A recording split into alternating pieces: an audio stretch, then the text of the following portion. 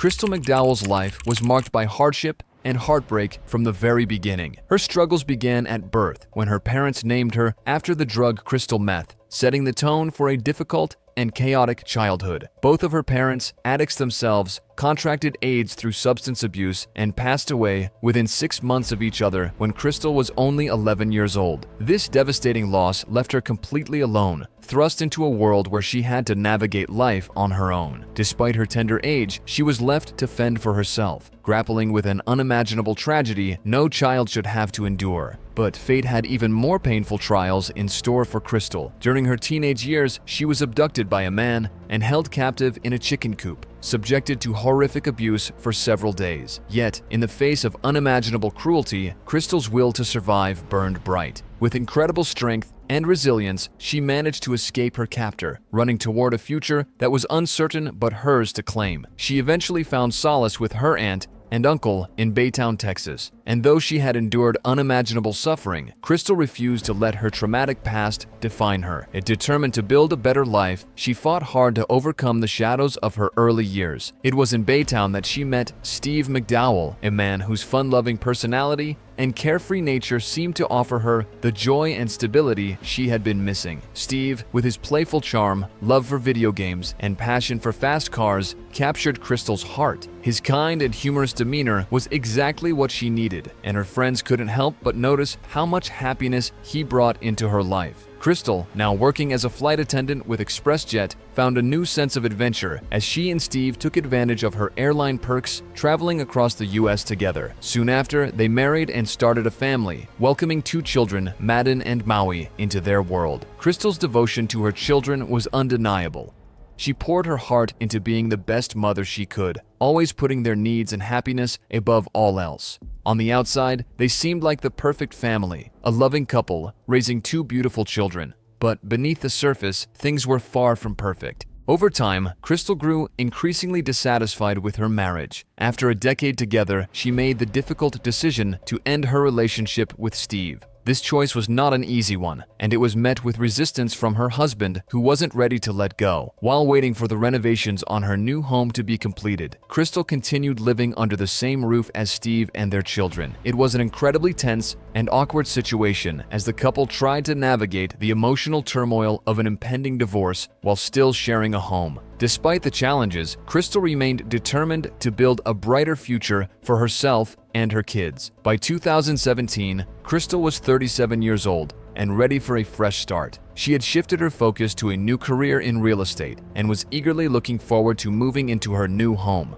It felt like the beginning of a new chapter, a chance to rewrite her story and leave the past behind. But on August 25th, 2017, things took a tragic turn. That evening, Crystal was supposed to meet up with her family to watch the highly anticipated Mayweather vs. McGregor fight. It was an event everyone had been looking forward to, filled with excitement and energy. But Crystal never arrived. At first, no one was too concerned. After all, Crystal was a busy, hard-working mother, and it wasn't unusual for her to run late or get caught up in her responsibilities. But as the hours stretched into the night and her phone remained silent, worry began to creep in. When more than 24 hours passed without any word from Crystal, her family's concern turned to fear. They made the gut-wrenching decision to contact the Chambers County Sheriff's Department and report her missing. A deputy was dispatched to Crystal's home, where he questioned her ex-husband, Steve, about her disappearance. Steve, who was still living in the home due to their ongoing divorce, told the deputy that Crystal had been seeing someone new after their separation and had a habit of disappearing without explanation. But as the deputy listened to Steve, something didn't feel right. There was something in Steve's tone, something that set off alarm bells in the officer's mind. His gut told him that this situation wasn't as simple as it seemed. With growing suspicion, the deputy called for backup, and soon a seasoned detective arrived to join the investigation. As they spoke with Steve, they couldn't help but notice that despite his divorce from Crystal, Steve still wore his wedding ring, a small detail, but one that seemed to carry a heavy weight. This unusual detail, the fact that Steve was still wearing his wedding band 6 months after their divorce, instantly piqued the detective's curiosity. Though Steve was cooperative, there was something off in his demeanor, a subtle unease that couldn't be ignored. Given the strange circumstances surrounding Crystal's disappearance, the detective escalated the case by involving the district attorney. The district attorney, after reviewing the reports, quickly suspected foul play. The evidence, though circumstantial, was beginning to point toward a possible homicide. One detail that immediately caught her attention was that, despite being divorced, Crystal and Steve had still been living under the same roof. This raised a red flag. Adding to the tension was the fact that Crystal had recently started a new relationship. The DA couldn't shake the feeling that Steve had something to hide. While many suspected Steve's involvement, the lead detective wasn't so sure. He believed it was equally important to investigate Crystal's boyfriend, who might provide valuable insight into her sudden disappearance. Crystal's vanishing left the investigators puzzled. They scoured every detail of her last known movements, desperate to piece together what had happened. They soon discovered that on the night of August 24, 2017, she had gone out with Paul Hargrave, a local man who managed a well-known jewelry store that had been a neighborhood fixture for over 50 years. According to Paul, he and Crystal spent the evening together, and she returned to his house afterward. The next morning, while Paul was in the shower, Crystal left his home. He provided security footage that backed up his claim, showing Crystal leaving his residence at 7:35 a.m. on August 25th, driving away in her black Mercedes coupe. With both Steve and Paul now considered suspects, the investigation grew more complex. However, the detectives knew there were still other potential persons of interest to explore. As they dug deeper into Crystal's life, they unearthed some surprising details about her marriage. It was revealed that throughout her time with Steve, Crystal had engaged in several extramarital affairs, some with fellow flight attendants and pilots, both men and women. While this discovery raised suspicions about possible motives for revenge, there was no hard evidence linking these affairs to her disappearance. Then, just as the investigation seemed to be gaining momentum, it hit a devastating roadblock. Hurricane Harvey made landfall in Baytown, unleashing widespread destruction. Half the county was submerged in floodwaters, and the relentless rain brought everything, including the search for Crystal, to a grinding halt. The devastation was so severe that the Chambers County Sheriff's Department was forced to divert all available resources to disaster relief efforts. As families lost homes, cars, and even loved ones, Crystal's disappearance was tragically overshadowed by the hurricane's aftermath. With law enforcement stretched thin, it fell to Crystal's family and friends to continue the search. They worked tirelessly, flooding social media with posts on Facebook and Instagram, hoping someone might come forward with information. Their determination paid off when one of Crystal's cousins received a tip from a friend. The friend claimed to have seen a Snapchat photo showing Crystal's car parked at a Motel 6 near Interstate 10. The cousin acted immediately, rushing to verify the information. When they saw the photo, they recognized the license plate. It was indeed Crystal's Mercedes. Armed with this confirmation, they contacted the family and notified the police. Unfortunately, the severe flooding made it nearly impossible to reach the motel by conventional means. Undeterred, they used airboats to navigate the flooded roads. Upon arrival at the Motel 6, their worst fears were realized. Crystal's car was abandoned in the parking lot, the keys still in the ignition. It was clear that whoever left the car there intended for it to be stolen. The Mercedes was quickly towed to a crime lab for processing, but to everyone's disappointment, no evidence was found that could offer clues to Crystal's fate. The case even attracted national attention, with popular investigative shows like Dateline covering Crystal's story. But despite the exposure, no substantial leads emerged. A week passed with no sign of Crystal, and the lead detective, realizing he needed more support in the wake of Hurricane Harvey, reached out to the Texas Rangers for assistance. The Texas Rangers quickly stepped in, and one of their lead investigators took the reins. The first step was conducting a formal interview with Steve McDowell, Crystal's ex-husband. Steve claimed that he hadn't seen Crystal since she left for her date on August 24th, but from the moment the ranger began speaking with Steve, he sensed something off. Despite his ex-wife's mysterious disappearance, Steve didn't exhibit the kind of anxiety or concern one would expect from someone in his position. His body language was telling. Still, Crystal's friends and family stood by Steve, insisting that he couldn't possibly be involved. They painted a picture of a loving father, devoted to their children, Madden and Maui. They couldn't imagine him doing anything to harm Crystal, the mother of his kids. But the Texas Ranger wasn't swayed. In an effort to clear Steve from suspicion or uncover the truth, he asked if Steve would be willing to take a lie detector test. Steve, confident in his innocence, agreed to the test without hesitation. But when the results came in, they were nothing short of shocking. Steve failed the polygraph miserably, raising even more questions about his involvement in Crystal's disappearance. To complicate matters further, Paul Hargrave, Crystal's boyfriend, also failed his polygraph test, leaving investigators grappling with a new level of uncertainty. With both men now under suspicion, the district attorney began to wonder if there was a possible conspiracy at play, a joint effort to cover up the truth of what had happened to Crystal. Everyone involved was now certain of one thing: foul play was at hand, and it was increasingly likely that Crystal was no longer alive. But one crucial question remained. Where was her body? The harsh reality was that if Crystal's remains had been dumped into one of Baytown's many bayous, it was entirely possible they had been washed out to the Gulf of Mexico, making recovery nearly impossible. Despite this grim possibility, her family needed answers. To bring closure and some peace to those who loved her, a massive search was organized on September 9th. Nearly 100 volunteers, along with the Texas EquiSearch team, combed through the area, scouring every inch of land on ATVs and airboats, using a grid system to ensure no stone was left unturned. Yet, despite their best efforts, no trace of Crystal was found. As the search dragged on, the Texas Rangers remained resolute. They were determined to find not only Crystal, but also the truth. Could Steve or Paul really have been involved? Or was there another explanation? The Rangers pursued every lead, searching for clues that might explain Crystal's disappearance and uncover the motive behind it. The investigation shifted when the ranger leading the case focused on the Motel 6 where Crystal's car had been found. He knew there had to be CCTV footage from nearby businesses or homes. After hours spent combing through countless recordings, the ranger finally hit a breakthrough. Footage from a nearby camera showed a man parking Crystal's Mercedes in the Motel 6 lot at 6:37 a.m. on August 26th. The figure wasn't immediately recognizable, but as the ranger watched the video closely, something clicked. The man exited Crystal's car and casually walked away, blending into the morning quiet. The ranger's suspicions grew when, just hours later, a blue Mustang GT, a rare model matching Steve McDowell's car, was caught on camera pulling into a gas station next to the motel. The footage showed Steve walking toward the Motel 6 parking lot, glancing in the direction of Crystal's abandoned car. The ranger speculated that Steve had returned to check if anyone had stolen the vehicle, having left the keys in the ignition to encourage theft. But a new question emerged. If Steve had been responsible for Crystal's disappearance, how did he get home?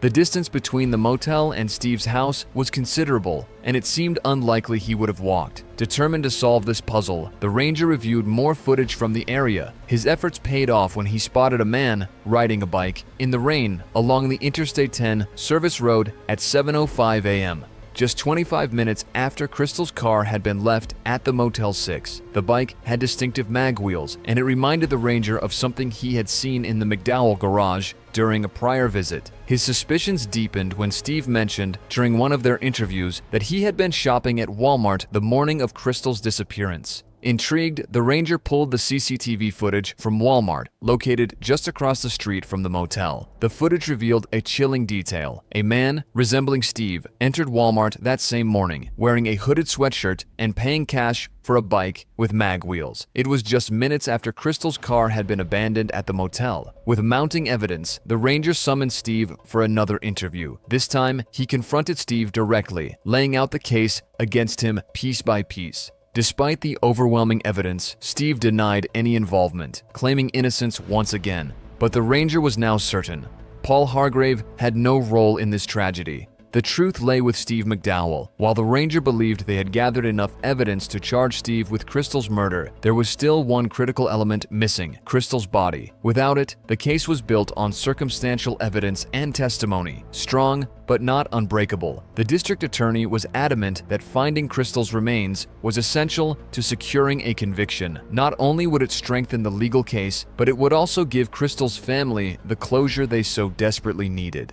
The absence of her body was torturing her loved ones. Every day that passed without answers brought more heartache, more pain. They needed to know where Crystal was, what had happened to her. But the stakes grew higher when Steve's behavior became more erratic. Several people had come forward, telling the Texas Rangers that after Crystal filed for divorce, Steve had made dark, disturbing comments about murder and taking his own life. Fearing for the safety of Crystal and Steve's children, Madden and Maui, the DA took swift action. The children were removed from Steve's custody and placed under protective care. Desperate to find Crystal and put an end to this nightmare, the district attorney made a bold move. He offered Steve a deal. If he led them to Crystal's body, he would consider allowing him to see his children again. Steve, however, had his own proposal. He asked if he could return home for the night and promised to tell them everything the next morning, even offering to take them directly to where Crystal's body was. It was a risky move, one that left the DA and investigators torn. On one hand, it offered a glimmer of hope that they might finally get his answers. On the other hand, they worried Steve might use the opportunity to flee or harm himself, taking the truth with him forever. Despite the risks, they agreed. Steve returned home that night under the watchful eyes of law enforcement. The following morning, September 9th, the DA and the Texas Rangers arrived at Steve's house, hoping he would keep his word and finally reveal the truth. Steve answered the door, his demeanor calm but tense, as if the weight of the situation was finally beginning to sink in. During his interview with the ranger and the district attorney, he opened up in a way he hadn't before. Steve began by explaining that he had known about Crystal's numerous affairs throughout their marriage. According to Steve, when he confronted her, Crystal dismissed his concerns, telling him to stay out of her business. She bluntly confessed that she had sought intimacy outside their relationship because she felt he wasn't dominant enough for her in the bedroom. As the interview progressed, the ranger and the DA decided to take a more empathetic approach, hoping it would help Steve feel comfortable enough to divulge the details of what really happened. The ranger pretended to understand Steve's feelings, trying to create a safe space for him to let his guard down. Despite their efforts, Steve remained tight-lipped, clinging to his silence about Crystal's disappearance. Eventually, though, Steve broke. The confession came slowly at first, but once he started speaking, the story of that fateful day spilled out. According to Steve, it all started with an argument between him and Crystal. During the heated exchange, Crystal told him she no longer loved him, a revelation that crushed him. Enraged and overwhelmed, Steve admitted that in a moment of impulse, he suffocated her. He insisted, however, that it wasn't premeditated and that he had never intended to harm her, claiming it was a tragic accident. But Steve didn't stop there. After Crystal's death, panic set in. He quickly decided to conceal what he had done. He wrapped her body in trash bags and placed it in the trunk of her Mercedes. In the dark of night, Steve drove to a remote location and disposed of her body by tossing it into a ravine. With the confession finally out, Steve agreed to lead the authorities to the site where he had left Crystal's remains. But he had one condition. The death penalty had to be taken off the table. Knowing that without Steve's cooperation, they might never recover Crystal's body, the district attorney reluctantly agreed. The search took them to a narrow, isolated road called Needle Point, bordered by thick woods that seemed to close in around them. With Steve's guidance, they combed the area and eventually they came upon Crystal's remains. The scene was nothing short of horrifying. Time and the elements had reduced much of what was left, making identification difficult and adding a grim finality to the tragedy. Steve was arrested and charged with Crystal's murder, but the legal battle was far from over. His defense team announced their intention to argue for the sudden passion defense, a Texas law that could potentially reduce the murder charge. Under this clause, Steve's lawyers planned to argue that Crystal's harsh words during their argument, her declaration that she no longer loved him, had triggered a moment of uncontrollable rage leading to her death. In Texas, the sudden passion defense hinges on the claim that an individual acted in a state of extreme emotional disturbance, such as rage or terror, which clouds their judgment and leads to impulsive actions. If the defense could convince the court that Crystal's provocation led directly to Steve's response, he could receive a lesser sentence or even avoid the murder charge altogether. While the DA was determined to hold Steve accountable, the introduction of this defense strategy threatened to complicate the case. For Crystal's family, it felt like yet another betrayal, a final insult to the memory of a woman who had already endured so much in her life. As they waited for the trial, the community could only hope that justice for Crystal would ultimately prevail. If Steve and his legal team had successfully argued the sudden passion defense, the charge would have been downgraded to a second-degree felony. This would have significantly reduced the potential penalty, with Steve facing 2 to 20 years in prison and a fine of up to $10,000. However, a conviction for first-degree murder would carry a much harsher sentence, 5 to 99 years in prison, along with the same maximum fine. The sudden passion defense in Crystal's case sparked heated debates among legal scholars and the public. Critics argued that it essentially blamed the victim, downplaying the perpetrator's guilt and shifting the focus away from the violence committed. On the other hand, proponents of the defense suggested that it allows for an understanding of emotional responses during extreme situations while still holding the defendant accountable. The district attorney, however, firmly believed that this was a clear case of premeditated murder, not one of sudden passion. To convict Steve of first-degree murder, all 12 jurors would need to unanimously agree. After a long year of pre-trial motions and hearings, Steve's trial finally began in June 2019. The prosecution laid out a strong case, starting with Steve's confession, which provided critical evidence of his guilt. They also presented the CCTV footage of Steve abandoning Crystal's car in the motel parking lot, further implicating him in the cover-up of her death. One of the most emotional moments of the trial came when Crystal and Steve's children were brought in to testify. Their 7-year-old daughter, Maui, took the stand and recounted what she witnessed the night her mother was killed. In heartbreaking detail, Maui told the jury that her parents had been arguing about Crystal seeing another man. She described how, during the fight, she saw her father place his hands over her mother's nose and mouth, suffocating her. Maui remembered watching her mother struggle for breath until she went still. Afterward, Steve told Maui to stay in her room and to never speak about what she had seen, leaving the little girl terrified and confused. The defense, however, pushed back, claiming that Maui's testimony had been influenced by Crystal's relatives and that she had fabricated the story. They argued that Maui was repeating things she had overheard rather than recounting her own experiences. In a risky move, Steve himself took the stand, offering a tearful and revised version of events. He contradicted his original confession, claiming that the argument with Crystal had spiraled out of control and that, in a misguided attempt to calm her down, he had placed her in a bear hug. Steve insisted that he never intended to hurt Crystal, but that she unexpectedly went limp in his arms, suggesting her death was a tragic accident. The district attorney was stunned by the sudden change in Steve's story. The idea that he had hugged Crystal to death seemed implausible and left the courtroom in shock. As the case was handed over to the jury, the DA grew anxious. The jury's request to review Steve's confession video raised concerns about the possibility of a mistrial. A mistrial would mean starting the entire process over again, a prospect that weighed heavily on the minds of the prosecution and Crystal's grieving family. However, just an hour after reviewing the footage, the jury returned with a verdict. They found Steve McDowell guilty of murder, delivering long-awaited justice for Crystal. The guilty verdict brought a sense of closure to her family and friends, who had been living in uncertainty and anguish since her disappearance. During the sentencing phase, Steve's defense team attempted to argue once again that the murder was a crime of sudden passion, hoping to reduce his sentence. But the jury rejected this argument, recognizing the gravity of his actions. In the end, Steve McDowell was sentenced to 50 years in prison, ensuring that he would pay for the life he had taken and the pain he had caused. Crystal's family could finally begin to heal, knowing that justice had been served. Imagine a cold, dimly lit basement in a quiet Czech town, where the air smells of decay and the walls seem to press in with a weight that feels almost alive. In the flickering shadows, two small figures crouch inside crude cages. Children, though their thin, battered bodies make them barely recognizable. They are covered in bruises and wounds, evidence of months of unimaginable suffering. This was not a scene from a horror film. It was a cruel reality that police uncovered in 2007, one of the most horrifying cases of child abuse in recent history.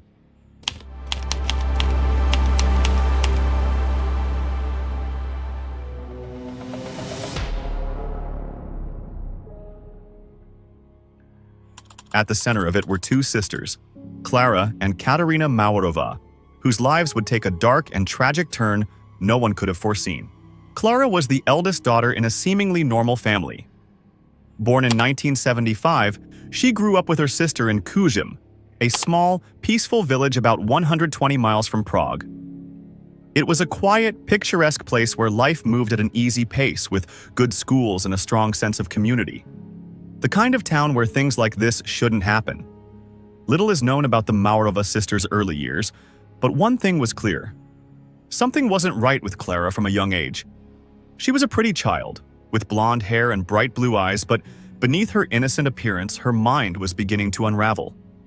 Early signs of schizophrenia started to surface. Schizophrenia is a brutal disorder, twisting a person's perception of reality, causing them to see and believe things that aren't there. For Clara, these delusions took on a religious form, filling her head with strange fantasies of divine purpose. No official diagnosis was ever made, but those around Clara noticed the change. Over time, her younger sister Katerina, like many siblings, began to mimic her. Unfortunately, what she copied was not just her sister's behavior, but her increasingly unstable mental state. Together, they fell deeper into their shared world of religious delusions. They convinced themselves that they were chosen for some higher purpose, feeding off each other's fantasies until their grip on reality was barely there. Despite their growing madness, Clara managed to live a seemingly ordinary life. She finished school, went to university to study pedagogy, and even found love with a man who accepted her, flaws and all. They married, and for a brief time, it seemed like things were looking up. When their first child, Jakob, was born, it was a moment of hope, a sign that Clara might escape the darkness in her mind and build a life full of love and normalcy. But the darkness was never far behind. And soon, it would consume everything. Nearly 2 years after the birth of her first child, Clara was pregnant again, and soon welcomed her second son, Andre. But while the family grew, so did the cracks in her relationship with her husband. As time passed, Clara's erratic behavior, her mood swings and even bouts of aggression, became too much for her husband to handle. Eventually, it all reached a breaking point, and he left, abandoning Clara with their 2 young boys. Despite the heartbreak, Clara did her best to keep life moving forward for her children. She was dedicated to their studies, encouraging their involvement in activities like summer camps, school events, and family vacations. Outwardly, she was still fulfilling her role as a mother, but inside, the loneliness and resentment weighed heavily on her, dragging her deeper into depression. In her isolation, Clara turned to the one person she trusted, her younger sister, Katerina. Hoping that her sister's presence might ease her emotional burden, Clara invited Katerina to move in with her and the boys. It was during this time that a new figure entered their lives. A girl named Anichka, who claimed to be just 12 years old. Some reports say Clara met Anichka at university, where the girl told her she had run away from a youth care center after suffering mistreatment. Others suggest that Katerina, who worked at a local youth institution, encountered Anichka, who said she had escaped from a human trafficking ring. There were many stories about how Anichka came into their lives, but all led to the same unsettling truth. This child was no ordinary girl. The Maurova sisters, driven by their own delusions and religious fervor, welcomed Anichka into their home with open arms. To them, she seemed like a gift, an innocent, vulnerable girl who needed protection. But Anichka was hiding an extraordinary secret. She wasn't a helpless child at all. In reality, she was a 32-year-old woman named Barbara Shkrlova. Barbara suffered from a condition that made her appear much younger than she was. With her childlike face and small stature, she had perfected the art of deception, manipulating those around her into believing she was a vulnerable young girl. She exploited this to gain sympathy and secure a place in the homes of people who were moved by her tragic backstory. There are reports of one family who took her in, convinced they were adopting a young girl in need. However, Barbara's violent and unpredictable behavior soon surfaced, and the family discovered the shocking truth about her real age, leading to her return to the state's child welfare system. Barbara's history was filled with stints in psychiatric institutions from which she often managed to escape. But none of this was known to Clara and Katerina. To them, Anichka was a helpless child in need of love and care. They quickly grew attached to her, and before long, they made the fateful decision to adopt her. A decision that would lead directly to disaster. At first, everything seemed to go smoothly with the addition of the so-called child to the family. But it wasn't long before Barbara began to feel envious of the loving attention Clara's biological children received. She started causing trouble, engaging in mischievous behavior, and creating disruptions, for which she then blamed the two young boys, ages 10 and 8. The boys, in turn, were unfairly reprimanded, often without reason. These increasingly tense situations undoubtedly worsened the fragile mental state of the Maurova sisters. It appears that Barbara's skillful manipulation gave her control over the sisters, allowing her to slowly influence their decisions. Around this time, Barbara began discussing the religion she followed, called the Grail Movement. Research into this group shows it to be an apocalyptic religious organization that believes in a coming transformation of society. Followers, organized into small groups known as circles, interpret the teachings in their own way, guided by the idea that good deeds on earth will ensure a place in heaven. However, it seems that within some circles, these good deeds were believed to absolve members of any wrongs they may have committed. Barbara belonged to one of these circles and soon convinced Clara and Katerina to join her. According to various accounts, this particular group was involved in troubling practices, including violence, exploitation, and other morally questionable acts. At the center of this group was a mysterious figure known as the Doctor, who communicated with his followers through text messages, issuing instructions that were often beyond comprehension. One of the first deeply concerning actions, which went largely unnoticed, was when Clara withdrew her son Andre from school, claiming he had become deaf and mute and that she would be homeschooling him. This marked the beginning of a descent into something far darker for the family. From that moment on, any wrongdoings, whether genuine or made up by Barbara, led to Jacob and Andre experiencing severe punishments. They were hit with disproportionate force for their transgressions, whether real or imagined, using objects as hard as spoons or belts, and even worse, being locked in small, dark rooms at night, exploiting Barbara's control over the siblings. In a more extreme approach, Barbara suggested locking the disobedient children permanently to a local blacksmith to set an example and curb their continued misconduct. The blacksmith was tasked with constructing a cage, unaware of what its purpose would be once completed. This iron cage was then installed in the house's basement, where the children were confined over several months. Clara's sons endured a nightmare filled with cruelty, following the physician's orders received via text messages. They faced torture, including being pinched repeatedly, tied up, whipped, and deprived of food for days. Being trapped in the cage, they were unable to escape, forcing them to use makeshift toilets and sleep on the dirty ground. Every week, pretending to clean up the odor, the women would drench the children and the basement with cold water. However, their suffering did not end there. At one point, the boys were taken to cabins hidden deep in the forest and locked in smaller cages. During this period, more members of the Grail movement assembled and subjected the boys to a week of brutal abuse. They were submerged in buckets of water, suffocated with plastic bags until nearly unconscious, beaten, forced into battles with each other, and made to dig what they believed were graves. Cigarettes were burned into their flesh. They were often bound by their hands and feet, their mouths sealed with tape, and subjected to sexual abuse. Upon their return to their prison, located in the basement of their family residence, the circumstances took a turn for the worse. Barbara came up with a strategy to overfeed the boys while they were confined, aiming to make them gain weight. One day, the three women went down to the basement, and Clara asked her younger son to stretch his leg through the bars of the cage. The frightened child complied, and as soon as his leg was within reach, Katerina and Barbara seized it, while Clara swiftly made a cut, dividing the flesh among them, which led to hysterical laughter. This nightmare-worthy scenario persisted for roughly 6 months, from December 2006 to June 2007. During this time, Barbara came up with another ingenious plan to monitor the children. They bought baby monitoring cameras and installed one in the basement, allowing them to not only oversee the children's every move but also witness their suffering whenever one of the women would go down to torment them while the others were busy with household tasks. Little did they know, this clever plan would ultimately lead to their downfall, in a way that seemed almost miraculous. On May 10, 2007, a neighbor of the Maurova sisters was installing a baby monitor in his house to keep an eye on his newborn while he slept. After setting up the camera, He turned it on to ensure everything was functioning properly. To his shock, instead of seeing his baby's crib, the screen displayed a dark area where a small child, with his arms tied behind him, was struggling to eat food from the floor with his mouth.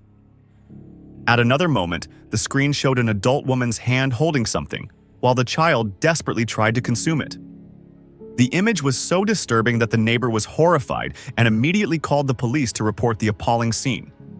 Moments later, officers arrived at his home and were met with the horrifying images. The advanced range of their equipment made it clear that the source of this terror was very close.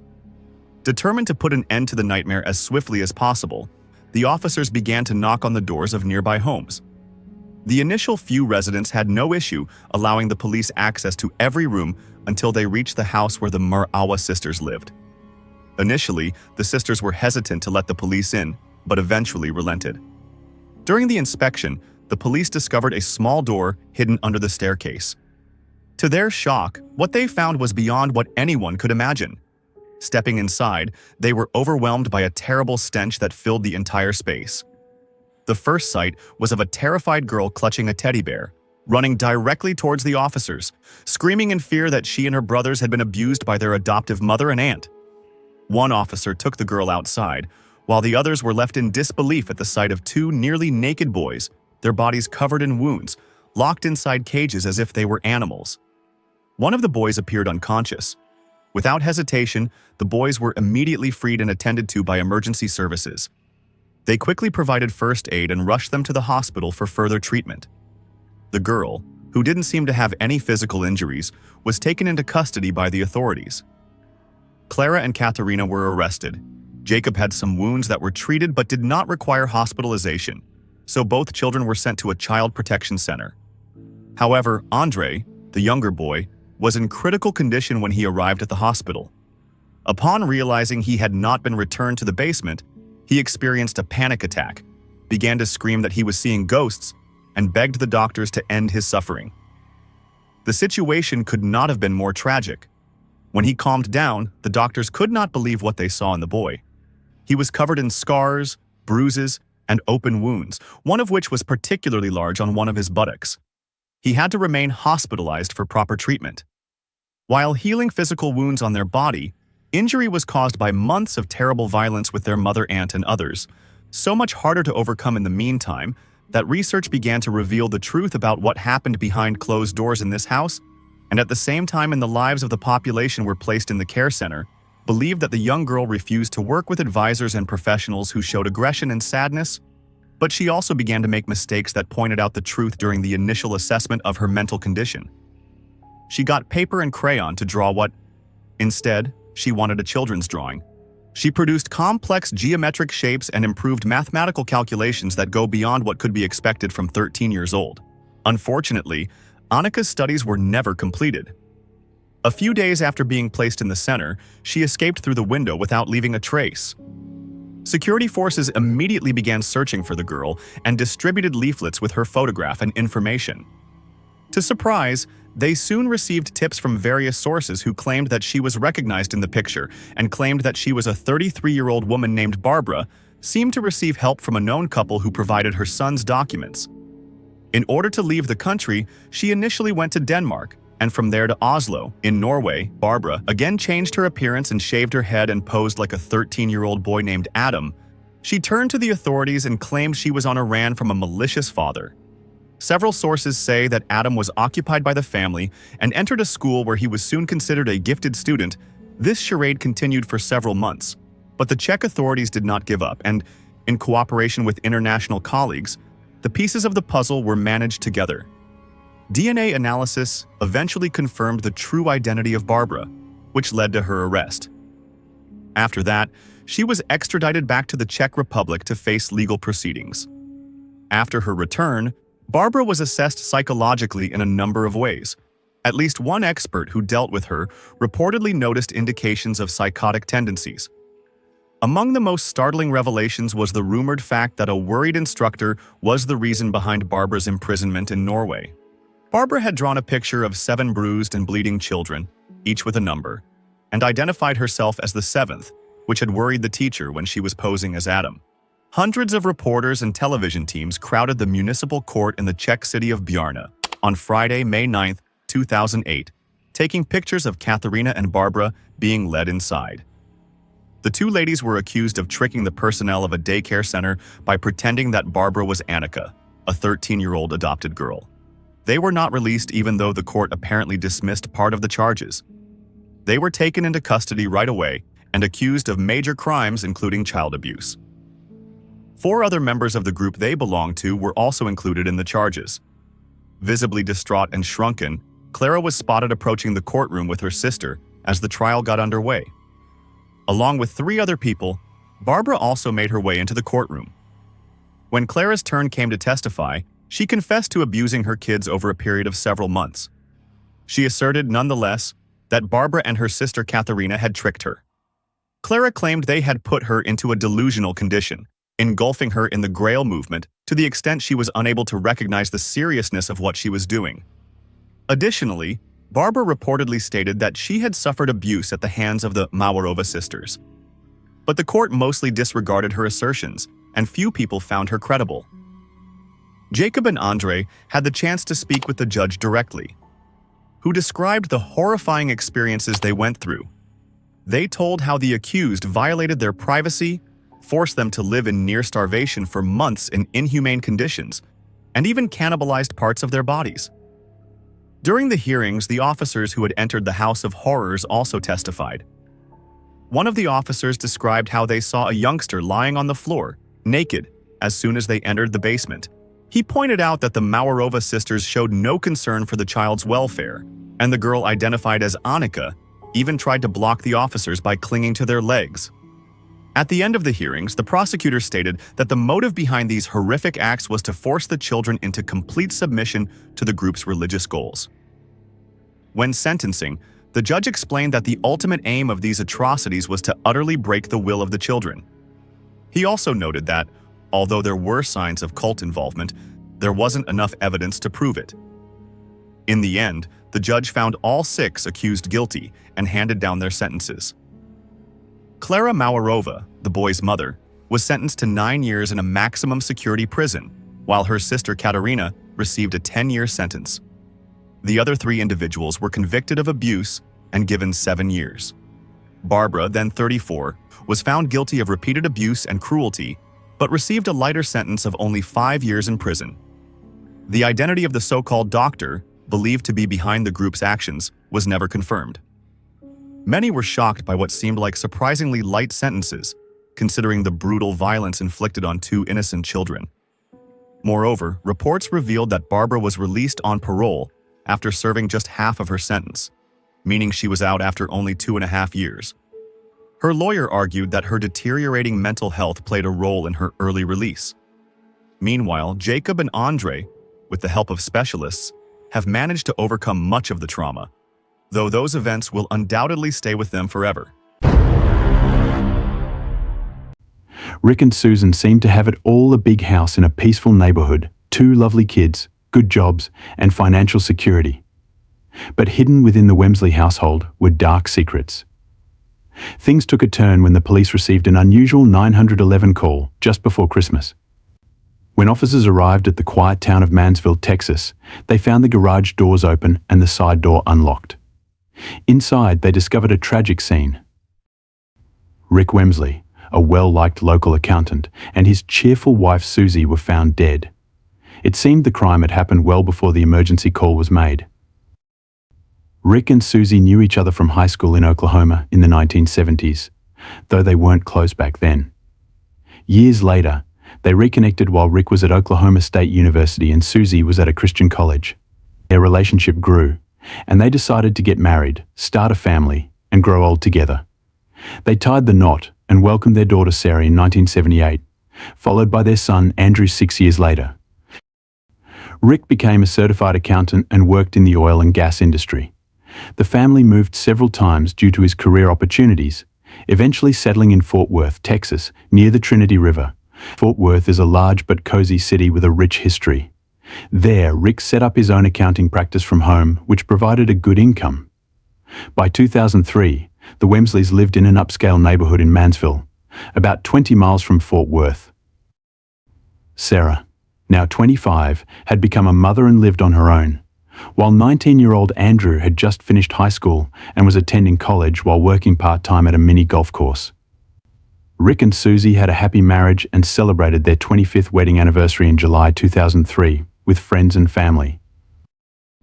In December of that year, Rick and Susan wanted to have a special family celebration for their 25th Christmas together. Susie put a lot of effort into making the day perfect. She spent hours picking out decorations and gifts, and she adorned their home inside and out with festive garlands and Christmas figurines. A large Christmas tree, covered in bright lights and colorful ornaments, stood in the living room, with presents wrapped and placed underneath. Susie wrapped each gift with love, imagining how happy her family would be when they opened them. This cozy holiday scene took a dark turn when, on December 11, 2003, at 11:41 p.m., the Mansville emergency dispatcher received a call from the Wamsley home. There was only silence on the other end, suggesting that someone needed help but couldn't speak. The dispatcher quickly sent a patrol car to the house. Upon arrival, the police officers circled the house, peering through the windows. They got no response from knocking or ringing the doorbell, but they found the side door to the garage open. The officers entered the home, walking through the kitchen where they noticed the landline phone off the hook and lying on the table. In the living room, they found 45-year-old Susie Wamsley lying cold on the couch. In the foyer, near the front door, they discovered 46-year-old Rick Wamsley in a pool of blood. Sadly, it was clear that both were beyond help. At 12:17 a.m., paramedics arrived and confirmed that Rick and Susie were dead. The house was immediately sealed off, and an investigation began. The autopsy revealed that Susie had died from a gunshot wound and had also been stabbed 7 times, likely after she had already passed away. It's believed she was attacked while she was dozing on the couch in the living room. Detectives discovered 2 bloody palm prints that might have been left by the perpetrator, as well as a bullet, 2 pieces of a blue plastic hair clip, and another piece of plastic on the floor nearby. Rick Wamsley met the same tragic end as his wife, but possibly not as quickly. Bullet holes in the headboard of the bed in the master bedroom suggested that the attack on Rick began there before moving to the hallway. There was no blood in the bedroom, leading investigators to believe that Rick woke up from the gunshots and either fled the room or confronted the intruder himself. It appeared that Rick wasn't willing to go down without a fight, as evidenced by a tuft of hair found in his left hand, indicating a struggle. This hair became crucial evidence. Rick was also shot and suffered approximately 11 knife wounds to his back. The detectives carefully combed through every room in the house, examining all carpets and furniture for clues. The hair found in Rick's hand and the broken hair clip on the living room floor was sent for DNA analysis. The Wamsley spacious home was thoroughly checked for fingerprints, and investigators searched each room for signs of robbery. Initially, they considered the possibility that the family had interrupted a burglary, causing the intruders to resort to violence. However, the excessive number of stab wounds suggested otherwise. This theory was further dismissed when nearly $115,000 in cash was discovered in the master bedroom. A thief would have easily found and taken this money, but since it remained untouched in the bedside table, robbery was ruled out as a motive. It was later confirmed that no valuables were missing from the house, and there were no signs of forced entry. Neighbors and friends were horrified by the shocking news. They couldn't fathom who would commit such a heinous act against Rick and Susie, who were beloved in the community. Wonderful people. It is a tragedy because it's unexpected. I just couldn't believe it. You just don't think of that happening close by. The couple often hosted guests in their home and were known for their kindness and willingness to help others. The sudden, brutal crime in this quiet neighborhood, especially just before the holidays, left everyone feeling anxious and fearful. Rick and Susie Wamsley appeared to have an ideal life. They lived in a spacious house, where Rick thrived as an accountant. He also enjoyed gardening and taking his son to Texas Rangers baseball games. Susie was a dedicated homemaker who kept the household running smoothly and cared deeply for their children. In her free time, she loved spending quality moments with her son and daughter. However, what occurred behind closed doors turned out to be far more troubling than the serene life they seemed to lead. According to some sources, there were more layers to this seemingly perfect family. There was always tension inside the Wamsley house, particularly concerning their two children, Sarah and Andrew. As a teenager, Sarah was kicked out of the house for misbehavior, leading her to become pregnant at 19 and enter into an unhealthy relationship with her daughter's father, Todd Cleveland. Sarah often argued with her younger brother Andrew. The two siblings never felt much affection for each other. According to Sarah's ex-boyfriend, the Wamsley family was always wary of outsiders, even their friends, suspecting that people were only pretending to be close to them to gain something. This mistrust extended to their own family, contributing to an underlying unhappiness despite their growing prosperity. Reports suggested that Rick and Susie's marriage was unstable, although they tried to maintain appearances in public. The Wamsleys had an agreement with their children if they enrolled in college and stayed in school, they would receive financial support. This arrangement didn't work out with Sarah, but Andrew convinced his parents that he was committed to honoring his part of the deal. As a result, Susie and Rick gifted him a new white Mustang, paid for his insurance, and provided money for other expenses. Andrew continued living at home without contributing to the household budget, and everything seemed fine except that he didn't keep up his end of the bargain. Like his sister, Andrew dropped out of college without completing his education. When his parents eventually discovered that he had left school, they stopped supporting him financially. However, they didn't go as far as to kick him out of the house. Despite the ongoing tension, Andrew, now 19, chose to spend most of his free time hanging out with friends at the local pancake house. A restaurant specializing in breakfasts, the Pancake House was where Andrew's friend introduced him to his sister, 19-year-old Chelsea Richardson. Sarah Wamsley was informed of her parents' deaths at 4 a.m., soon after their bodies were discovered. However, the police couldn't locate the younger son, Andrew. The authorities had already appealed to the media, asking for any sightings of Andrew's white Mustang. While forensic experts continued their work at the crime scene, a white Mustang arrived at the Wamsley house. Andrew and his girlfriend Chelsea Richardson stepped out of the car. They had been staying at Chelsea's place for several days. That morning, they learned about the tragic events at the Wamsley home while watching the news. The police immediately asked Andrew and Chelsea to follow a service vehicle to the station for questioning. Andrew's interview lasted about 45 minutes.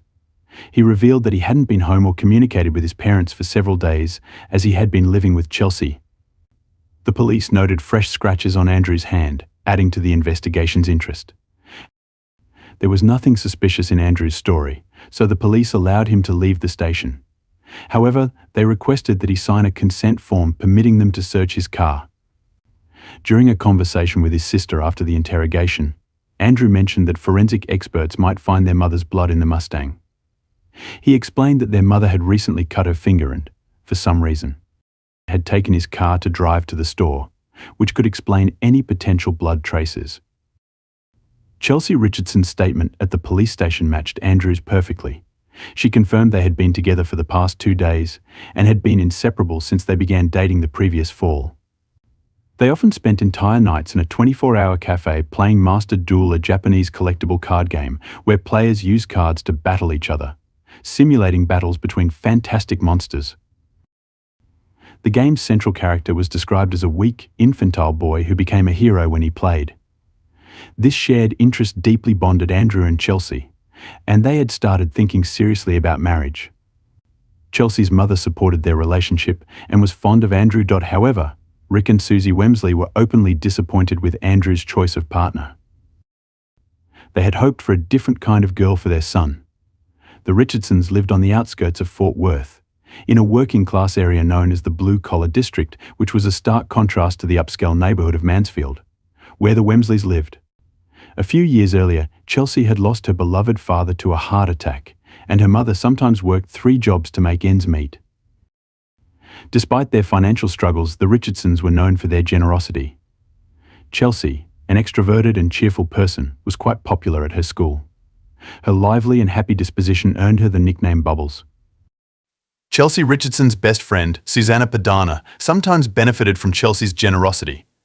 When Susanna had disputes with her own mother, she was warmly welcomed into the Richardson home, where she stayed for several months. The three teenagers Andrew, Chelsea, and Susanna were together on the night of Andrew's parents' deaths. Chelsea's ex-boyfriend, Jeremy Lavender, confirmed their alibi, stating that they were at his house the entire time. Sarah Wamsley informed the police that her daughter's father, Todd Cleveland, might be involved in her parents' deaths. They had been arguing about custody, and Sarah had recently threatened to call Child Protective Services on him. A day after this threat, and about a month before the tragedy, another suspicious incident occurred. In early November, while returning home with her parents after a horseback riding lesson, Sarah experienced a frightening event. As they drove through a neighboring town looking for a place to eat, her father's Jeep suddenly jolted.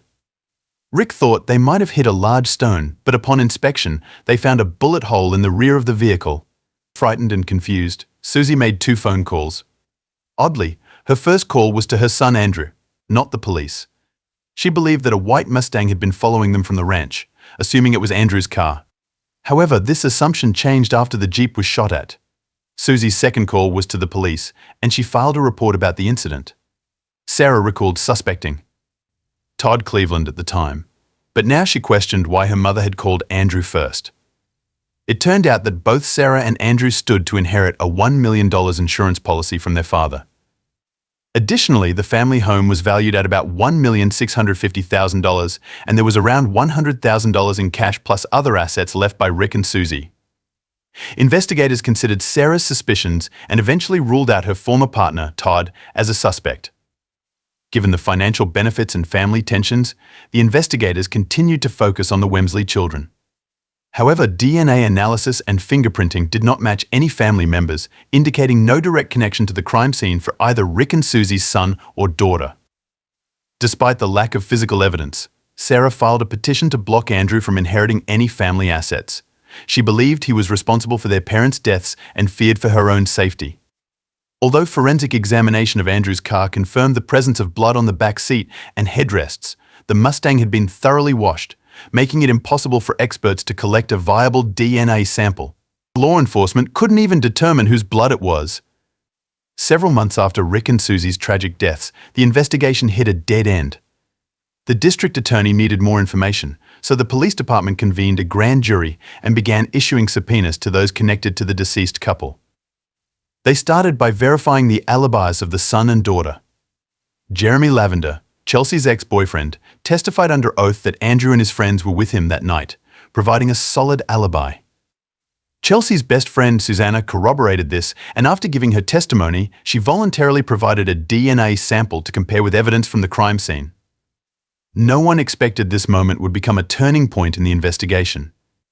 Susanna Tadano had moved to Texas from Illinois a few years earlier.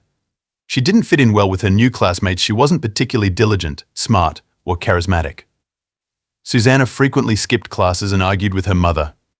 Chelsea Richardson became Susanna's lifeline, and the two grew so close that Chelsea wrote a note in the school yearbook celebrating their strong friendship and even composed a poem titled Friends Forever. When investigators compared Susanna Tadano's DNA with the strand of hair found in Rick's hand and DNA from the broken hair clip at the crime scene, they found a match. This revelation indicated there was much more to the story. Susanna was arrested on suspicion of killing the Wamsley couple and faced the possibility of the death penalty. Realizing the severity of her situation, Susanna began to talk. Initially, Susanna claimed that on the night of the crime, she was walking with a friend, a 25-year-old man named Hilario Cardis. She said Hilario had a gun and needed money.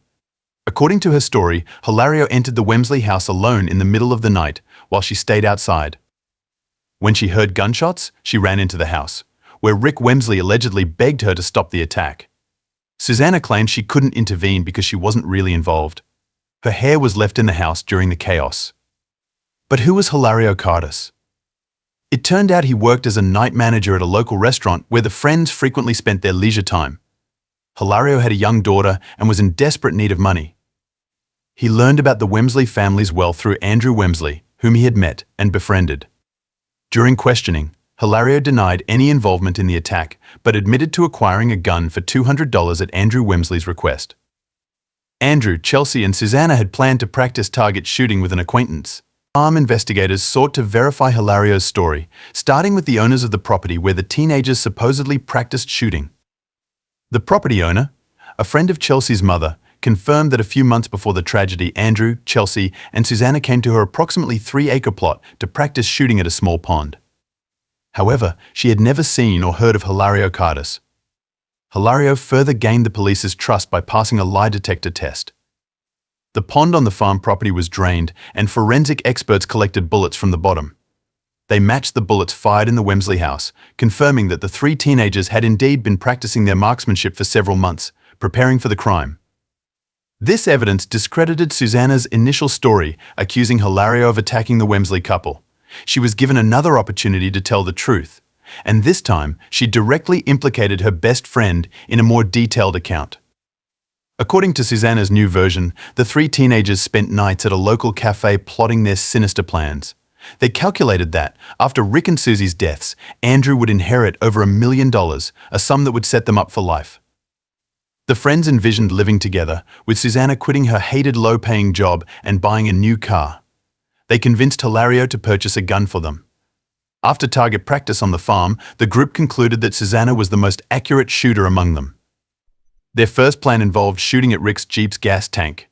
If successful, this would have caused an explosion, potentially killing Rick and his family. However, the plan did not go as intended. The plan to eliminate the Wamsley family for financial gain started with an attempt to shoot at Rick's Jeep's gas tank. When that failed, the teenagers Andrew, Chelsea, and Susanna decided to break into the Wamsley house, intending to stage it as a robbery. Chelsea's frustration with Susanna led her to pressure Susanna into following through with the plan. Susanna, armed with a gun, was hidden in Andrew's bedroom closet. After several hours of indecision, she and the others proceeded with their plan early on December 11, 2003. Susanna shot Susie on the couch, then attempted to shoot Rick in the master bedroom, missing and waking him up. A struggle ensued, and Andrew took the gun from Susanna, delivering fatal shots to his father. Chelsea and Andrew then inflicted additional wounds on Rick before fleeing. Susanna's testimony, though initially inconsistent, became the cornerstone of the case against her friends. She confessed to her involvement and implicated Chelsea and Andrew in the crime. The investigation and subsequent trial revealed a complex web of deceit, manipulation, and betrayal among the teenagers. Chelsea Richardson, once seen as the mastermind, was convicted and sentenced to death. Her sentence was later commuted to life imprisonment after her defense argued that her best friend, Susanna, was the primary instigator. Andrew Wamsley received a life sentence with the possibility of parole after 2044, while Hilario Cardis, involved in the conspiracy but not the attack, was sentenced to 50 years. Susanna Tadano, who provided crucial testimony, was also convicted and will be eligible for parole in 2034. Jassica Wongso was born in 1988 in Jakarta, Indonesia, into an exceptionally wealthy family. The youngest of 3 children, she was raised by her parents, Imelda and Winardi Wongso, in an environment of extreme luxury. Her family owned a major company specializing in plastic imports, making them one of the largest plastic distributors in Indonesia. Her father was even nicknamed the Plastic King. In a country where most people live on an average income of around $4 a day, Jassica belonged to the privileged few. She always had more than she needed and never lacked for anything. In 2005, Jassica's parents moved to Sydney, Australia, as it was a key market for their business. They purchased a beautiful home in Double Bay, one of Sydney's most exclusive residential areas, where even a small plot of land could cost millions. For more space, Jassica's father bought 2 adjacent plots. However, for reasons unknown, Jassica did not move to Australia with her parents and siblings. She stayed behind in Jakarta to complete her high school education, surrounded by a staff of servants who took care of her every need. From a young age, Jassica was passionate about video games and showed a natural talent for painting, often spending hours absorbed in drawing. This passion eventually led her to pursue a degree in graphic design. After graduating from high school in 2007, Jassica moved to Sydney to live with her family and enrolled at the Billy Blue College of Design. Although her siblings were also in Australia, they led separate lives, and Jassica rarely saw them. As she started her university life, she made many friends. Her college friends described Jassica as a lively, silly girl who always entertained those around her with her humor and energy. It was during this time that Jassica met Myrna Salihin, another Indonesian student at the university. Like Jassica, Myrna also came from a wealthy family in Jakarta. Her father, Eddie Salihin, was a successful businessman.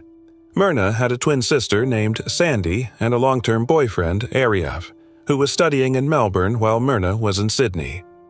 Jassica and Myrna quickly became close friends, bonding over their shared backgrounds, love for design, and strong personalities. However, they also had their differences. While Jassica was outspoken and loved being the center of attention at every gathering, Myrna was shy, modest, and preferred a simpler, more low-key life. Moreover, unlike Jassica, Myrna's family was warm and close-knit. The university years were some of the most memorable for everyone. Jassica and Myrna often went out with two other classmates, Hani and Vera, who were also international students from wealthy families in Jakarta. Time passed, and eventually graduation day arrived. After graduation, Myrna returned to Jakarta with her boyfriend, while Jassica chose to stay in Australia with her family. In June 2015, Myrna visited Sydney for a holiday. She planned to meet her university friends and spend some time exploring the beautiful harbour city. Reconnecting with Jassica, they arranged to have dinner together. 4 years had passed since their graduation, and they had each gone their separate ways. While Myrna enjoyed a fulfilling life with her fiancé, they were newly engaged and planning their dream wedding, Jassica's life was less smooth. She was working in New South Wales and had a long-term boyfriend named Patrick, but their relationship was troubled by frequent arguments. Jassica confided that Patrick used prohibited substances and was prone to violence. She seemed to be struggling with mental health issues, becoming increasingly depressed and negative. The cheerful, lively Jassica from university was no longer there, and Myrna grew concerned for her friend. Being straightforward by nature, Myrna advised Jassica to break up with Patrick. It was clear from Jassica's stories that Patrick was not good for her and was having a detrimental effect on her well-being. However, Myrna could never have anticipated Jassica's reaction. Jassica became silent, offering no response to Myrna's advice. When Myrna finished speaking, Jassica abruptly stood up from the dining table and left the restaurant without saying goodbye. That day, Myrna learned a valuable lesson. Never advise someone on whether to marry or divorce. The friendship between Myrna and Jassica, already strained since graduation, now seemed beyond repair. Myrna told Arief that she would only meet Jassica if other friends were present. Myrna felt uneasy about seeing Jassica alone, but Arief reassured her not to overthink it. After all, Jassica was in Sydney and they were in Jakarta. They no longer had many mutual friends and life had moved on. In November 2015, just 5 months after the awkward encounter with Jassica, Myrna and Arief celebrated their fairy tale wedding in Bali. The ceremony was beautiful, filled with friends and family, but notably, Jassica was not among the guests. Myrna, admired for her beauty, intelligence, and wealth, seemed to have it all: a loving husband and a life that appeared picture perfect. Meanwhile, across the ocean, Jassica's life was unraveling. In August 2015, she crashed her Audi A3 into a nursing home at 2 a.m. while intoxicated. The car plowed through a brick wall, stopping just inches from the elderly residents' sleeping quarters. Thankfully, no one was injured, but the accident caused chaos and woke everyone in the home. Jassica sustained only minor injuries, but her car was heavily damaged. This wasn't the first time in 2015 that Jassica had found herself in an ambulance. Over the course of the year, she had been hospitalized 5 times, struggling with a deep desire to end her life. Police and emergency services were frequent visitors to Jassica's home, often arriving just in time to prevent another tragedy. But by November, her boyfriend Patrick had reached his limit. He sought a restraining order to keep Jassica away, exhausted by her relentless harassment. Thousands of threatening messages, including promises to kill them both if he left her. Jassica also harassed Patrick's friends and family, leaving them all deeply concerned for their safety. Jassica's life continued to spiral as she drowned herself in alcohol and engaged in increasingly reckless behavior, which eventually cost her her job. Furious and feeling like she had nothing left, Jassica began to lash out. She sent threatening messages to her former manager, detailing how she could kill both the manager and the manager's mother. With her life in Sydney in ruins, no job, no relationship, and no stability, Jassica decided to return to Jakarta. To those around her, it seemed like she wanted to start fresh, but her decision was driven by something far darker. In early December 2015, Jassica created a WhatsApp group with Hani and Myrna, two of her old university friends. Hani was also living in Jakarta. Although Myrna was still upset and hadn't spoken to Jassica since their last encounter, Jessica's return to Jakarta set events in motion that no one could have anticipated. Myrna didn't respond to Jessica's messages right away. However, after Jessica's persistent pleas and with Hani's involvement, Myrna reluctantly agreed to meet. Jessica eagerly messaged the group, saying she would take care of the reservations and treat them to drinks. She even asked what everyone wanted to order. Myrna mentioned she liked Vietnamese iced coffee but said she would order it herself when she arrived. They planned to meet at 5 p.m. on Wednesday, January 6, 2016, at Oliver Coffee, a luxurious cafe in the Grand Indonesia Shopping Center. On the day of the meeting, Jassica arrived at 3:30 p.m., a full 90 minutes early. She spent some time wandering around, seemingly taking in her surroundings. In reality, Jassica was carefully observing the placement of the cafe's cameras. Eventually, she chose table number 54, a secluded spot by the wall out of direct view. By 4:15 p.m., Jassica returned with 3 shopping bags from the body shop.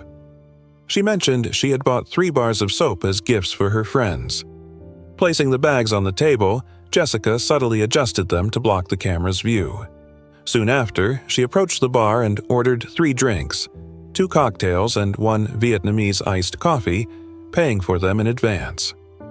When the server brought the drinks, Jassica ensured they were placed behind the shopping bags. After the server left, Jassica shifted her seat.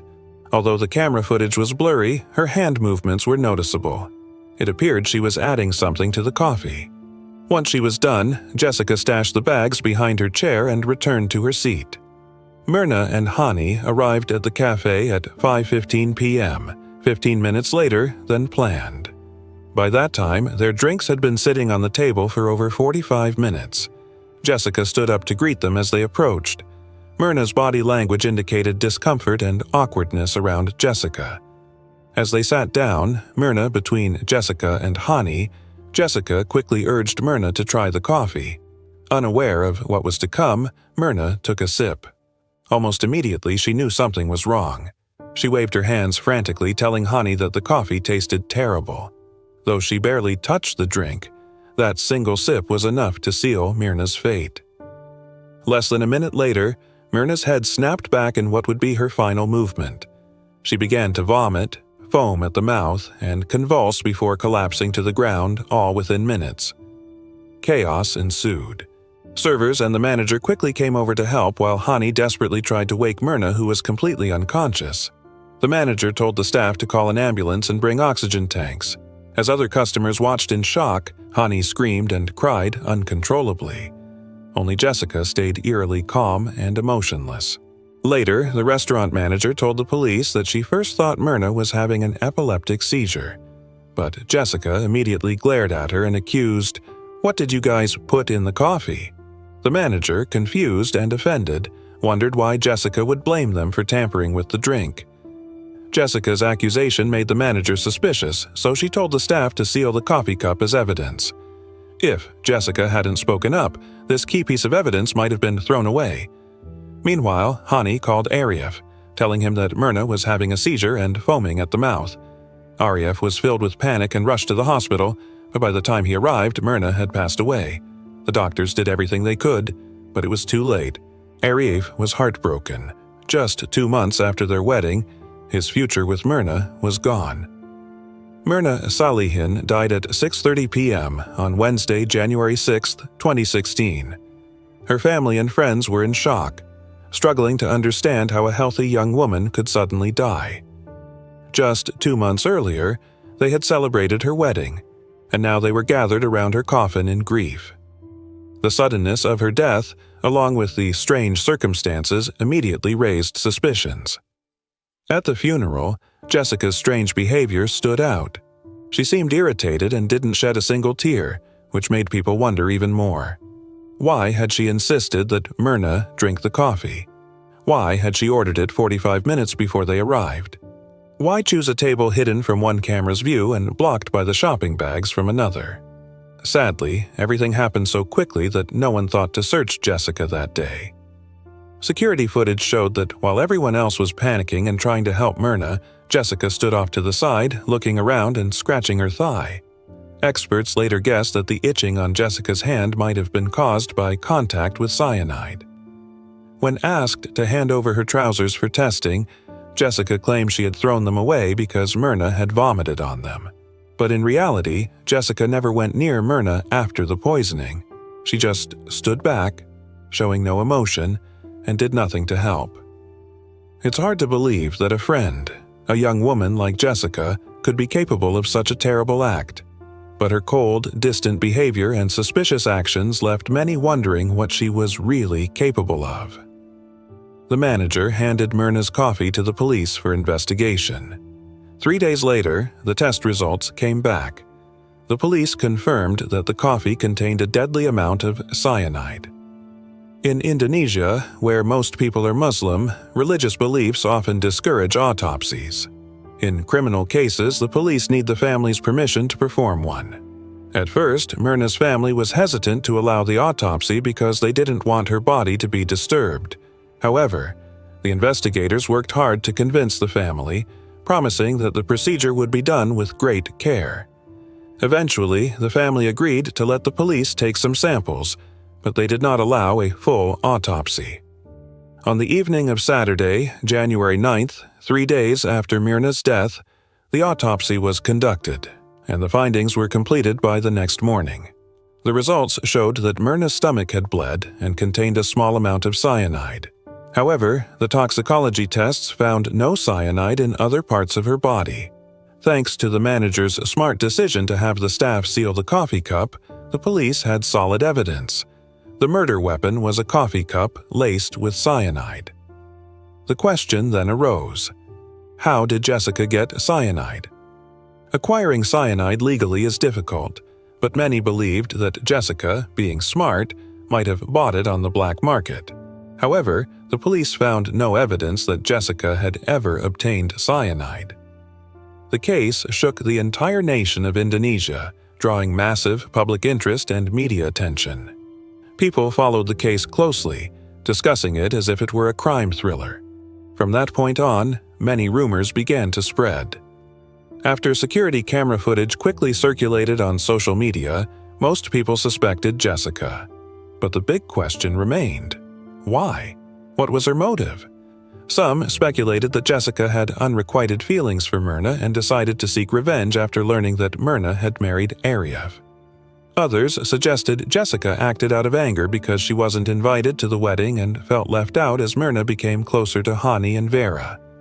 Ariev, Myrna's husband, thought that Jassica was upset because Myrna had advised her to break up with her boyfriend. Meanwhile, Sandy, Myrna's sister, believed that Jassica killed Myrna out of jealousy. She envied everything Myrna had that she didn't, not just wealth, but also a loving husband, a happy family, and close friends in Jakarta. However, all of these were just speculations. The true motive behind Jassica's actions might only be known to her. Indonesian police contacted the Australian authorities to access Jassica's criminal record while she lived in Australia. Since Australia has laws against the death penalty, the police agreed to share the files on the condition that Jassica would not face the death penalty if found guilty. The Indonesian authorities agreed, and it turned out that Jassica's record in Australia was far from clean. She was mentioned in 13 police reports for offenses like threatening others, driving under the influence, and even having her ex-boyfriend file a restraining order against her. On June 15, 2016, 6 months after Myrna's death, the trial of the century began at the Central Jakarta Court.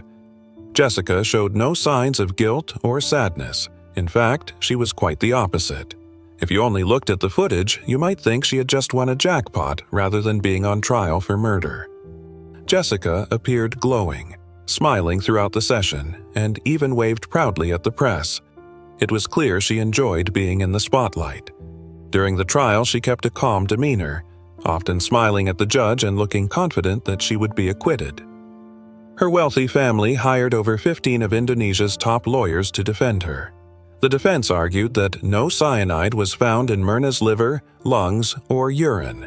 Only a small amount was detected in her stomach, which they suggested could have been naturally produced after death. They also claimed that a full autopsy was needed to determine the exact cause of death, while the examiners had only studied tissue and fluid samples.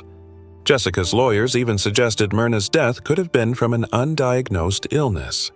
The police, however, never proved that Jassica possessed cyanide. On October 5, 2016, the packed courtroom and the entire nation held their breath as the final verdict was read. Jassica was ultimately found guilty and sentenced to 20 years in prison. The courtroom erupted in applause and sighs of relief. Due to an agreement with Australian authorities, Jassica avoided the death penalty by firing squad. For many Indonesians watching the lives of the ultra-wealthy like Jassica and Myrna, this case highlighted that even the rich face their own troubles and unhappiness. Afterward, Vietnamese iced coffee became a popular drink in cafes across the city, though it carried a dark association that no one really wanted to talk about. We're diving into a chilling case about someone who caused a bloodbath in a peaceful town. When a crime happens in a small, quiet place where everyone knows each other, it quickly becomes the talk of the town. But if it's a brutal attack on an entire family, something that's never happened before, it doesn't just get people talking, it leads to rumors, speculations, and gruesome stories that eventually become an urban legend. This tragic event took place in the fall of 2010 in a small Australian town called Kapunda, with a population of only 3,000. It's located near the Light River and Barossa Valley in South Australia. The whole town was shocked by the horrific news of a family being massacred. The local police, who had never seen anything like this, were left baffled.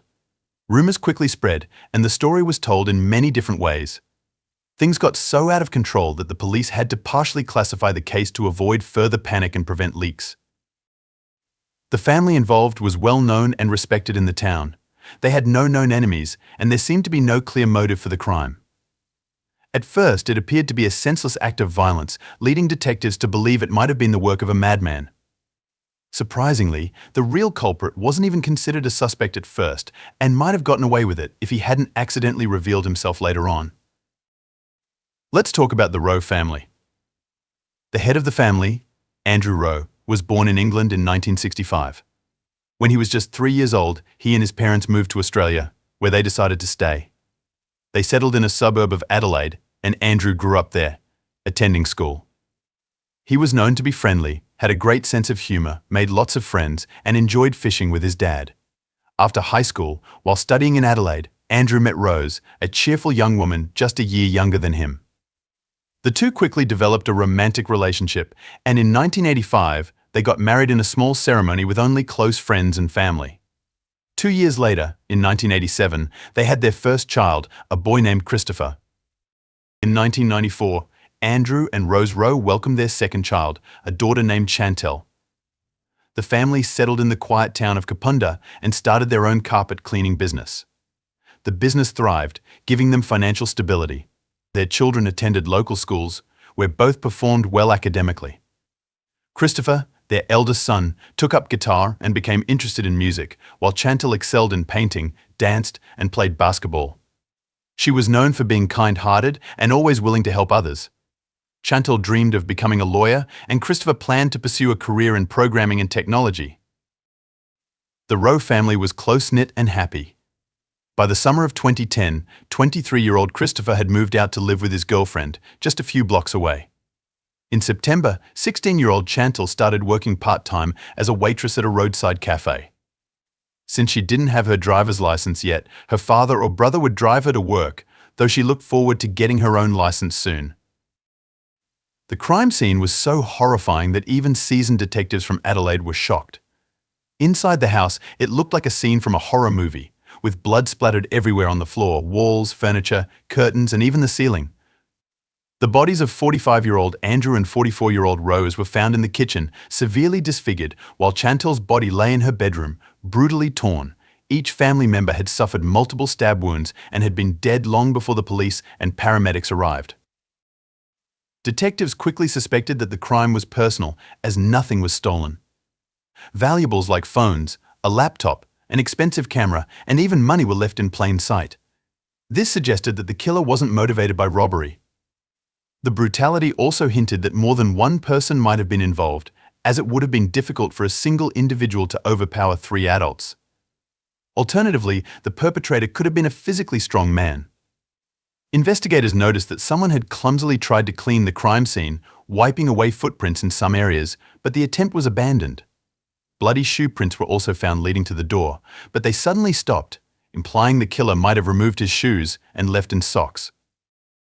There were no signs of forced entry, which suggested that the family had likely known the killer and willingly let him inside, or he had entered through some other means. The family had no known enemies, leaving everyone puzzled as to who could have committed such a horrific crime.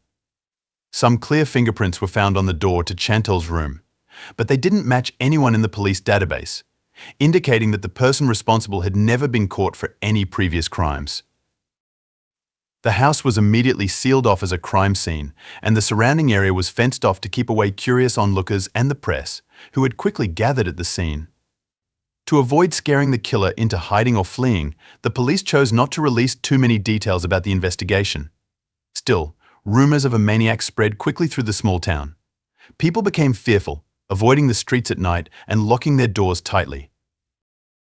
As strange as it sounds, the first person suspected of the crime was Christopher, the only surviving family member. At the time of the murders, he was on vacation with his fiancée in Moreton Bay, Queensland, on the Pacific coast.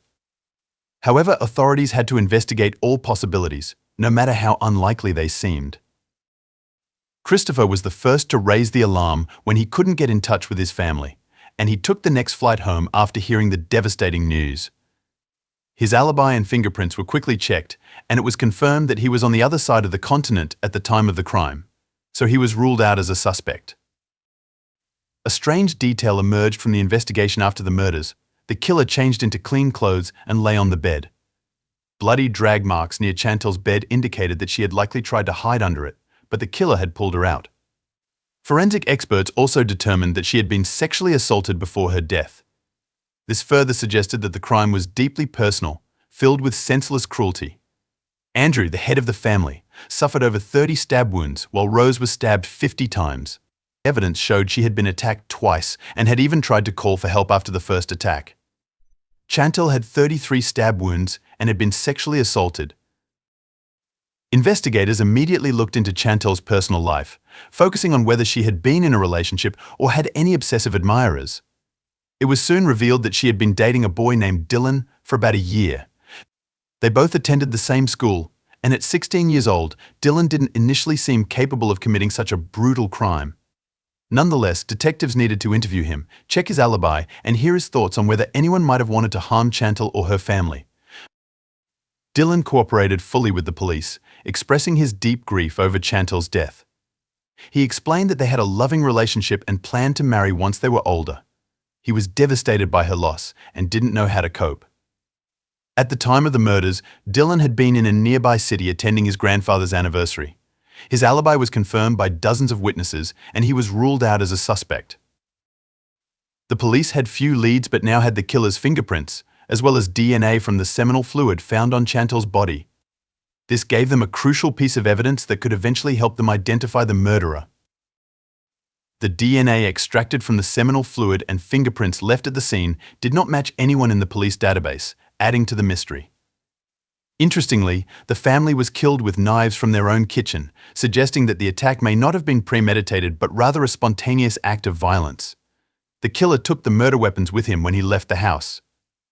Forensic experts determined the time of death to be between midnight and 2 a.m. A neighbor of the Rowe family reported hearing Rose call for help twice around 1 a.m., followed by a loud thud, but assumed it was a domestic dispute and did not call the police. No strangers were seen near the house that night, and officers meticulously searched the area for any clues or the missing murder weapons. The police also reached out to the local community through the media, asking for any information that could help with the investigation. However, this led to an overwhelming number of tips, many of which were unhelpful or false. People called in to report suspicious individuals, strange cars, and even tried to link the crime to local biker gangs or drug dealers. There were also tips about social media posts from local residents, but none of these leads advanced the investigation.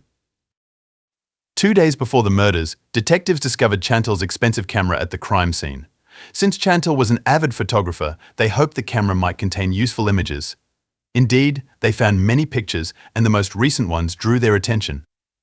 On November 6th, just 2 days before the massacre, Chantal had hosted a small gathering at her home. Her parents had gone to stay with relatives for the night, so she took advantage of their absence to invite her boyfriend and 3 close friends, along with their partners, for a quiet evening of movie watching and a barbecue. It wasn't a wild party, just a calm, friendly get-together. Chantal took numerous photos that night, capturing everyone enjoying themselves. Some of the guests even posted pictures from the evening on their social media pages, which the police examined for any potential clues. All of Chantal's friends who attended the party stayed overnight at the row house and left the next morning, with Andrew and Rose even cooking breakfast for everyone. Detectives realized it was crucial to interview everyone who had been at the party to see if Chantal had any enemies, envious peers, or stalkers. They also decided to collect fingerprints from each person to compare them with the prints found on Chantal's bedroom door. Chantal's friends were still in shock over the murders but fully cooperated with the investigation.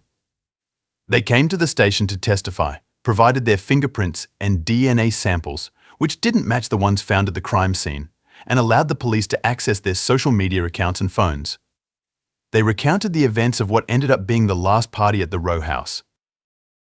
Dylan recalled that on Sunday, Chantal wasn't feeling well and likely had a cold.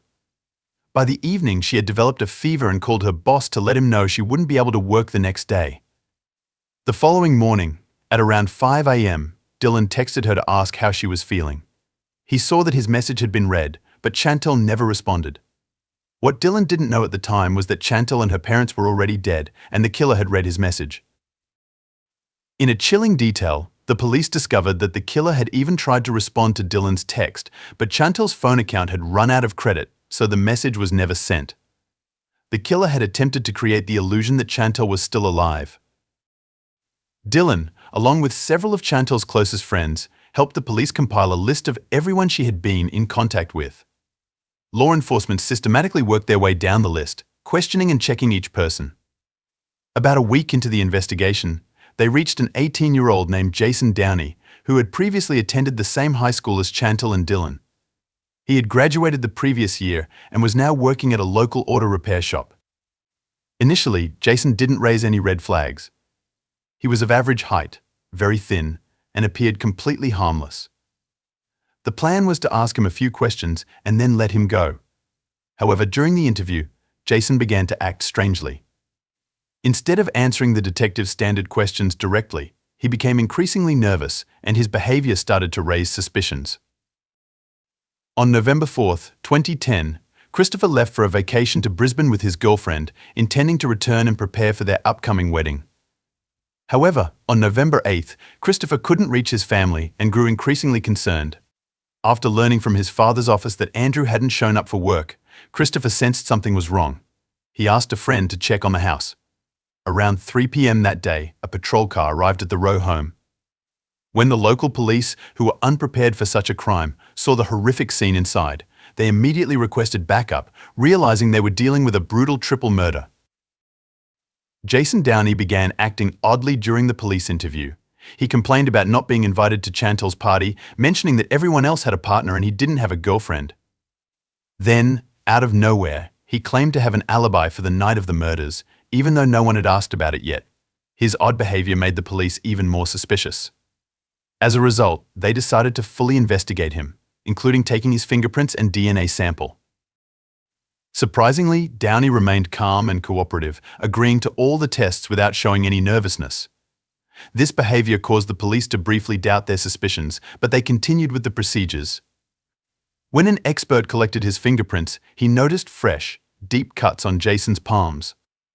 Downey explained that he had hurt himself while working at the machine shop, but the cuts looked as if they had been made by a thin, sharp object. When the fingerprint results came back, they showed that Downey's prints matched the ones found on Chantel's bedroom door. All that remained was to wait for the DNA results, which were due in 2 days. The police questioned Downey again, asking how his fingerprints ended up in the Rowe family house if he hadn't been there recently. Downey calmly explained that he had visited the house with Dylan about a month and a half earlier, suggesting that's when he might have left the prints. However, this explanation didn't hold up, as the prints were fresh and clean, not old or faded. On November 16, 2010, the DNA results came in, confirming that Jason Downey had assaulted Chantel that night and was responsible for the murders of her and her parents. But the question remained, why had he done it? And how did this skinny young man find the strength and rage to commit such a brutal act? Jason was arrested that same day. Now, the detectives needed to uncover the motive behind this horrific massacre. Who was Jason Downey? Jason Downey was born in September 1992 in the Scottish town of Kilmarnock, where he spent his childhood and early teen years. He was the youngest of 2 children and was raised alongside his older brother Jamie. When Jason was just 8 months old, his parents divorced and his mother, Lorraine, took on the role of raising him. His father remarried soon after, and Jason and Jamie had a half-sister named Judy, though they had little contact with her. When Jason was 13, he, his mother, and his brother emigrated to Australia, where they settled in the small town of Kapunda. In their new home, Jason's mother remarried, this time to a local resident. Jason Downey had a difficult time adjusting to life in the small town of Kapunda after growing up in a big city. He despised the quiet, provincial atmosphere and longed to leave. At school, Jason struggled socially. His peers found him strange and most only spoke to him out of pity.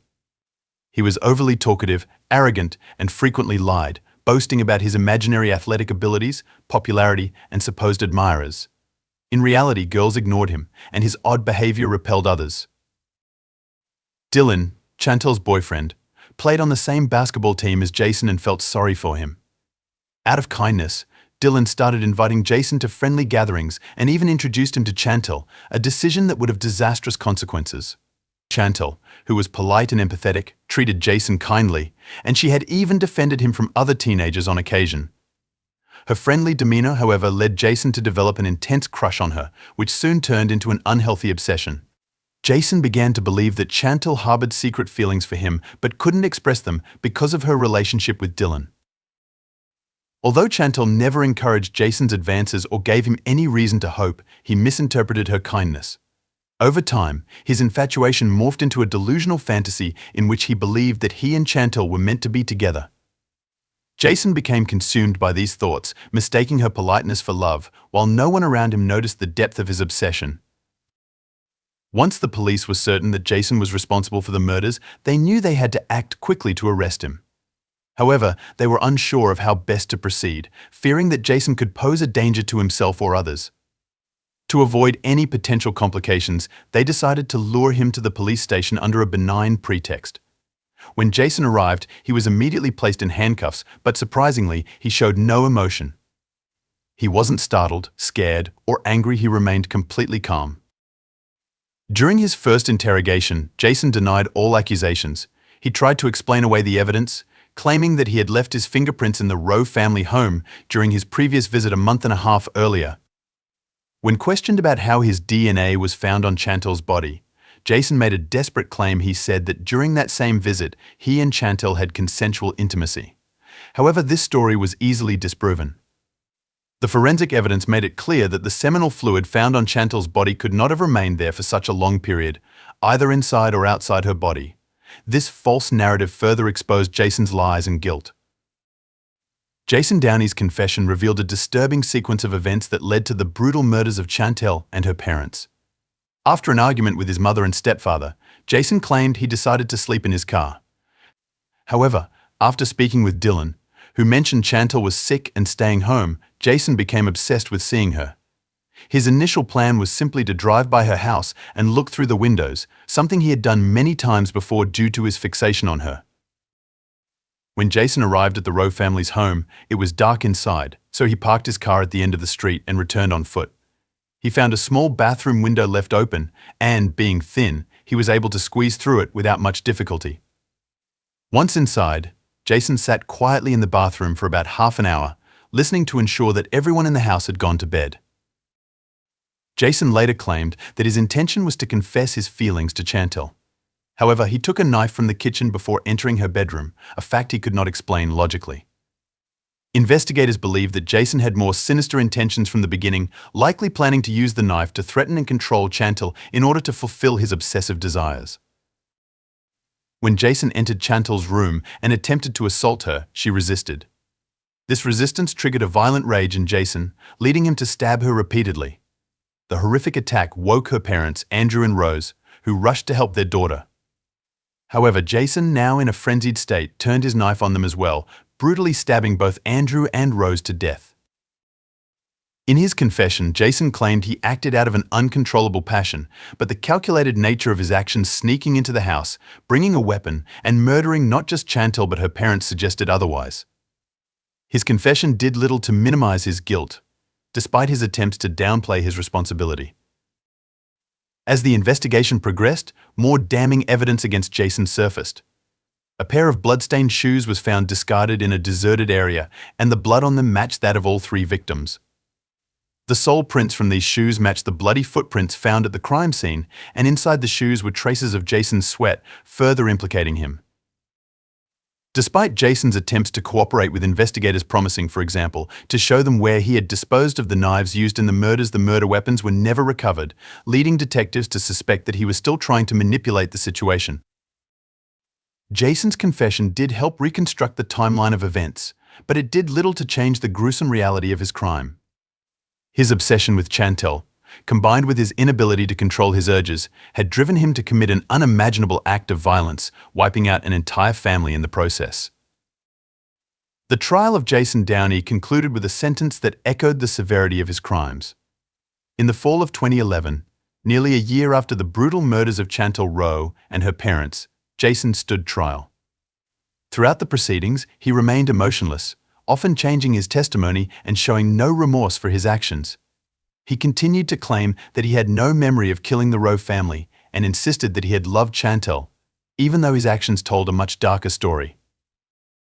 One detail that stood out during the trial was that after the massacre, Jason had taken Chantel's pendant and chain, which were later found during a search of his room and car. This act underscored his obsession with her, as he tried to keep a piece of her with him even after her death.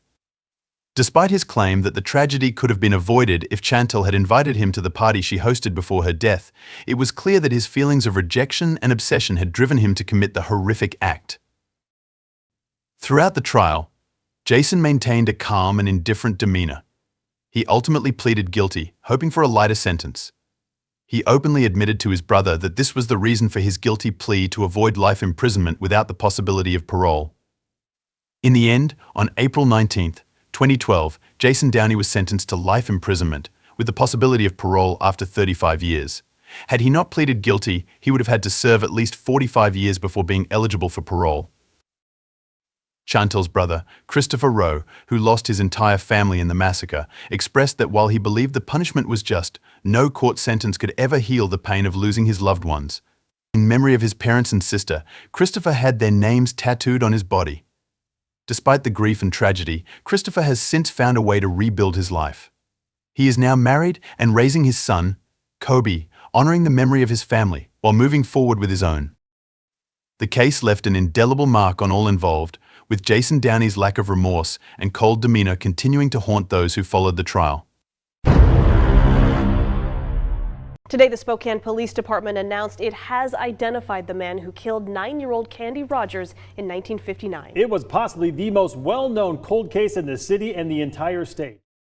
On the afternoon of March 6, 1959, 9-year-old Candy Rogers left her home in west central Spokane to sell campfire mints in her neighborhood and nearby areas.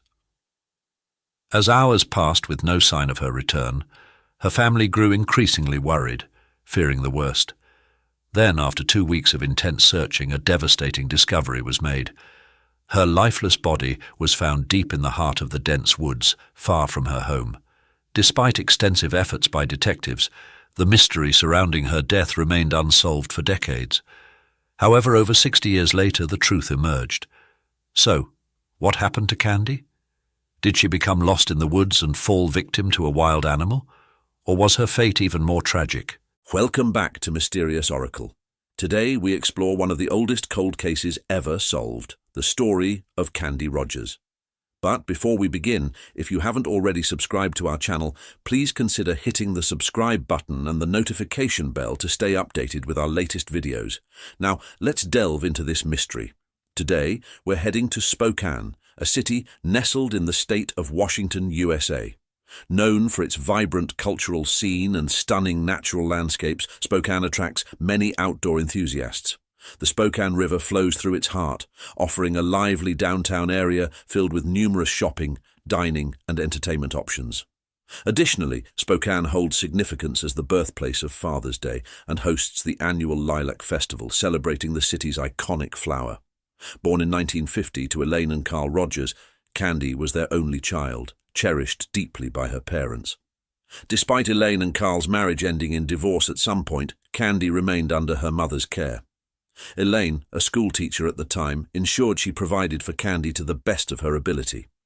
Candy was well liked in her neighborhood, known for her cheerful demeanor and friendly nature. By 1959, at the age of 9, Candy attended Holmes Elementary School as a fourth grader. Like many girls her age, Candy was a member of the Bluebirds, a youth organization affiliated with the Campfire Girls.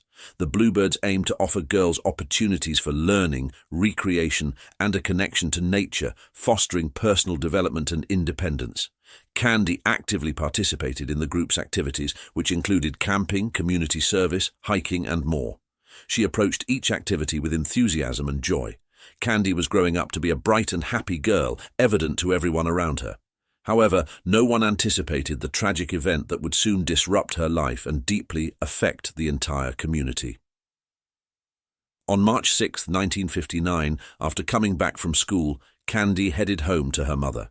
It was a Friday, and she anticipated spending time with friends the next day. However, she had another task in mind. The Bluebirds were fundraising for an upcoming event, and members needed to sell chocolates in the neighborhood. Candy had 7 boxes of campfire mints to sell that day. She sought permission from her mother, Elaine, who granted it with a reminder not to stay out too long and to return before dark. Although Candy always followed this rule, Elaine made sure to emphasize it each time Candy left the house. If Elaine had known that day would be different, she would have stopped her daughter from leaving. Candy quickly snacked on an oatmeal cookie and played briefly with the family dog before taking the boxes of campfire mints and leaving the house. It was around 4 p.m. Several girls around Candy's age were going door to door selling chocolate that unfortunate afternoon, and Candy joined them. What happened afterward remains unknown, but Candy never made it back home. By about 5:30 p.m., Elaine started feeling uneasy. It was unusual for Candy to be out so late. Each passing minute felt like an eternity to Elaine, as she strained to hear Candy's familiar footsteps nearing the house, but they never came. Anxiety surged by 6 p.m., and Elaine was convinced that something was amiss. She quickly informed Candy's grandfather, Stanley Newton, about the situation. Other relatives, friends, and neighbors were also alerted about Candy's absence, and by 6:30 p.m., a small group had mobilized to search for her. They began by asking people in the neighborhood if they had seen her, and some confirmed spotting her earlier, carrying the boxes of campfire mints she was selling. However, no one knew her current whereabouts. Around 7 p.m., Candy's grandfather, Newton, and their friends narrowly avoided being hit by a fast-moving car, managing to move out of harm's way just in time. The scary incident left them feeling shaken, but they quickly refocused their efforts on finding Candy. As the sky grew darker, they continued searching despite the fading light, holding on to hope that Candy would be found safe before nightfall. Eventually, the authorities were notified about the missing girl, leading police officers and sheriff's deputies to join the search. By around 9 p.m. on the same day, a group of searchers found several boxes of campfire mints scattered across Payot Drive. Many believed these boxes to be the ones Candy had been selling. Although they found 6 boxes that night, one was still missing. Despite their thorough search, there was no sign of Candy. Elaine found it hard to sleep as she worried about her daughter's safety. She prayed silently for Candy's return home, but the uncertainty was just too much to bear. The following morning was a Saturday, and by then almost everyone in the city had gotten the news that Candy was missing. Well-meaning individuals trooped out in large numbers to begin the search for the day. Officers rode on horseback as well as in vehicles to conduct the search. They looked through the woods and along major roads. The Air Force also assisted in the search by providing a helicopter. The aircraft was boarded by 4 trained personnel as well as 1 pilot, and they took it to the air. While flying over Spokane River, the pilot failed to see a high-tension wire until the last moment and ended up flying into it. The effect was immediate. The helicopter spiraled out of control and crashed into the Spokane River, instantly killing 3 of the 5 men on board. Airman Melise D. Ray, Sergeant William A. McDonnell, and Lieutenant Kenneth G. Fate Che were the 3 men who tragically lost their lives on that day. Everyone who had joined in the search for Candy was saddened by the tragic event, but it did little to discourage them from searching for her. They remained determined and therefore intensified their efforts. None of them wanted the death of the 3 heroes to be in vain. But despite everyone's best efforts, they had no luck locating Candy for several days. It was as if she had simply vanished without a trace. With each passing day that Candy remained missing, Elaine began to look like a shadow of herself. She refused to touch her meals and would constantly stare into space. Not knowing the whereabouts of her only daughter was slowly driving her insane. The burden on her heart was just too much to bear. March 22nd, 1956, made it 16 days that Candy had been missing, and it was the day she was found. That afternoon, 2 airmen named Howard Lawrence and Richard Bergen were out hunting woodchucks in a wooded area about 7 miles away from Candy's home. Upon getting to a small clearing in the forest, they noticed a small pair of blue suede shoes. The delicate craftsmanship of the shoes and the small size indicated that they belonged to a child. They were baffled and wondered how the shoes had gotten there so far away from town.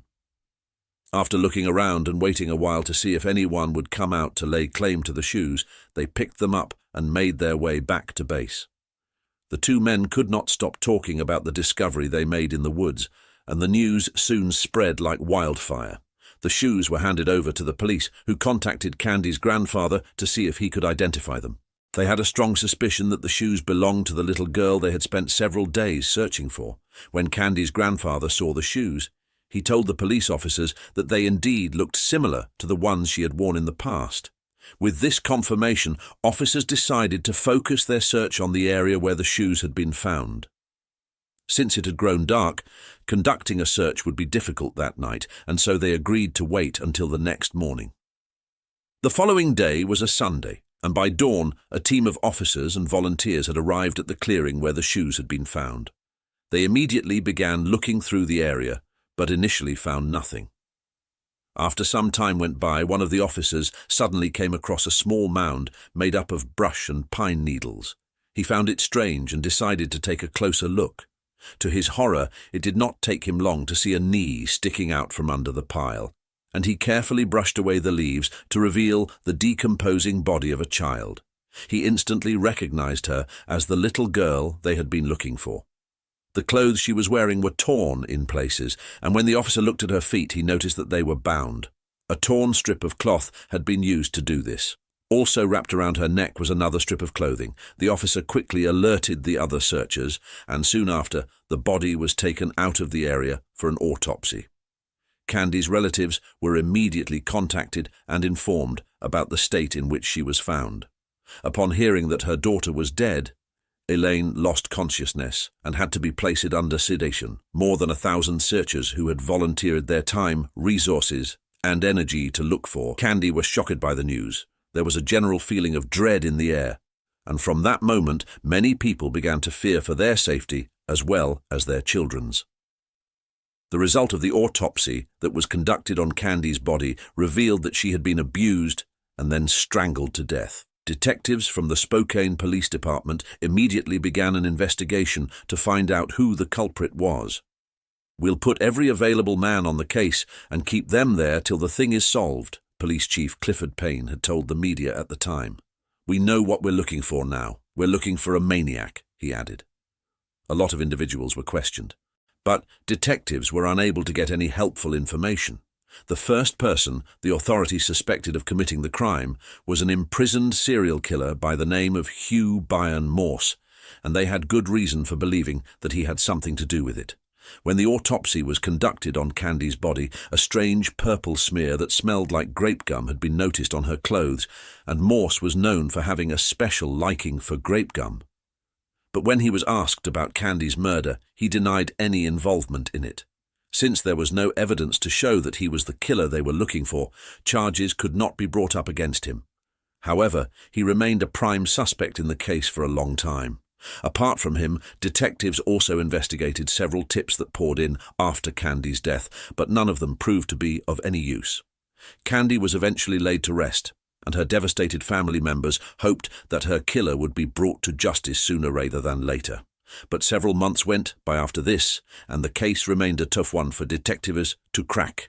In June 1963, 4 years after Candy's death, her father Carl sadly took his own life, unable to cope with losing his daughter.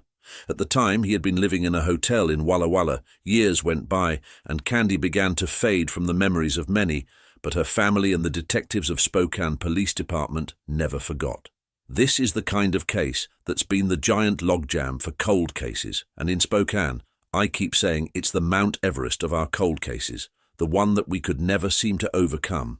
But at the same time, nobody ever forgot, said Detective Zach Stormont of the Spokane Police Department Major Crimes.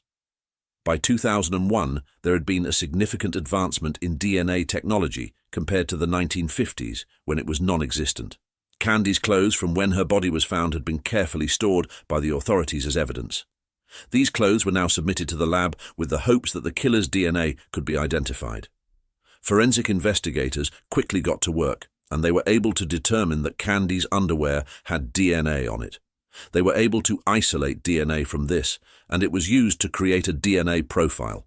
It was an exciting period for detectives as they felt closer than ever to solving the case. The newly developed DNA profile was then uploaded to the database, but unfortunately, no match was found. In 2002, detectives compared the DNA profile to that of Morse, who had remained on their radar for a long time. However, to their disappointment, they discovered that he was not the man they were looking for. Nothing of interest would surface for a long time. In September 2006, Candy's heartbroken mother quietly passed away in her home at the age of 82. She died not knowing who had killed her precious daughter. Around 2017, forensic genetic genealogy came to the limelight as a new scientific method being used to solve several cold cases. The method uses DNA analysis and traditional genealogical methods to solve crimes and identify missing persons. In other words, it combines science with family history research to piece together clues and bring justice to victims and their loved ones. With the method gaining popularity, detectives decided to give it a try and use it in helping them solve Candy's murder. Brittany Wright, a forensic scientist with the Washington State Patrol Crime Laboratory Division, got assigned to the case around the time she was able to get her hands on a DNA sample that had been stored in the crime lab freezer since 2001. The next thing she did was reanalyze the sample to confirm that it matched the original perpetrator's DNA profile from 2001. Upon confirming this, she followed up with a diagnostic analysis to determine if it could be used for forensic genetic genealogy. The sample was then sent to a private forensic lab. However, this turned out to be a futile effort as, according to the lab, the DNA sample was too degraded to work with. Detectives' hopes were completely dashed when they were given the news, and they could hardly hide their disappointment. A year would go by after this before detectives caught a lucky break. They learned about a particular laboratory that could efficiently work with degraded DNA like the one in Candy's case. The laboratory was known as Othram, and it was located in Texas. Brittany reached out to them to inquire if Candy's case was eligible. Upon receiving a positive response, she then sent off a small amount of the remaining DNA sample for testing. 6 months later, the lab came back with a result. 3 brothers have been identified as the possible suspects. Their names were John, Andrew, and Terry Hoff. As it turned out, all 3 were long dead upon further investigation. Detectives discovered that one of the men, John, had a daughter named Kathy. They decided to contact her to let her know that they were investigating her dead father. By that point, I had already looked up a little girl murdered in 1959, so I knew who it was, Kathy said. She provided detectives with a DNA sample, which was then analysed, and the result was astonishing. It revealed that it was 2.9 million times more likely that Kathy's DNA was related to the suspect DNA profile than the general population. With this, detectives became more certain that John was the killer they had spent decades looking for. They did a background check on him and discovered that in addition to growing up in Spokane, he lived about a mile from Candy's home at the time of her murder. He also had a troubled past. In 1956, at the age of 17, he enlisted in the army. However, in 1961, 2 years after Candy's death, he was arrested for assaulting a woman. According to reports, he had approached the woman and used force to remove her clothes while she struggled and screamed for help. He then used the clothes to tie her up before trying to strangle her. Luckily, the woman survived the ordeal. For the crime, John spent 6 months in prison, and when he got out, the army labelled him a deserter and discharged him from service. After this, John led a pretty normal life. He worked as a door-to-door salesman and also in a lumber yard to make ends meet. However, at the young age of 31, he ended up taking his own life.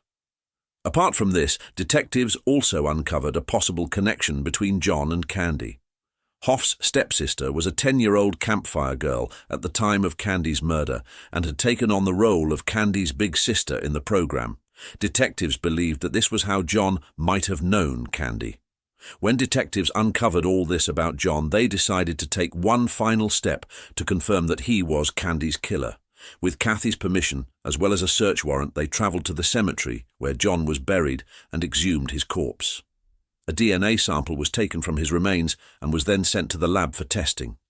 The result was what detectives expected. John was Candy's killer. "We got extremely lucky in that we got DNA from 1959, said former Spokane police detective Brian Hammond, who worked tirelessly on the case until he retired in 2021. They had no concept of that at the time, and that's obviously what cracks the case. Otherwise, I don't believe it would have ever been solved, Hammond added. Some of Candy's surviving relatives were contacted and informed about the breakthrough in the case. It's not closure, but at least there's some form of satisfaction knowing that the person that did it is at least named. He may be in a grave, but he's named, said Joanne Poss, a cousin of Candy, aged 77. Candy's relatives, however, remained saddened by the fact that her grandparents and parents never got to know who killed her. They never saw him pay or die for it or whatever. They went to their grave not knowing. And that was hard, Joanne said. As for Kathy, the revelation that her father was the murderer shook her to the bones. It's just really sad to find out that someone, not even just your dad, but someone in your family, could do something like that, Kathy said. John passed away when she was only 9, and she grew up believing that he had done it out of depression. And now I think, no, he was evil, she said. It wasn't an escape and away from it, but he got to die with people thinking he was an upstanding man, and he wasn't. Kathy also rendered a public apology for her father's crime and the pain it caused the murdered girl's family. I'm very, very sorry for what my dad did, that he took her life horribly, she said. I hope that it gives peace knowing that even though it's not really justice because he doesn't get any punishment, his name has this on it now, and they can know it's solved. Through the act of one man, a family was plunged into misery and remained in the dark for more than 60 years.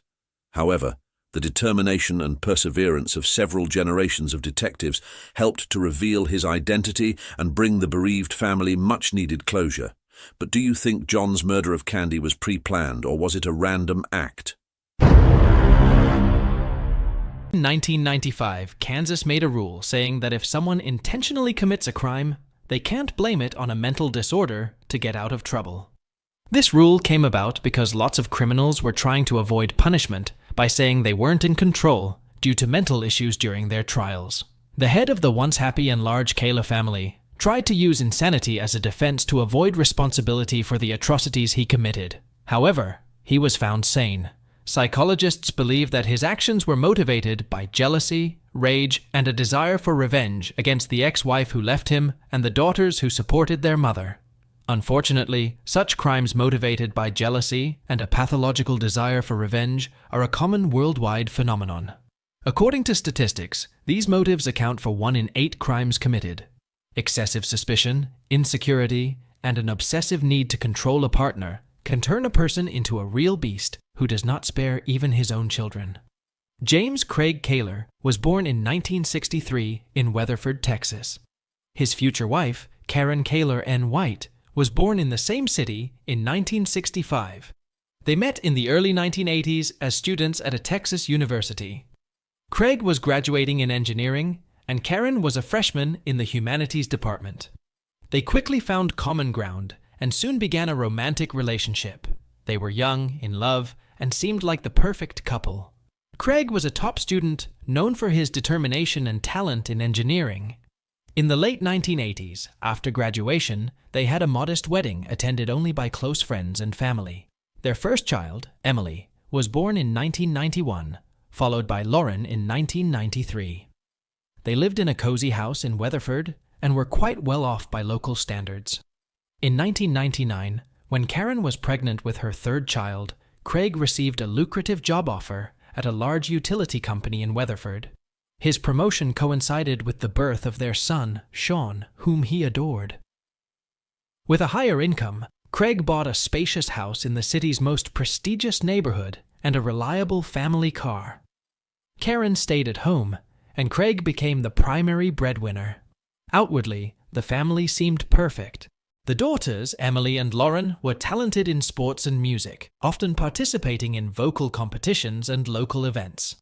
Emily excelled in school and went to a prestigious pharmacy college, while Lauren, an excellent student, dreamed of attending a conservatory to pursue a career in music.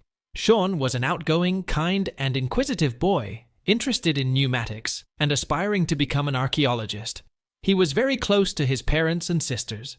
Craig provided for his family, and Karen made the home comfortable, raised the children, and baked tasty treats. They were active in the community, striving to improve their neighborhood.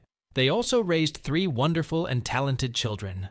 However, behind the facade of perfection, there were many problems that family members kept hidden. In 2007, Karen admitted to her younger sister, Linda, that she was on the verge of a nervous breakdown.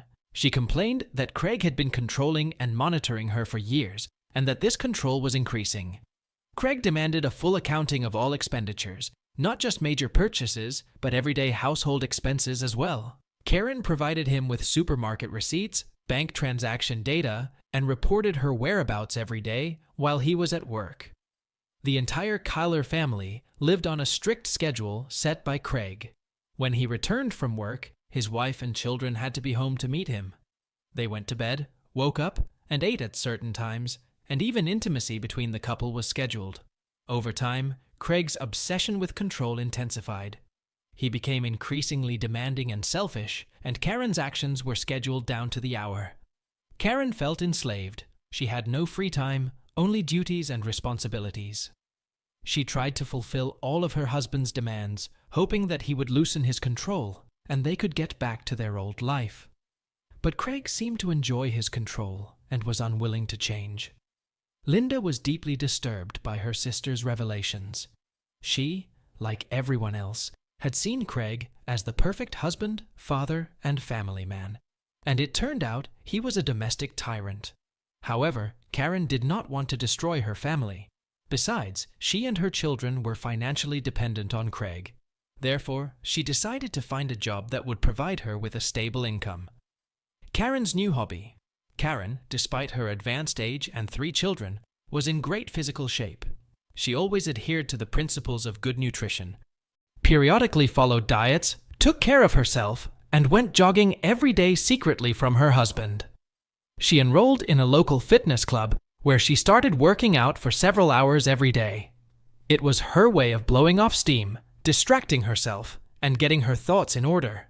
She attended the gym while Craig was at work and didn't notice her working out. Soon, the management of the sports club noticed the attractive, fit, and diligent woman. Karen was offered to try herself as a fitness instructor with a probationary period and the possibility of an official labor contract. The former housewife could not have dreamed of such an opportunity, because now she will be able to continue doing what she loves and even receive a decent remuneration for it. Eventually, Craig found out that his wife was going to the gym. Karen expected a scandal and that her husband would forbid her to go, but surprisingly, he reacted calmly.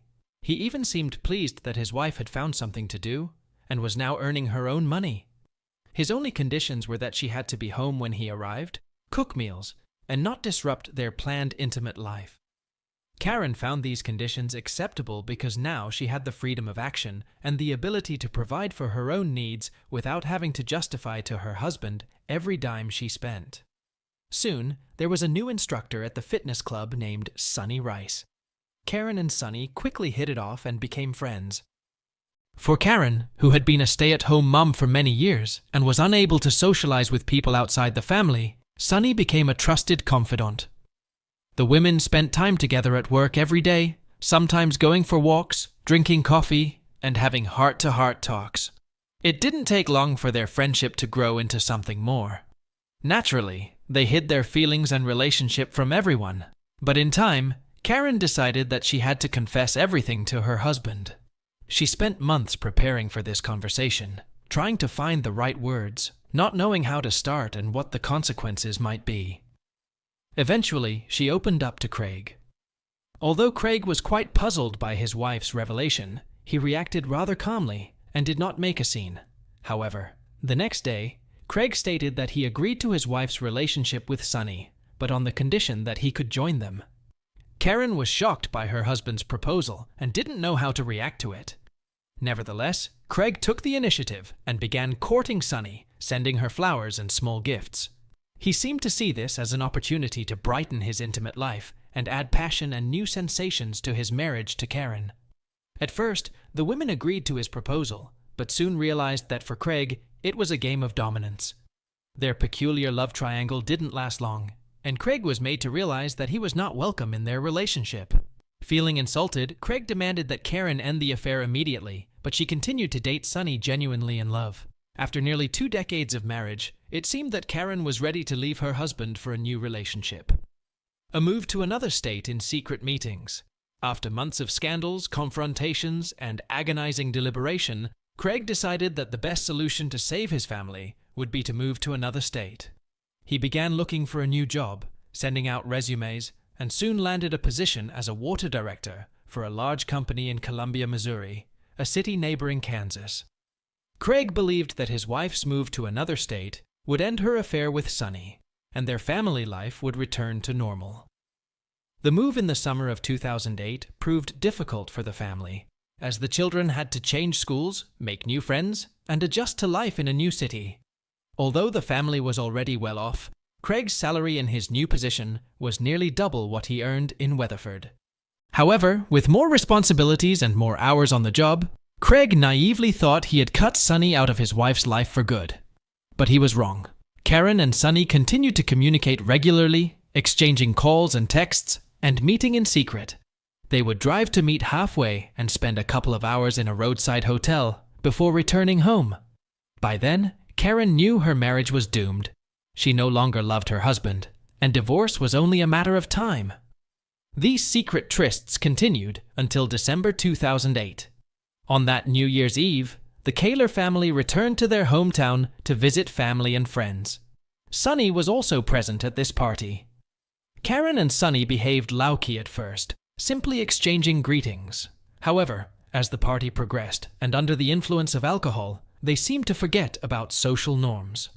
The lovers were inseparable, holding hands, exchanging longing glances, and some guests even caught them kissing. Craig wasn't just angry, he was furious. Karen had insulted and humiliated him in front of dozens of former roommates, friends, and co-workers, making her affair public. Craig made a scene at the party, verbally attacking his wife and Sonny. An enraged Craig forcibly dragged Karen away from the party. On the way home, he lost control of himself. He grabbed her by the shoulders and shook her with such force that her dress ripped. He then slapped her, causing her to stumble and fall, hitting her head. After returning home, the conflict did not subside, and a few days later, Karen told Craig that she was leaving him. She initiated divorce proceedings and demanded custody of the children. At first, Craig tried to apologize, begging to keep the family for the sake of the children, and offering to give their marriage another chance. However, Karen was adamant and obtained a divorce. Craig then began calling their mutual friends and relatives, asking them to talk to Karen and convince her not to break up the family and stay with him. Despite his best efforts, she firmly told him that she was leaving for Sonny and was never truly happy in their marriage.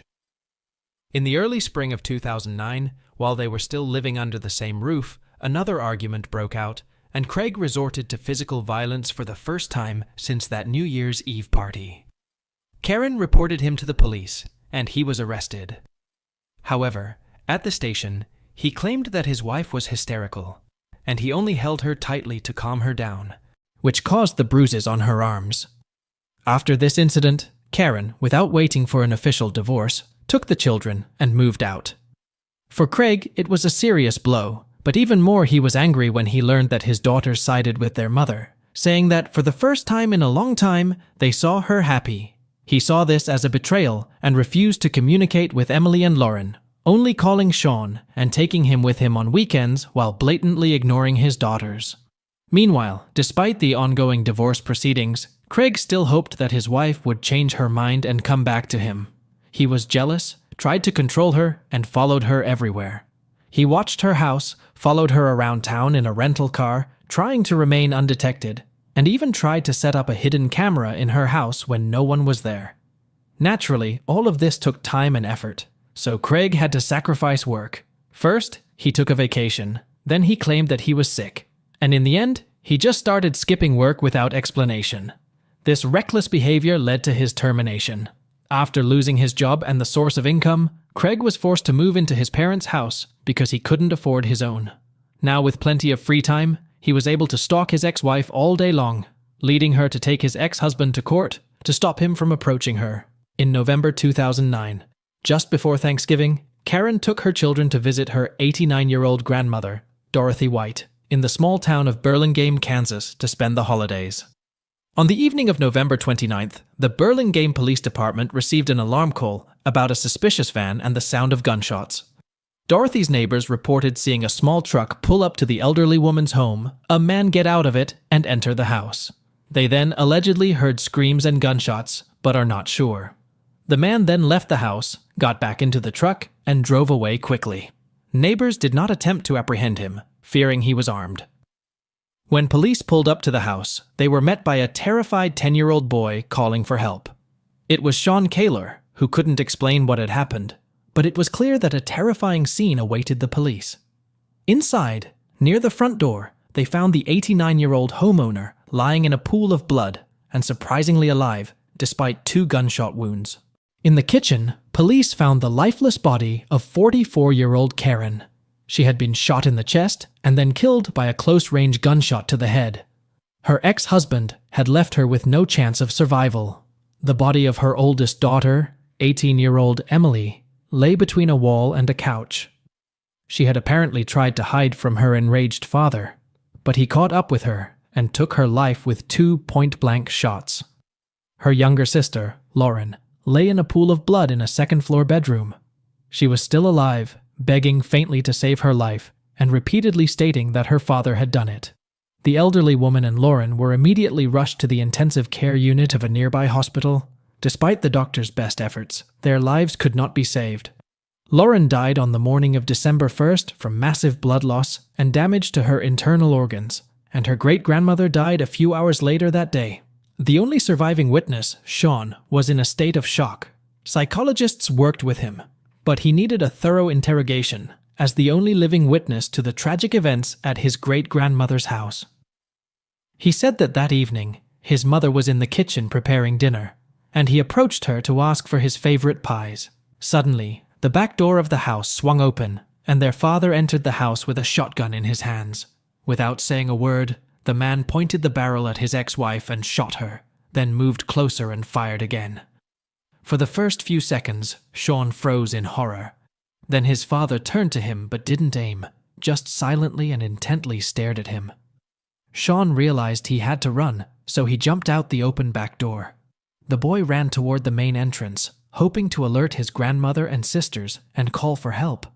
However, as he reached the threshold, he heard several more gunshots, fearing to enter the house.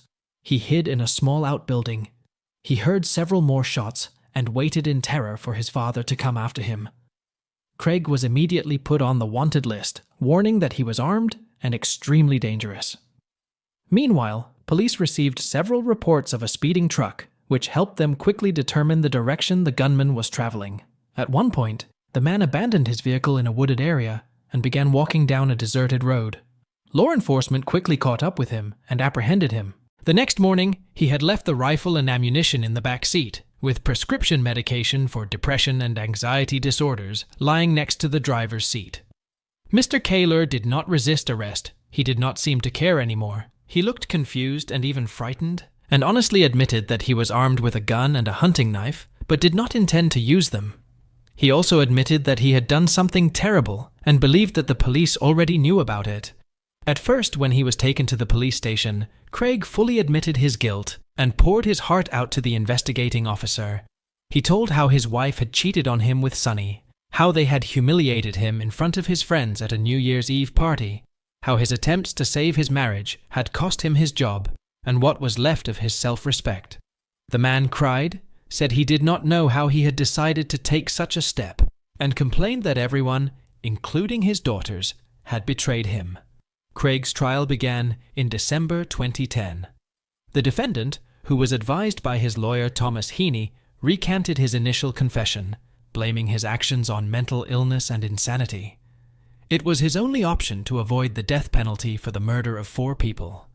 Heaney tried to convince the court that his client was in a difficult psycho-emotional state after his wife left him for a lover, his children sided with their mother, he lost his job, and was forced to move back into his parents' home. All of these factors contributed to the breakdown, the lawyer said, and Mr. Kaler committed the crime while insane, not realizing what he was doing. Prior to 1995, there was indeed a law that allowed criminals to get leniency by pleading insanity. However, in Kansas, where the crime was committed and the trial took place, that law was repealed. Furthermore, the prosecution found no evidence of insanity or affective state in Craig's actions, only cold calculation. He purchased guns and ammunition in advance, went to Dorothy White's house knowing that his entire family was there, and shot each victim twice, leaving no chance of survival. However, he deliberately spared his son Sean, allowing him to escape. In August 2011, the man was found guilty on all counts and sentenced to death. Sean, who was 12 years old at the time, testified at the final hearing. He said that he did not wish his father dead, as he was the only close relative left. Despite numerous appeals by Craig and his attorneys, the verdict remained unchanged. As of today, Mr. Kaler is still in prison and continues to fight to have the case reviewed and the death sentence overturned. As for Sean, after the death of his mother and sisters, he was officially taken into custody by his maternal grandmother. He is now an adult, has finished school, received an education, and has decided to stay and work in his home state. When Lucy Blackman, an English tourist, vanished from Tokyo, her friends and family feared the worst. Little did they know, her disappearance would unveil the dark and hidden crimes of one of Japan's most notorious killers. In today's video, we'll delve into the chilling case of Joji Obara. Our story begins in the southeast of England, in the picturesque county of Kent. Kent, often referred to as the Garden of England, boasts a rich history and thriving service-based economy. While renowned for its historic cathedrals and castles, Kent is also gaining recognition for its vibrant food and wine scene. Nestled near the western border of Kent lies the quaint town of Sevenoaks, where Lucy Blackman called home. Born on September 1, 1978, Lucy was the eldest of 3 siblings, with younger sister Sophie and brother Rupert completing the family. Sadly, Lucy's childhood was marked by her parents' divorce, leading her, along with her mother, brother, and sister, to relocate within Kent. Lucy was known as a cheerful child, always brimming with energy and radiating positivity. Her meticulous planning skills shone through in her academic pursuits. After graduating from school, Lucy decided to pursue a career as a flight attendant with British Airways, enticed by the prospect of traveling the world. However, as the years passed, the constant travel and low pay took a toll on her, plunging her into financial strain and leaving her feeling drained. Like many young professionals navigating their first job, Lucy began to reassess her career path and overall direction.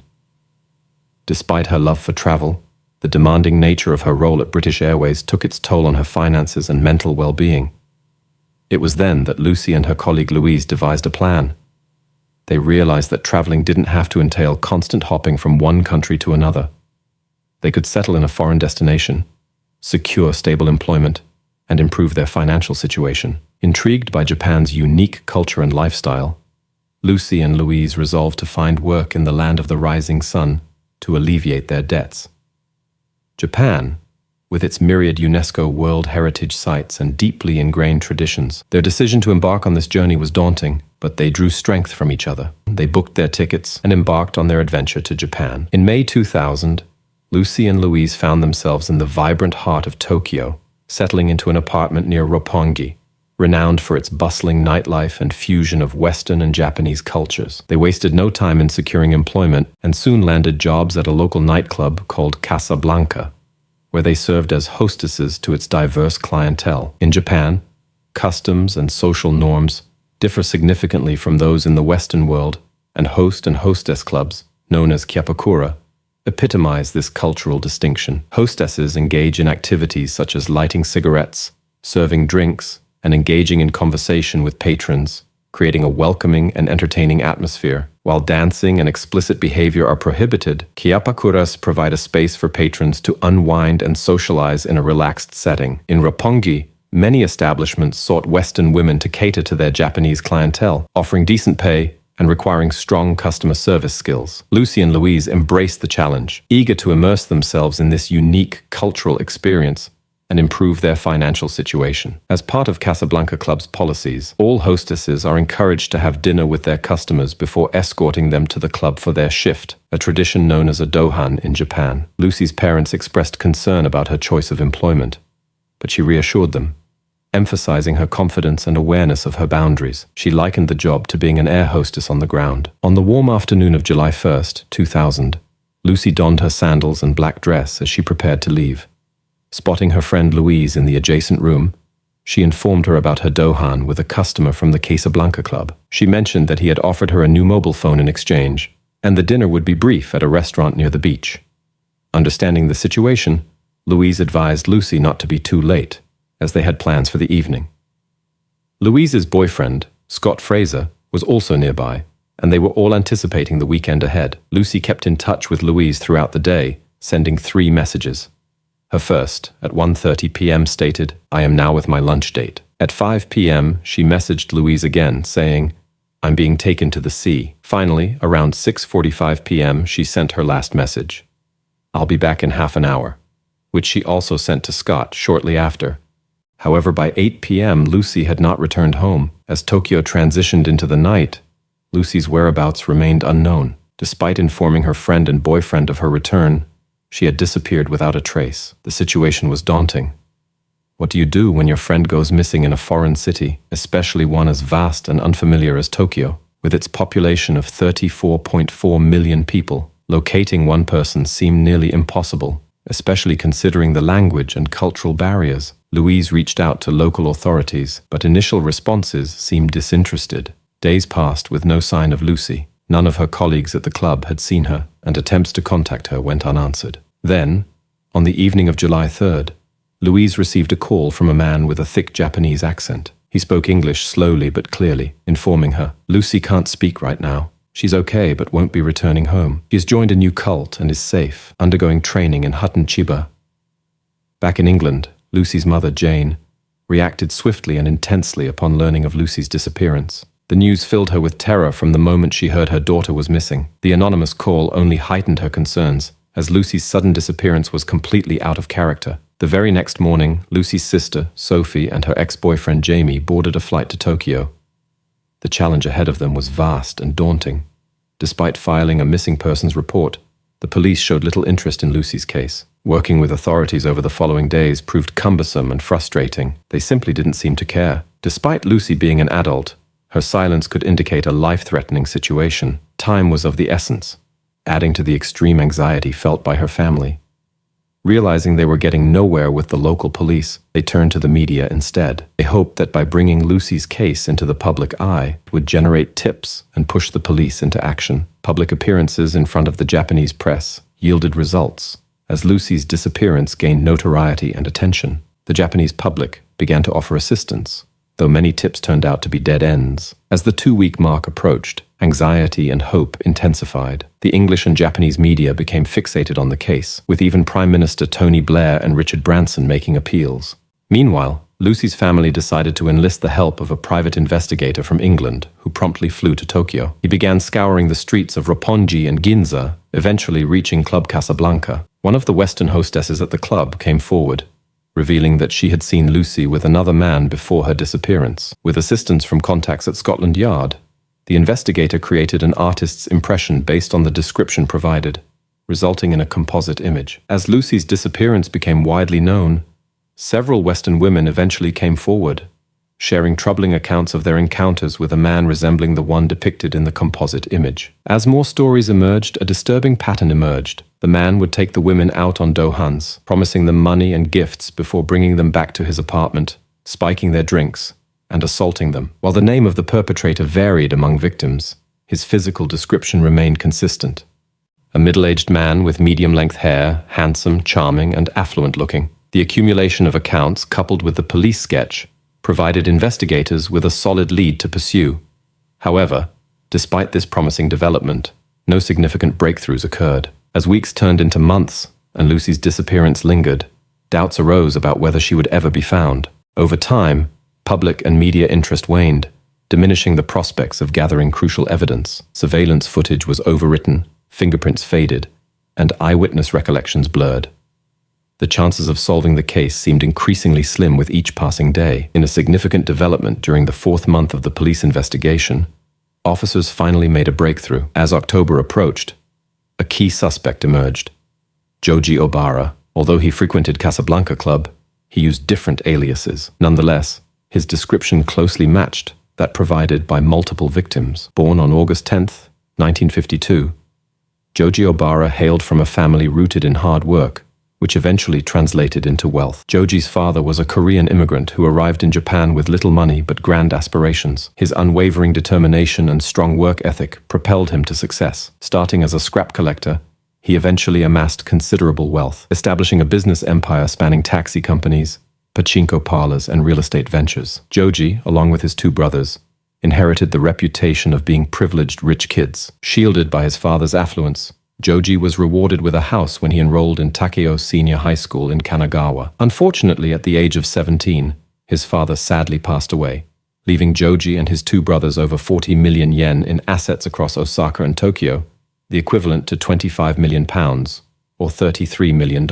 After graduating from Ko University with a degree in politics and law, he became a naturalized Japanese citizen, with his brothers moving on to become doctors. But progressing into his 30s, Joji found his everyday job to be tedious and boring. It was around this time, from 1986 to 1991, that Japan experienced an economic bubble, meaning that real estate and stock market prices began to rocket. Joji heavily invested in this, believing that prices would continue to indefinitely rise. But in the early months of 1992, this bubble burst, causing real estate prices to plunge and Japan's economy to stagnate. He lost the risk, and as a result, his firm collapsed, his fortune almost entirely gone. But he wasn't out of the fight yet. Instead, he began to use his company as a money laundering front for the Yakuza, also known as the Japanese Mafia. So, as soon as Joji was recognized as the man in the police sketch, officers began to build a case around him, and of course, keep him under close observation. And finally, in early October, he was officially arrested and charged on 5 counts of indecent assault, therefore allowing officers to raid and investigate his property. Clues. What they found inside was devastating. He had a large library full of videos of himself taking advantage of his drugged victims, with some of these crimes dating back all the way to the early 90s. He had been committing these awful acts of violence for almost an entire decade. Despite police findings and victim accusations, Joji denied all acts of violence and also denied ever meeting Lucy. This is on the contrary to multiple reports placing him in the same bar as her only days prior to her disappearance. With Joji behind bars, but as evidence mostly circumstantial, Lucy's family needed more information to feel comfortable that he was Lucy's suspect. Off the back of this, an international appeal was launched to ask anyone who may have had experience with Joji Ibarra to come forward. 8 years earlier, in February of 1992, he was in love with a woman named Carita Ridgway. In fact, they were engaged, looking forward to spending the rest of their lives together, but things didn't quite turn out that way. Carita was an aspiring actress, but with her dream of making it big, she needed money to attend acting school. Carita decided to pay for tuition by becoming a hostess in Tokyo's Kapakuras, and as part of this agreement, she would go on dohans. On February 27, 1992, Carita attended a dohan with a rich Japanese man, but after this date, she was dropped off unconscious. Carita was rushed to the hospital, in which doctors did the very best they could to save her. But tragically, 2 days later, she died of liver failure. The cause of her death was officially deemed to be hepatitis E, or natural causes. She had no concerning medical history, and she was always clean. The boyfriend contacted Japanese authorities, who, in return, reopened Carita's case with a sharp focus to link her with Joji Ibarra, and the conclusion they were looking for came very quickly. Amongst the 400 videotapes found in Joji's home was one named Carita Ridgway, and in his diary on February 27, 1992, he had written Carita Ridgway, "Too much chloroform." As tragic as this development was, this information was all that police needed to upgrade Joji's charges from assault to murder. And although this fresh evidence was successful in strengthening his role in Lucy's disappearance, it sadly didn't confirm it. But then, in January of 2001, 6 months after Lucy had vanished, a very sad and solemn discovery was made. On January 10, 2001, investigations led police to a cave off the shores of Mira in Kanagawa, and this cave was only 100 meters away from Joji's apartment. While here, they noticed uneven concrete underneath the basin of a bathtub. Rather puzzled, they began to remove the concrete, and what they found underneath were a series of packages. They slowly opened these packages up, and tragically, inside each of them were dismembered body parts, with even the head entombed in concrete. When post-mortem examiners cut into the cement, they hoped to find teeth to match with dental records. But instead, they immediately found one identifiable feature. It was long, natural blonde hair. As you can probably guess, the body was later confirmed to belong to Lucy Blackman. Lucy's family was devastated. The long spell of silence from their daughter already painted a very grave reality for her, but they always held on to the hope that maybe one day she would return, and this discovery would put an end to their hopes. The discovery of Lucy's body would ignite a very long, exhausting legal battle between Joji Ibarra and not just the family of Lucy and Carita, but the family of many other victims too. Joji had now been charged with 9 counts of indecent assault, the murder of Carita Ridgway, and now the murder of Lucy Blackman. But he would still deny having anything to do with Lucy's death, and this was despite her body being found not even 2 minutes from his apartment. Joji admitted that he'd spent the evening with her, but insisted that shortly after 5 p.m. she had left the apartment. Apparently she was high, and therefore he asked her to leave. The entire trial would last almost 7 long years, which was full of disappointing spectacles by Joji. In one of his days in court, he refused to leave his jail cell, and instead he stripped naked, held onto his toilet basin, and repeatedly screamed no. There is some extremely frustrating evidence coming up, but before that, I wanted to share with you that Joji was found not guilty of the murder of Lucy Blackman, which makes the following details all the more enraging. Through the multitudes of analysis, investigators were able to confirm the following. At around 4 p.m. on July 1st, 2000, Lucy met up with Joji. An hour later, she rang Louise to say that they were on their way to the coast. Mobile phone data confirms this. At 5:30 p.m., a Japanese couple saw Joji and Louise together at a seaside resort, and a photo from a camera from Joji's flat confirms that they were on the beach shortly after. Blonde hairs belonging to Lucy were found in his flat, and this was confirmed by DNA analysis. Mobile phone records confirmed that Lucy made a final call in the evening while in his home. This was confirmed by triangulating her mobile phone's coordinates. Copies of a forged signature were found in his apartment, proving that he was the fraudster who'd pretended to be her through a letter. We don't quite know what happened later this evening, but the very next day, on July 2nd, phone records show that Joji had called several hospitals in his area, asking how to treat someone who's experienced a drug overdose. The very next day, on July 3rd, Receipts confirm that Joji purchased a chainsaw, cement mix, and other tools from a hardware store, and later that afternoon, police were called by Joji's neighbor, who'd complained about suspicious activity and noise, as apparently they had heard terrified shouting the day prior. It gets even more suspicious. Police reports indicate that late that afternoon, officers arrived at Joji's apartment to request that they look around. Upon entering, they found that he had cement mix on his hands, and he was visibly shaken. When police requested to look in his bathroom, he became aggressive and refused to let them in, instead exclaiming that they'd already seen enough. The police left without pressing this issue any further. Neighbors reported that later in the evening on the same day, they witnessed Joji pacing the small beach next to his apartment several times, and hospital records show that he was treated for extensive bug bites the next day as a result for being outside all night. However, despite the text messages, phone calls, witness reports, police reports, forged signature, mobile phone data, DNA, previous cases, and bug bites, he was still found innocent over Lucy's murder. He was found guilty on 9 counts of indecent assault and the murder of Carita Ridgway, therefore sentencing him to life. But really, the reason for this is the prosecutor couldn't find any of his DNA on her body, and also they couldn't determine the cause of her death, so technically he was dismissed. And thankfully, 1 year later after being appealed, Joji was retrialed on the murder of Lucy Blackman, where he was finally found guilty. But seriously, this should have happened the first time around. At least to me. But this case highlights the show incompetence of Japan's former police force. I know in recent years, they've reformed to become more compassionate and responsive. But back then, they really didn't care about their tourists. A few side notes from this case. While Joji was under trial and not yet found guilty, he offered Lucy's mother condolence money, formally requesting her to stop the trial, for £450,000. Understandably, she refused, but only days later, her ex-husband, which is Lucy's father, took the money instead. Obviously, this caused a massive rift in the family, and I'll let you be the judge on how moral this was to his own daughter. Joji's case is unique. He truly is a deviant and a monster to the highest degree. He assaulted not one, but hundreds of women, and technically became a killer through his own ventures. And despite over 99% of Japan's murderers confessing once caught, he remains as part of the 1% who refuses to accept responsibility and blame. Joji Ibara is a chronic liar who denies any accountability, and obviously, he is used to getting everything he desires. Who knows how many more women he would have terrorized if it wasn't for the tenacity and strong will of Lucy's family in France, all of which even 22 years later continue to live their lives with a hole in their heart. And so concludes the case of Joji Obara, Lucy Blackman, and Carita Ridgway.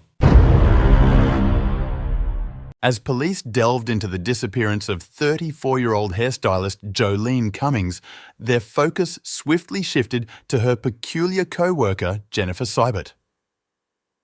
Within a short time, detectives unearthed a literal blood trail connecting the 50-year-old Seibert to what appeared to be a gruesome murder. However, there was a twist. Seibert had been deceased since 1987. This marked just the beginning of a series of perplexing turns that would transform this case into one of Florida's most bizarre and unsettling criminal investigations.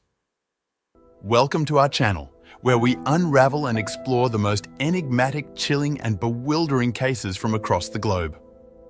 Before we delve into the details, our heartfelt thoughts and prayers go out to the loved ones of Jolene Cummings, who fell victim to the heinous actions of one woman. Now, let's journey to Fernandina Beach, Florida, a picturesque haven where the sun graces the shores of the Atlantic Ocean and sets over the serene waters of the Amelia River. Once inhabited by the Timucuan Indian tribe, Fernandina Beach boasts long stretches of pristine beaches, teeming wildlife, and a quaint historic seaport town. For many, it's an idyllic escape from the rigors of daily life, or in this instance, an escape from a shadowy and troubled past. In 2018, Jennifer Seibert, aged 50, sought a fresh beginning in Fernandina Beach, finding employment at a local hair salon named Tangles. It marked her 5th job in 6 months, and this time, Seibert hoped it would be enduring. She had spent years evading her past, concealing far too many ominous secrets. Among these secrets was the fate of 35-year-old Kimberly Kessler, who had vanished from Butler County, Pennsylvania in the mid-2000s. Despite 8 years passing before Kessler's family filed a missing persons report, not a single friend or relative knew her whereabouts. However, Seibert harbored the truth about Kessler's destiny, safeguarding it fiercely. Yet, trouble and suspicion seemed to shadow Seibert relentlessly. She perceived a constant threat of betrayal, convinced that others conspired against her, a paranoia that followed her even to Tangles. On May 18, 2018, tensions reached a boiling point between 50-year-old Jennifer Seibert and her co-worker, 34-year-old Jolene Cummings, at Tangles Hair Salon. Jolene seemed to possess an uncanny intuition about Seibert's past, relentlessly probing her with questions and openly expressing her suspicions to their colleagues. This relentless scrutiny pushed Seibert to her breaking point. On that fateful day, Jolene caught Seibert eavesdropping, and when she stepped outside with another co-worker, Seibert deliberately followed, prompting Jolene to confront her directly. Jolene accused Seibert of being fake and labelled her as crazy. Seibert didn't engage in argument, already devising a plan to deal with Jolene. The following day, during their shift at the salon, Seibert struggled to maintain composure, uncertain if she could execute her plan successfully. Jolene's persistent requests for assistance with clients only added to Seibert's frustration. Seibert feigned confusion when approached by Jolene, pretending to be preoccupied with her phone behind a wall. Despite Jolene's cheerful demeanour with clients, tension simmered beneath the surface. May 13, 2018 marked Jolene's birthday and Mother's Day, and she was eagerly anticipating celebrating with her 3 young children. Surveillance footage captured Seibert at a gas station in the early hours of May 13th, explaining to the manager that her facial scratches resulted from an altercation with a friend's ex-boyfriend. She requested to use the manager's phone to call a taxi, citing the need to return to the salon for additional cleaning. Meanwhile, at 1 p.m. on May 13th, Jolene's ex-husband, Jason Cummings, awaited her arrival at a Winn-Dixie in Hilliard, prepared to hand over their 3 children to her custody. On May 13, 2018, Jolene Cummings, a 34-year-old hairstylist, was notably absent, which raised concerns among her ex-husband, Jason Cummings, particularly since it was her birthday and Mother's Day. Jason, worried about her well-being, attempted to contact her, but his calls went unanswered. Eventually, he decided to return home with their children, feeling deeply concerned. Later that afternoon, Jason reached out to Jolene's mother, Ann Johnson, who shared his worries. Ann then reported her daughter missing to local law enforcement. The sheriff's department promptly issued a missing persons flyer and, on the morning of May 15th, visited Tangles Hair Salon, where they sought to speak with Jennifer Seibert, believed to be the last person to have seen Jolene. However, when Seibert learned about the police's arrival, she immediately fled the scene, claiming to have concerns about a stalker who could track her down if her name entered police databases. This behaviour raised suspicion, prompting officers to scrutinise Seibert further. Investigators discovered that Seibert had provided false addresses, and when they located her, she was found asleep in her car at a rest area in St. Johns County. Seibert had bandages on her face and hands, which she attributed to injuries sustained from riding her bike into a tree branch. It was apparent that she had been living in her car for some time. Meanwhile, authorities found Jolene's abandoned SUV in a Home Depot parking lot. Surveillance footage revealed that someone exited the vehicle shortly after it entered the lot at 1:17 a.m. on May 13th, but it was not Jolene. It was Jennifer Seibert. Seibert was arrested for the theft of Jolene's car on May 16th and taken into custody. However, during the booking process, authorities made a startling discovery. The social security number Seibert provided belonged to a deceased individual who died in a car crash in 1987. Fingerprint analysis confirmed that Jennifer Seibert was, in fact, Kimberly Lee Kessler, the missing woman from Butler County, Pennsylvania. The revelation of Kessler's true identity sparked further investigation into her past, raising questions about her involvement in other unsolved disappearances. Kessler's childhood appeared normal until her early teens, when classmates noticed a drastic change in her demeanor, describing her transformation as if she had become a completely different person. Kimberly Lee Kessler's transformation from a seemingly normal teenager to a frightening and violent individual was profound, according to those who knew her. Former classmates described how she transitioned from running with the popular crowd to becoming someone to be feared, with a violent temper and extreme reactions to perceived slights. Ray Wyant, a classmate who observed Kessler's change, described her as scary, noting that everyone was frightened of her. Another acquaintance, Tim Barnes, who dated and lived with Kessler for a brief period after high school, recalled her explosive rages and violent behavior. Barnes recounted instances where Kessler killed his cat with a shotgun, stabbed him in the chest, and assaulted his father. In 1987, the same year of Jennifer Seibert's supposed death, Kessler's brother Bob was involved in a motorcycle accident that claimed the life of his friend. Rumors circulated that someone, potentially Kessler, had run them off the road. Around this time, Kessler began showing interest in using aliases, visiting graveyards to find names she could adopt as her own. Kessler's history of assuming false identities continued into adulthood. She married Xylon Lossie twice in the early 1990s under the alias Melissa McKernan. Later, she dated Tim Edwards, with whom she had a child. She used the name Miranda McKernan but listed Christina Brooks on their son's birth certificate, allegedly to conceal her whereabouts from her abusive family. However, Kessler also told her family that she needed to use fake names to evade her child's abusive father. In 1999, her son was taken into social services custody, prompting Kessler to visit their offices with a handgun in a failed attempt to retrieve him. Subsequently, she disappeared, and neither her ex-partners nor her son heard from her again. Kessler's erratic and violent behavior, along with her propensity for adopting false identities, painted a disturbing picture of a troubled individual with a troubled past, leaving many to wonder about her potential involvement in other unsolved cases. Life after disappearing from Butler County in 2004 was marked by a pattern of transient living and adopting various identities for Kimberly Lee Kessler. During this time, she moved from state to state, taking on different jobs ranging from waitressing to stripping. Her acquaintances described her as odd, unable to hold a job, and often accused of theft.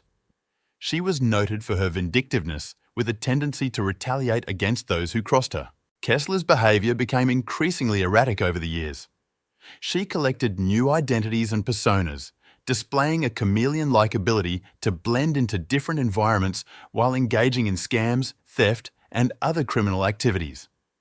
One man she connected with on Facebook recounted how she impulsively drove from Florida to Texas to meet him for lunch, then proposed marriage within hours of meeting. Her extreme jealousy and fits of rage led one ex-partner to fear for his life, prompting him to involve the police and eventually leave town. In 2009, under the alias Jennifer Seibert, Kessler rented a room from a man in Clearwater.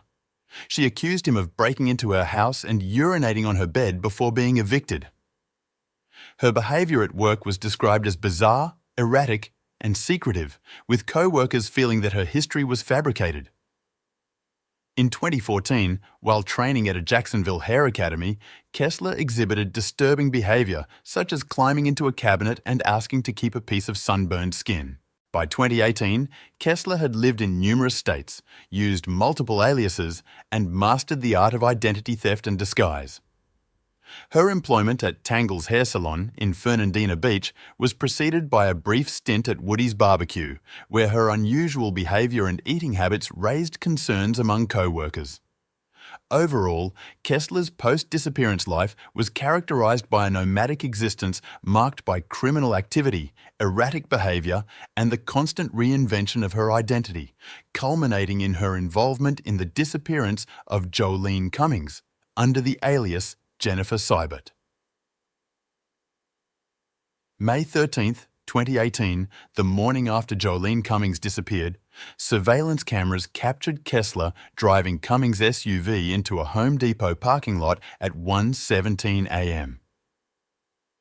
A few minutes later, Kessler was seen exiting the vehicle, not Cummings. This pivotal moment placed Kessler at the scene where Cummings' vehicle was abandoned.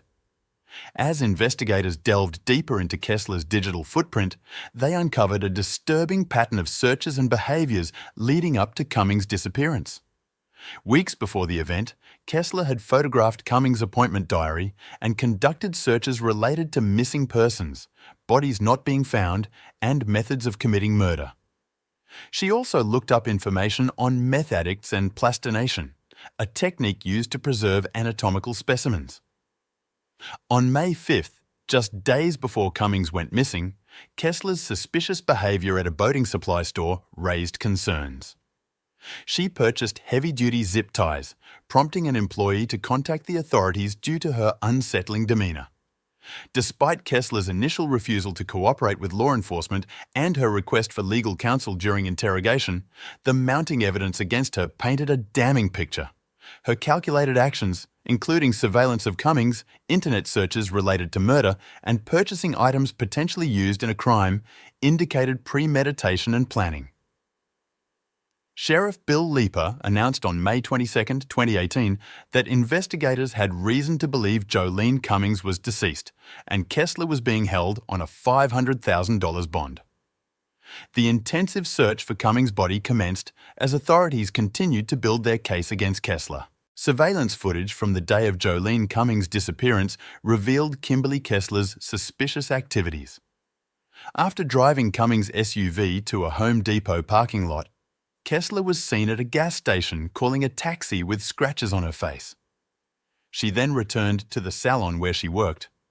Subsequent video footage captured Kessler purchasing items from Walmart, including trash bags, gloves, an electric knife, and a large bottle of ammonia. She was later observed struggling to move heavy trash bags to a dumpster near the hair salon. Extensive blood evidence was discovered at the salon, implicating Kessler in the crime. Blood stains were found throughout the reception area, desk, walls, chairs, cabinets, and sink. Luminol testing revealed blood on a mop and mop strokes on the floor, suggesting an attempt to clean up the crime scene. A tote bag dumped outside the salon also tested positive for blood. Investigators found additional blood evidence linking Kessler to the crime in her storage unit, including blood on her black combat boots, a sock, and a pair of scissors. They also discovered various items, including multiple license plates, cell phones, wigs, and cut ponytails. Kessler's online search history revealed disturbing queries about dismemberment, along with numerous searches related to Cummings' name over a 48-hour period. When Kessler was arrested, deputies noted injuries on her hands, arm, wrist, and thighs, as well as a missing patch of hair from her head and a bite mark on her thumb. Investigators believe Kessler dismembered Cummings' body and disposed of it in a dumpster. The bags were heavy. Despite extensive efforts by law enforcement and the FBI to locate Cummings' body in a landfill, they were unsuccessful. Kessler, held on a $500,000 bond, contacted her mother, instructing her to retrieve her belongings, including a motorbike and bicycle. She attributed media coverage to the Illuminati and made bizarre claims during her interactions with law enforcement. Kessler's behaviour, including hunger strikes and requests for relocation to psychiatric facilities, prolonged the legal process. She was indicted for first-degree murder in September 2018, but her trial did not begin until November 2021 due to her disruptive actions. Now weighing whether murder suspect Kimberly Kessler is mentally competent and whether she'll need to be force-fed. This follows bombshell testimony this morning where those overseeing Kessler's care say she has refused to eat and now weighs 74 pounds, down from 89 last month. There's a presumption of competence. Dressed in a jailhouse suit for inmates on suicide watch, Kimberly Kessler appeared cheerful, even slightly smiling at times. It didn't last. Also assistant public defender. After being led from view, she turned her anger toward the judge. A psychologist testified that Kessler exhibited unstable mental health and voiced delusional beliefs. She has voiced, in my opinion, delusional beliefs that the food is been poisoned. Kessler's dramatic weight loss, dropping from 196 to just 74 pounds, was attributed to her hunger strike, although she reportedly started eating again after being seen binge-eating peanut butter and jelly sandwiches. However, Kessler's behavior has complicated the competency analysis, with criminal defense lawyer Janet Johnson noting that it's challenging to determine whether her actions stem from a lack of understanding or a deliberate statement. Despite multiple competency hearings and courtroom outbursts leading to delays, a judge ultimately ruled Kessler competent to stand trial. Kimberly Kessler's behavior was not indicative of delusion, but rather manipulation and psychopathy. Despite her attempts to portray herself as mentally ill, jurors recognized her cunning nature. Kessler's actions in the Nassau County Jail were described as traumatizing to guards and staff, leading to a sense of relief when she was transferred. During her time in jail, she engaged in disturbing behavior, including starving herself, smearing feces, stripping naked, and verbally abusing staff. At her court appearances, Kessler continued her disruptive behavior, making repeated outbursts and accusations. However, despite her attempts to discredit the case against her, a jury found her guilty of first-degree murder based on overwhelming circumstantial evidence. She was subsequently sentenced to mandatory life in prison. During a press conference, Nassau County Sheriff Bill Leeper emphasized the closure brought by Kessler's conviction, noting the chilling impact of her actions on the community. The account paints a chilling picture of Kimberly Kessler, suggesting the possibility that she may have been a serial killer. Investigators discovered a list of over 60 names on Kessler's phone, labeled with disturbing descriptors like Satanist, witch, and evil murderous gang. Among these names were Kurt Christopher Allen, who died in Jacksonville in 2014, and Grace Darling Bartley, who passed away in Kessler's hometown in 2009. Notably, Kessler had stabbed at least 2 men prior to Jolene's murder. Kessler's penchant for disguises may have been driven not only by her mental instability, but also by warrants out for her arrest in multiple states. Her refusal to disclose the location of Jolene's remains further underscores her callousness and lack of remorse. Jolene's tragic death not only robbed her family of a beloved daughter and mother, but also left them grappling with the agony of waiting for justice and closure. Ann Johnson, Jolene's mother, expressed the heartache of this prolonged ordeal, particularly for Jolene's 3 children.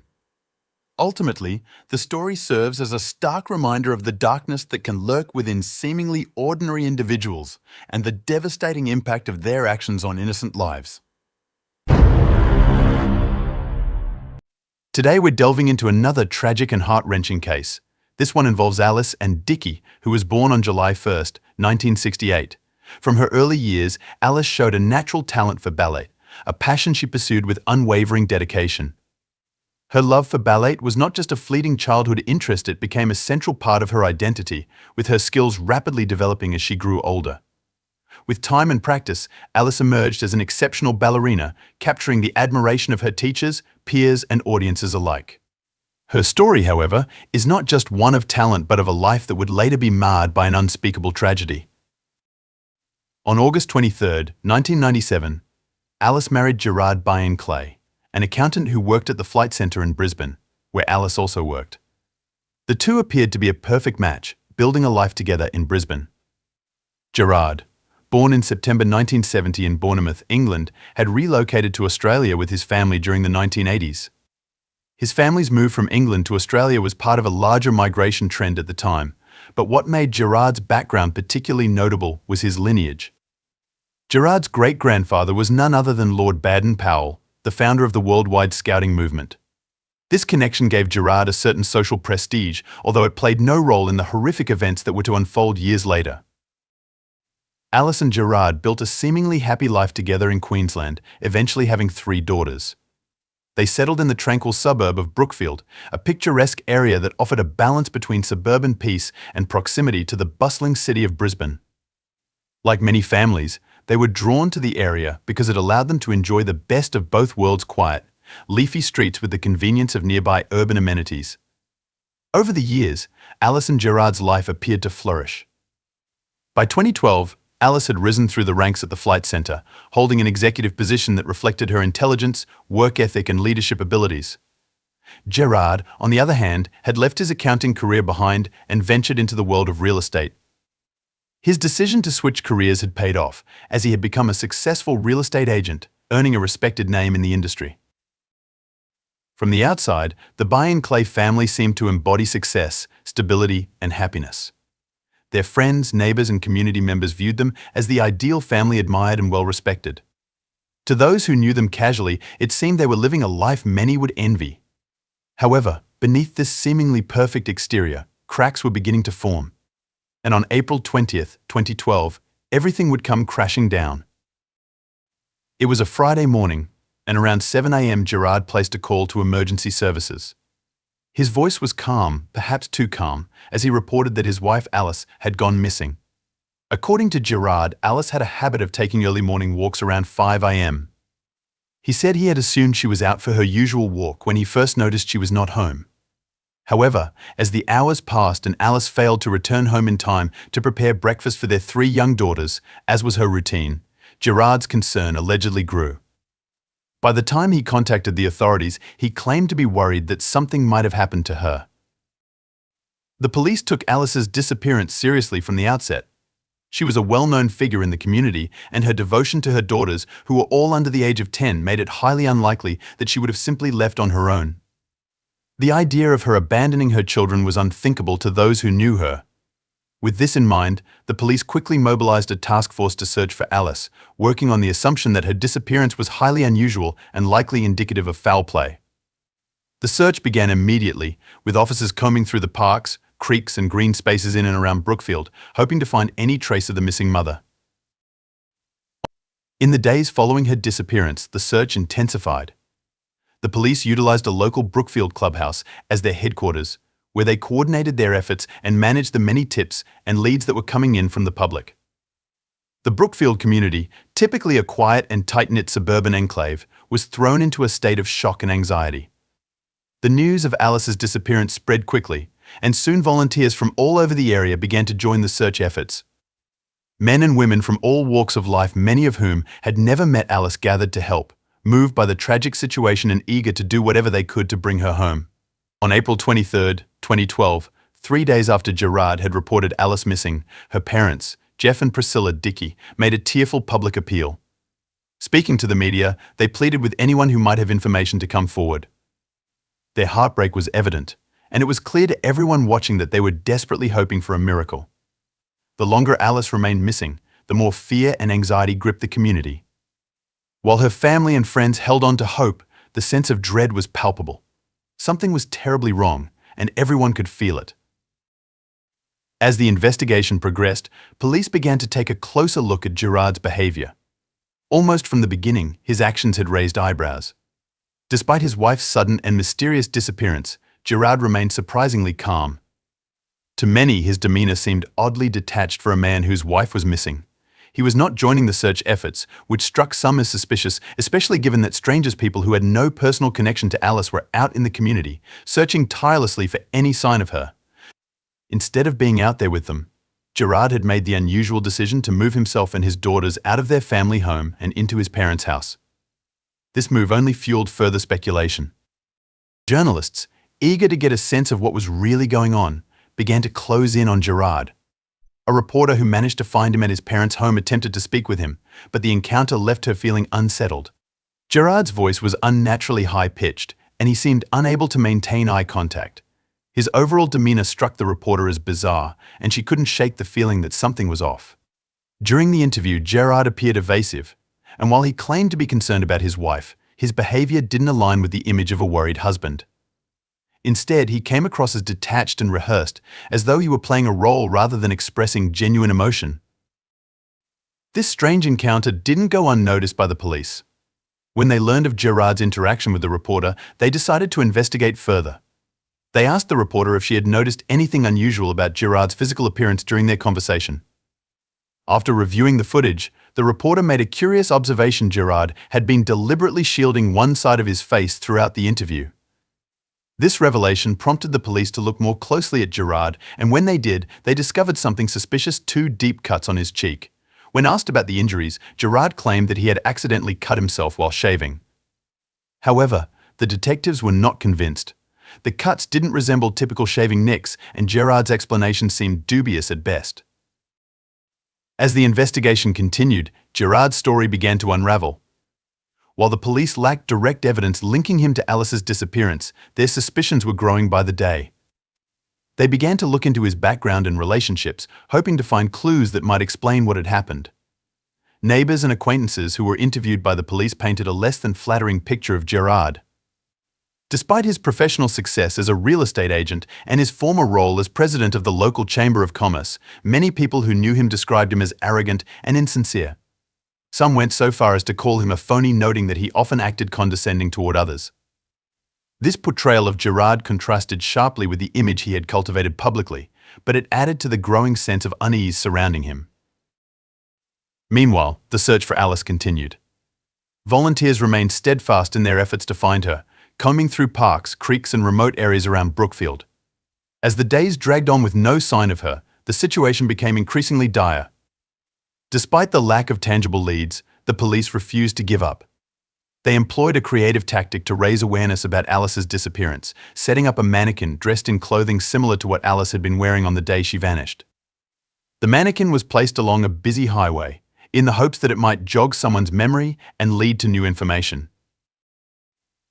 Then, on April 30th, 2012, just over a week after Alice was reported missing, there was a breakthrough. Daryl Joyce, a professor of horticulture and a local resident, was out kayaking along the Brisbane River. The day had started like any other for Daryl, who often spent his free time paddling along the river, enjoying the peace and quiet of nature. But as he made his way down a small creek known as Colorado Creek, he stumbled upon something that would change the course of the investigation. As Daryl paddled along the creek, something under the bank caught his eye. At first, he wasn't sure what it was, but as he drew closer, the sight became clearer and more horrifying. It was a body, partially submerged and lying beneath the creek bank. The smell of decomposition confirmed what Daryl had feared.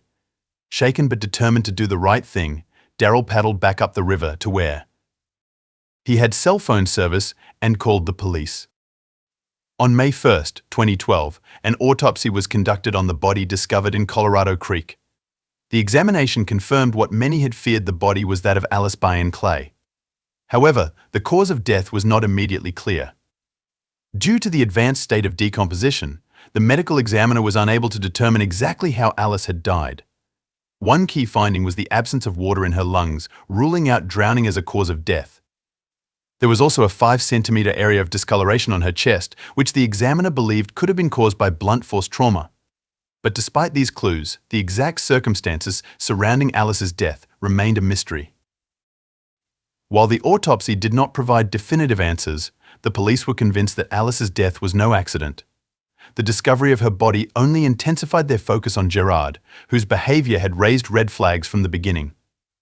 As investigators dug deeper into his life, they uncovered a series of startling revelations that pointed to a much darker truth. One of the most shocking discoveries was that Gerard had been living a double life. Although he had presented himself as a devoted husband and father, the reality was far more complicated. Since 2008, Gerard had been involved in an extramarital affair with a woman named Toni Michu, who worked with him at his real estate agency. The affair had continued for years, despite Gerard's efforts to keep it a secret. In fact, Alice had discovered the affair in 2011, which led to a brief period of marriage counseling. However, Gerard's relationship with Toni did not end. In the months leading up to Alice's disappearance, Gerard and Toni had rekindled their affair. Toni Michu later told investigators that Gerard had professed his love for her and had even promised to leave Alice so that they could be together. Gerard had gone so far as to tell Toni that he planned to leave his wife, though he never followed through on this promise. In addition to his affair with Toni, Gerard had also been involved in 2 other extramarital relationships during his marriage to Alice. As the police delved deeper into Gerard's personal life, they also uncovered significant financial troubles. Despite his apparent success in the real estate industry, Gerard was struggling financially. The devastating Brisbane floods of 2011 had severely impacted his business, and he was finding it increasingly difficult to make ends meet. These financial difficulties, combined with his extramarital affairs, painted a grim picture of a man under immense pressure. The most damning piece of evidence, however, came in the form of a life insurance policy. Investigators discovered that Gerard had taken out a life insurance policy on Alice worth $800,000. The timing of the policy, coupled with Gerard's financial struggles, raised serious questions about his motives. Even more suspicious was the fact that Gerard had contacted the insurance company on the very day that Alice's body was discovered, inquiring about how to file a claim.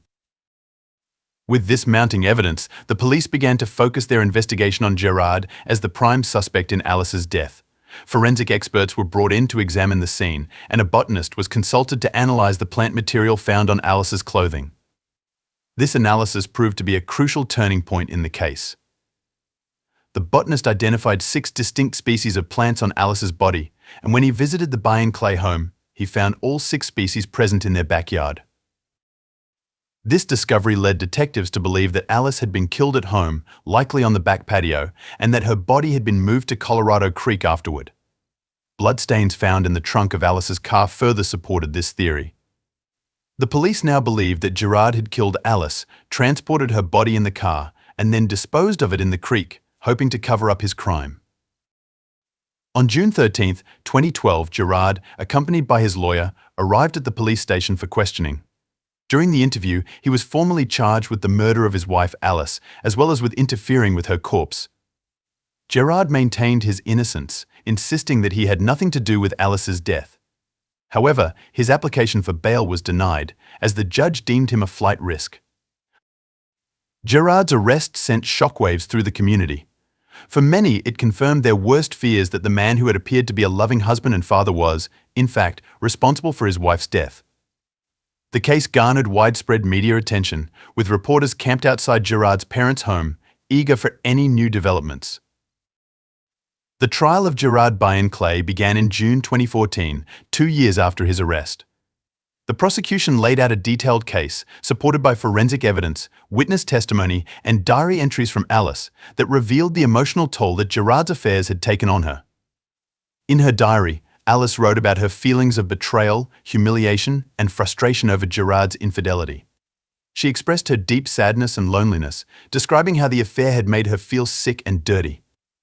These diary entries painted a picture of a woman who was emotionally devastated by her husband's actions, yet determined to hold her family together. Despite the compelling evidence presented by the prosecution, Gerard's defense team argued that the case against him was circumstantial. They claimed that there was no direct proof that Gerard had killed Alice, and that the evidence could not definitively prove that her death was a result of foul play. After 5 days of deliberation, the jury returned a verdict. Gerard was found guilty of murder and sentenced to life in prison, with a minimum of 15 years to be served before he would be eligible for parole. However, Gerard's legal battle did not end with his conviction. In August 2015, the Queensland Court of Appeal downgraded his conviction to manslaughter, citing a lack of conclusive evidence to prove that Gerard had intended to kill Alice. This decision sparked outrage in the community, with many people feeling that justice had not been served. In response to the public outcry, the Director of Public Prosecutions appealed the decision, and in August 2016, the High Court of Australia reinstated Gerard's original murder conviction. This ruling brought a sense of closure to Alice's family and friends, who had been fighting for justice since the day she disappeared. Today, Alice's legacy lives on through the Alison Bayan Clay Foundation, which was established by her loved ones to raise awareness about domestic violence and provide support for victims. Her sister, Vanessa Fowler, has become a leading advocate in the fight against coercive control, a form of psychological abuse that Alice endured during her marriage to Gerard. Through their work, they hope to honor Alice's memory and prevent other families from experiencing the same tragedy.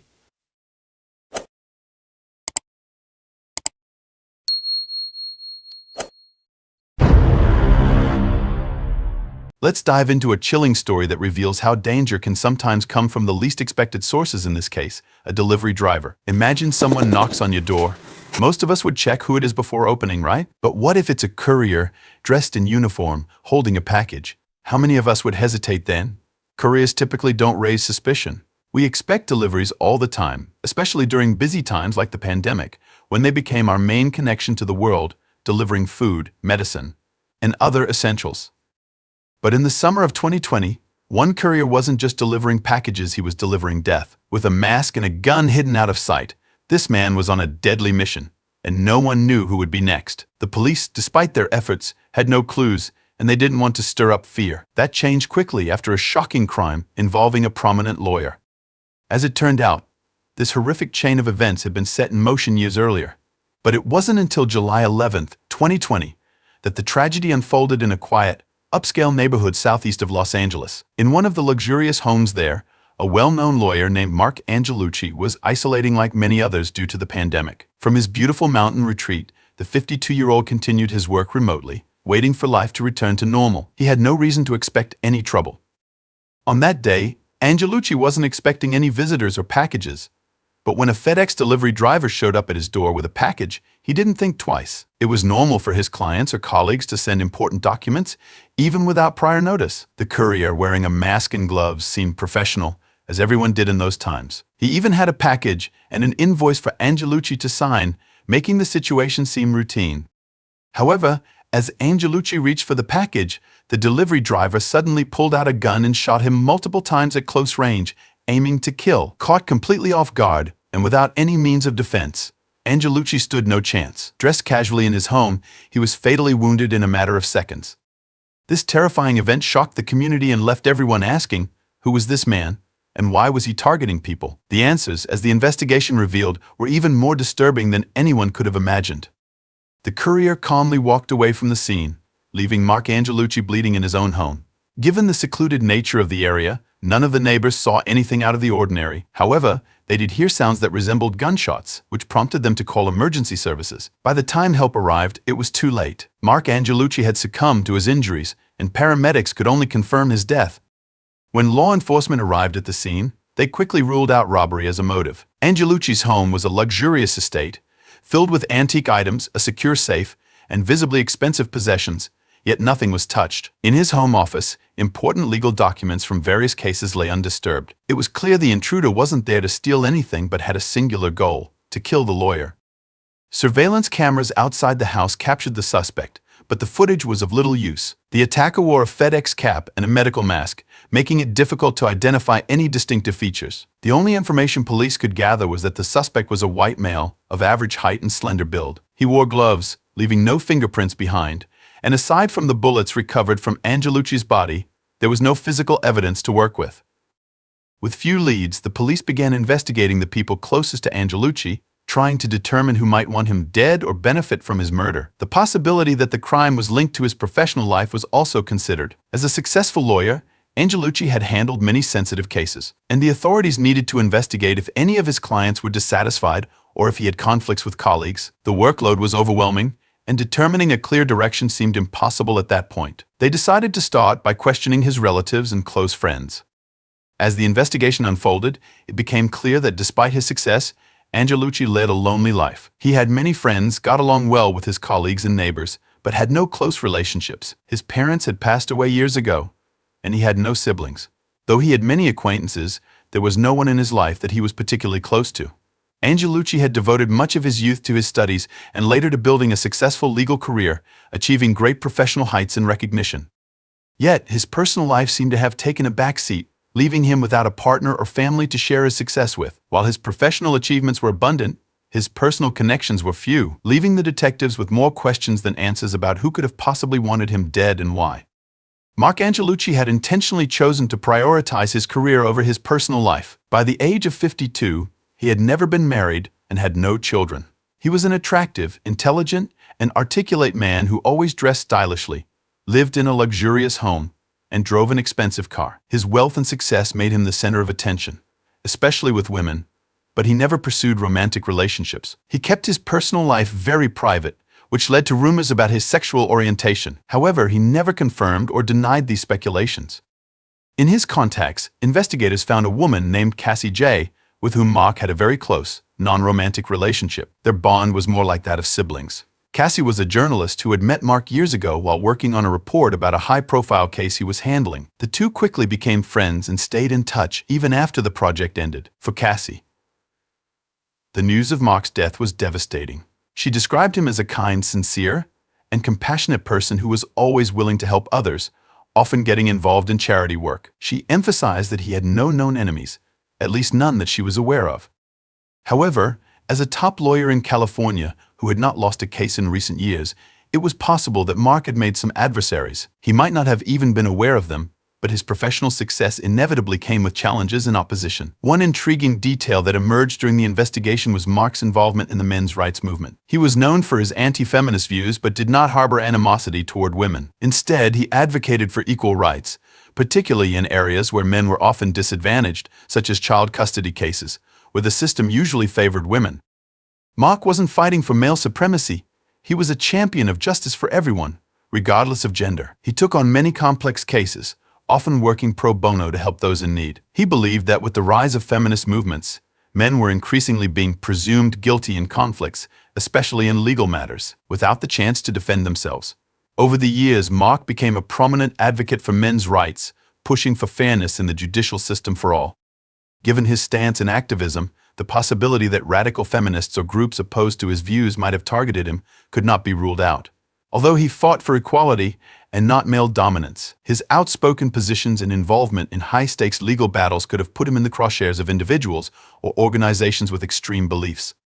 It seemed possible that radical elements connected to feminist organizations might have played a role in Marc Angelucci's death. With no close family or significant leads, the investigation faced the risk of stagnation, potentially leading to the case being shelved. But Cassie J., Marc's close friend and journalist, decided to take action. Using her extensive connections in the media, she brought national attention to the case, forcing law enforcement to dig deeper.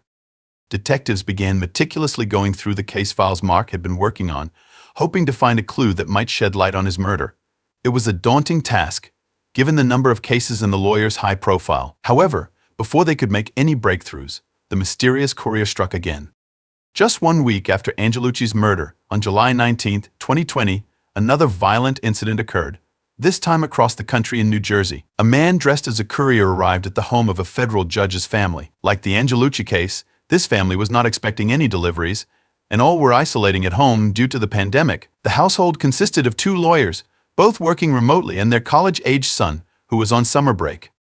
Mike Andel, a 62-year-old lawyer and the head of the household, first spotted the courier from the balcony of his home. Assuming the delivery was work-related and perhaps intended for his wife, he began to head downstairs to answer the door. But before he could get there, his 20-year-old son, Daniel, who was closer to the front door, opened it without hesitation. They exchanged a few words with the courier, but before anyone could react, a gunshot rang out. Mike was still descending the stairs when the gunfire erupted. It seemed likely that he was the original target, but his son Daniel was standing between him and the shooter. The young man took a bullet to the chest and collapsed to the floor. The attacker then fired multiple shots at Mike, hitting him 3 times. Like in Angelucci's murder, the courier didn't enter the home. Instead, after shooting the father and son, he turned around and calmly left the scene, leaving the family to die. What the shooter didn't know was that there was another person in the house, Judge Esther Salas, the wife of Mike and the mother of Daniel. She had been in the basement, sorting through items, and didn't hear the gunfire. When she came upstairs, the horrifying scene unfolded before her eyes. Her son, Daniel, lay in a pool of blood near the front door. Desperately, she rushed to him, trying to stop the bleeding. She called out for her husband's help, only to realize that Mike, too, was severely wounded, lying on the stairs. Judge Salas immediately called 911, reporting the shooting and doing her best to provide first aid to both her husband and son. It was a scene of unimaginable horror for a family that had no idea danger was lurking so close to home. By the time paramedics and law enforcement arrived at the scene, both Mike Andel and his son Daniel were still alive, but in extremely critical condition. They were immediately rushed to the nearest hospital, where they underwent emergency surgery. It seemed for a moment that their conditions had stabilized, but the criminal's motive remained unclear. It was uncertain whether the shooter intended to kill Judge Esther Salas, her lawyer husband, or to eliminate the entire family.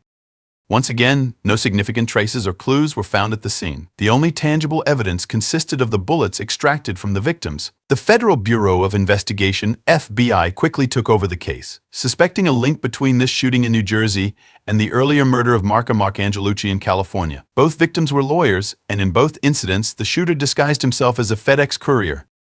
Despite the similarities, the FBI believed that the primary target in the New Jersey case was Judge Salas, and that her husband and son were collateral victims. Ballistic analysis confirmed their suspicions. The bullets from both shootings were fired from the same .380 caliber pistol. This removed any doubt that the same individual was behind both attacks, but the question remained, who was this person, and why was he targeting these people? Investigators knew they had to find him quickly before he struck again. The key to unlocking the case might lie with Daniel Andel, the surviving witness who had come face-to-face with the shooter and even exchanged a few words with him. Daniel, who had undergone major surgery, was in critical condition in the intensive care unit. When he regained consciousness, he immediately expressed a desire to speak with detectives about what he had seen. Although Daniel couldn't describe the shooter's face due to the mask, he did provide some valuable observations.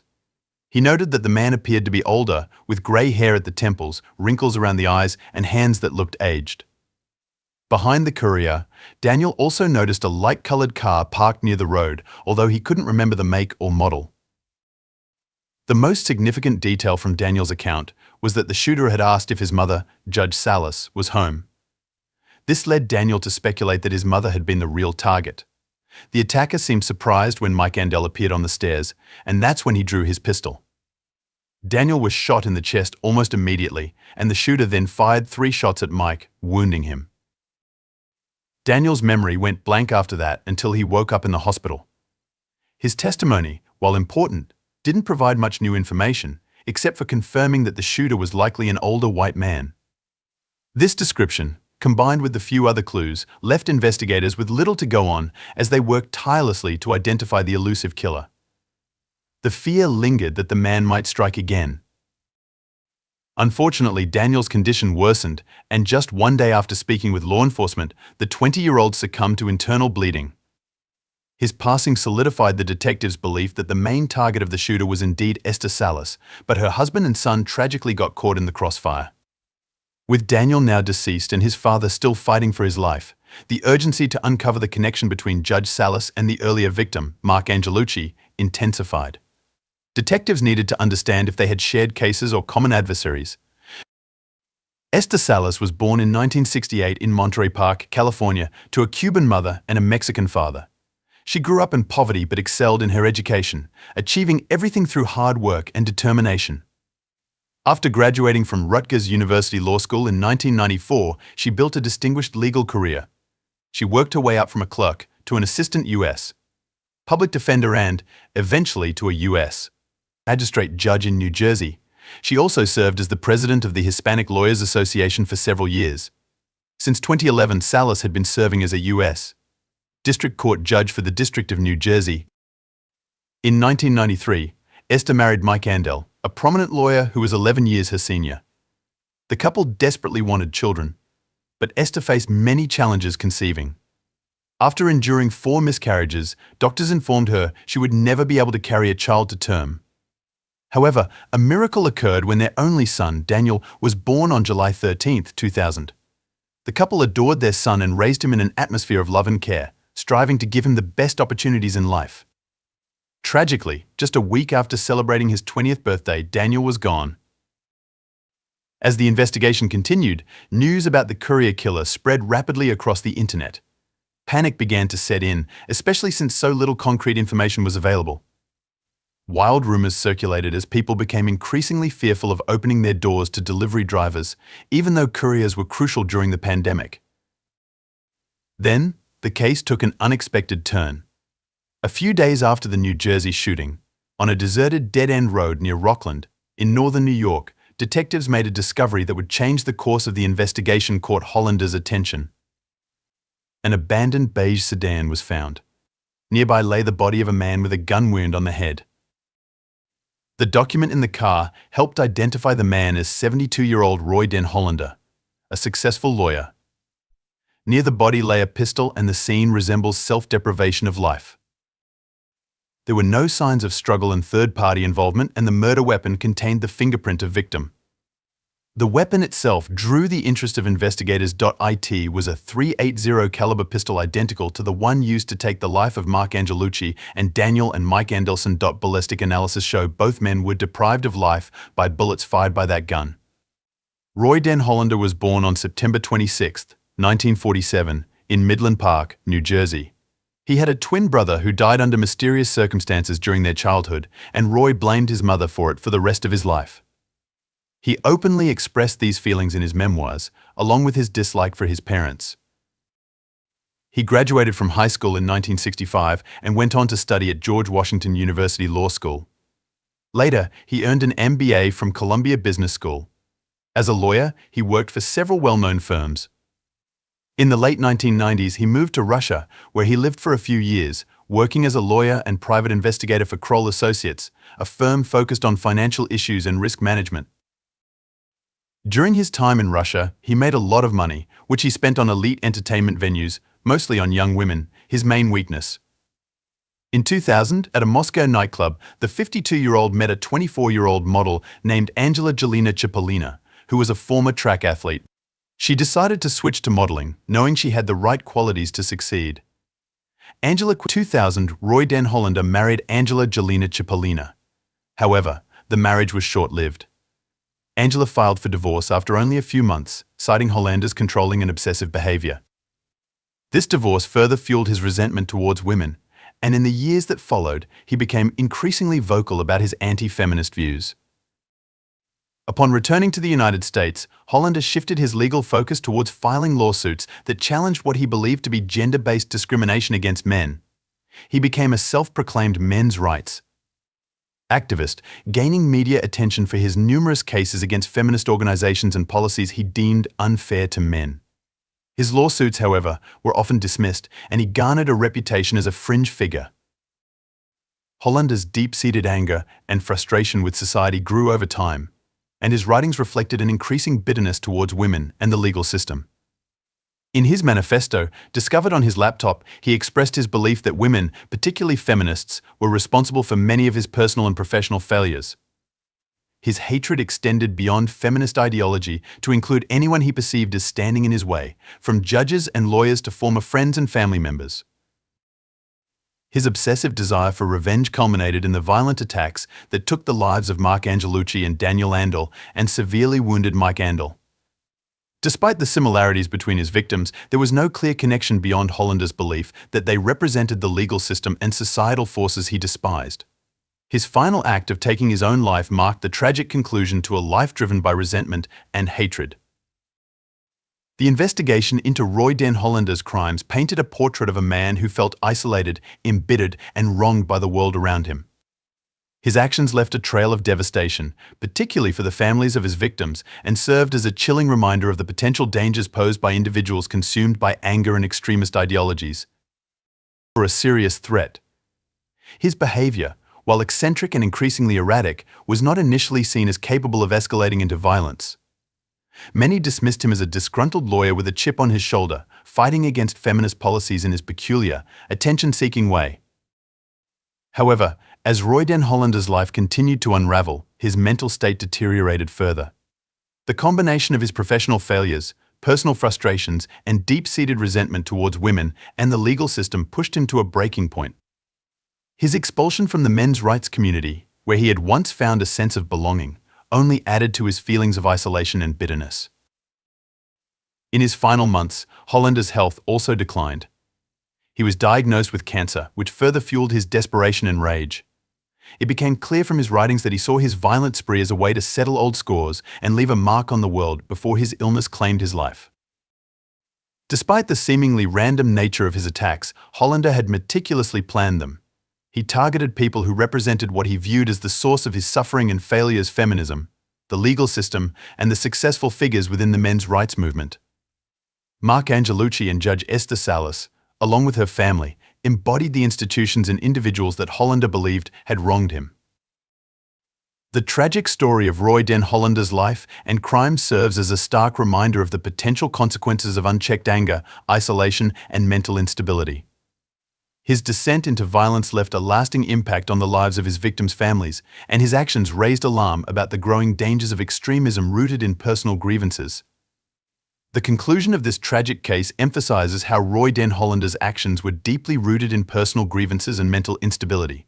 His violent spree, targeting figures he believed had wronged him, brought devastating consequences to the lives of his victims and their families. After his death, the discovery of extensive writings revealed the breadth of his anger and delusions, but fortunately no accomplices were found, meaning others on his revenge list were safe. The aftermath of the attack on the Angelucci family was equally harrowing. Mike Angelucci endured a prolonged and painful recovery after suffering 3 gunshot wounds. Judge Esther Salas, left devastated by the loss of their only son, Daniel, fell into a deep depression. However, despite her grief, she found the strength to speak publicly about the ordeal in a televised interview with 60 Minutes. This marked her first public acknowledgement of the tragedy, and she used the platform to raise awareness about the dangers public figures and their families face. Inspired by her loss, Esther Salas also became an advocate for change. Her efforts helped pass Daniel's Law in December 2021, a legislative measure aimed at protecting judges and their families by prohibiting the public disclosure of their addresses and personal contact information. This law stands as a tribute to her son, ensuring that his death leads to greater safety for public officials across the country. The case not only highlighted the dangers of unchecked extremism and mental illness, but also the importance of safeguarding individuals in high-risk public roles. As Esther Salas continues to work towards greater protections, her son's memory endures through the impactful changes she has helped bring about.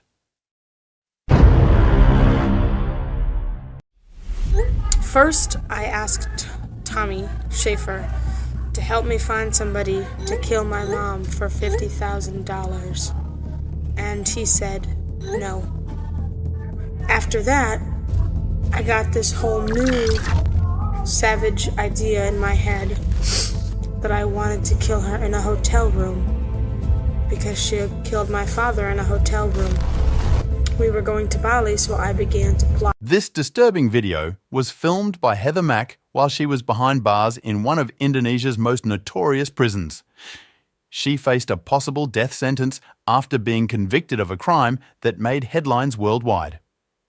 The case reveals a shocking story where even close family ties were shattered. This is the tragic tale of Heather Mack and her mother, Sheila von Wieser. First, we want to express our deepest condolences to the loved ones of Sheila von Wieser, who was the victim of these terrible events. On August 11, 2014, 19-year-old Heather Mack and her 62-year-old mother, Sheila, arrived in Bali for a vacation. Sheila had spent a lot of money on the trip, hoping to mend their strained relationship. But unbeknownst to Sheila, Heather had darker intentions. In the early hours of August 14th, they checked into the St. Regis Hotel in Nusa Dua, Bali. During check-in, Sheila discovered 2 rooms booked under her name and saw a passport belonging to Tommy Schaefer, Heather's boyfriend. Heather had used Sheila's credit card to book a separate room and a plane ticket for Tommy without her mother's knowledge. Furious, Sheila stormed off and didn't return that day. On August 12th, Tommy arrived at the resort and went to the room Heather had reserved for him. That night, Heather and Tommy put their sinister plan into action. After giving Sheila sleeping pills, Heather texted Tommy to let him know it was time. When Tommy entered the room, Sheila was drowsy but still awake. Once inside, with the door shut behind him, Tommy picked up a fruit bowl and hit Sheila over the head. He and Heather then continued to beat Sheila until she stopped breathing. Together, they concealed Sheila's body in a suitcase. CCTV footage later showed the couple carrying the suitcase on a luggage cart and loading it into a taxi. This terrible crime shocked the world, leaving many to wonder why Heather would murder her own mother in such a brutal way. Police have reported that the body of a 62-year-old woman was found stuffed in a suitcase on the resort island of Bali, Indonesia. The grim discovery was made on Tuesday, inside a taxi parked in front of the luxury St. Regis Hotel. The woman, found half-dressed with head injuries, raises many questions. One big question is about Heather Mack. Who is she, and what could have led her to such a tragic situation?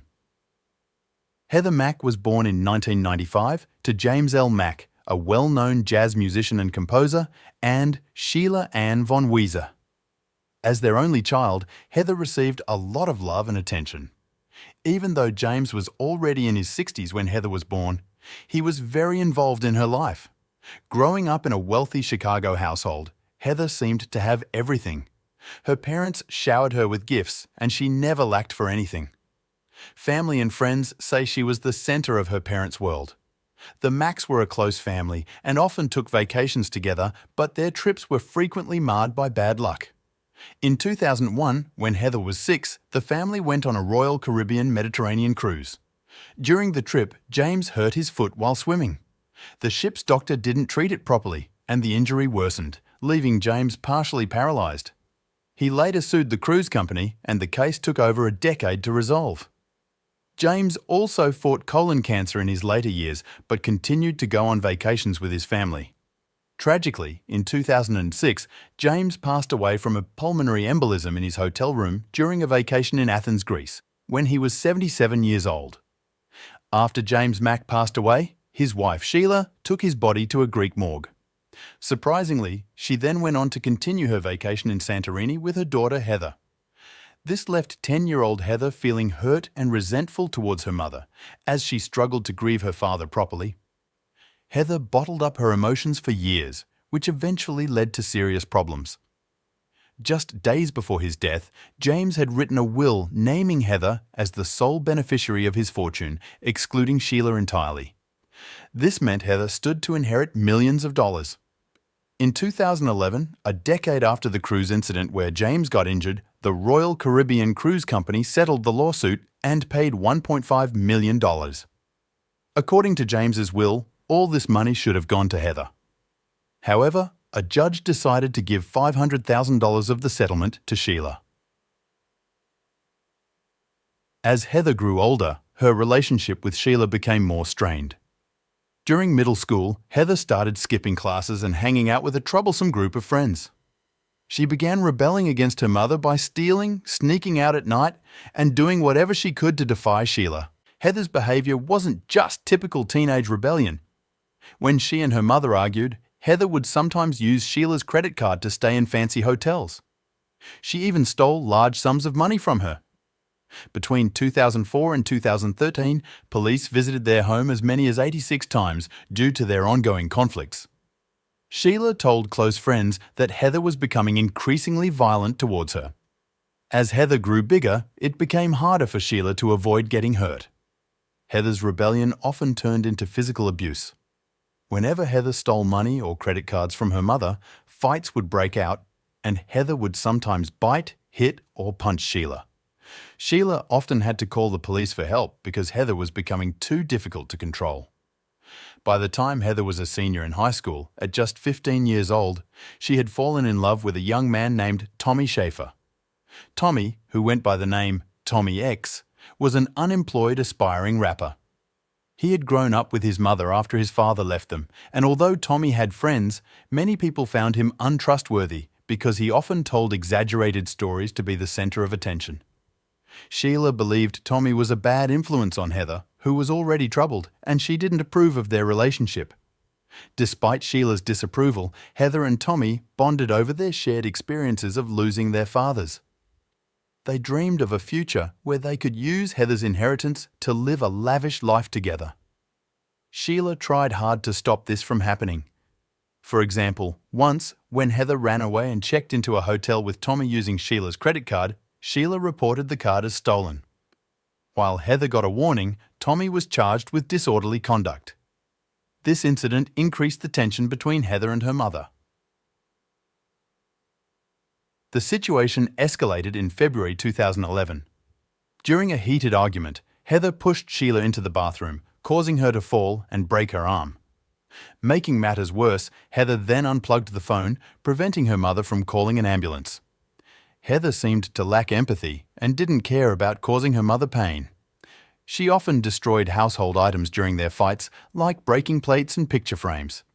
Sheila confided in her friends about how difficult it was to handle Heather's behavior.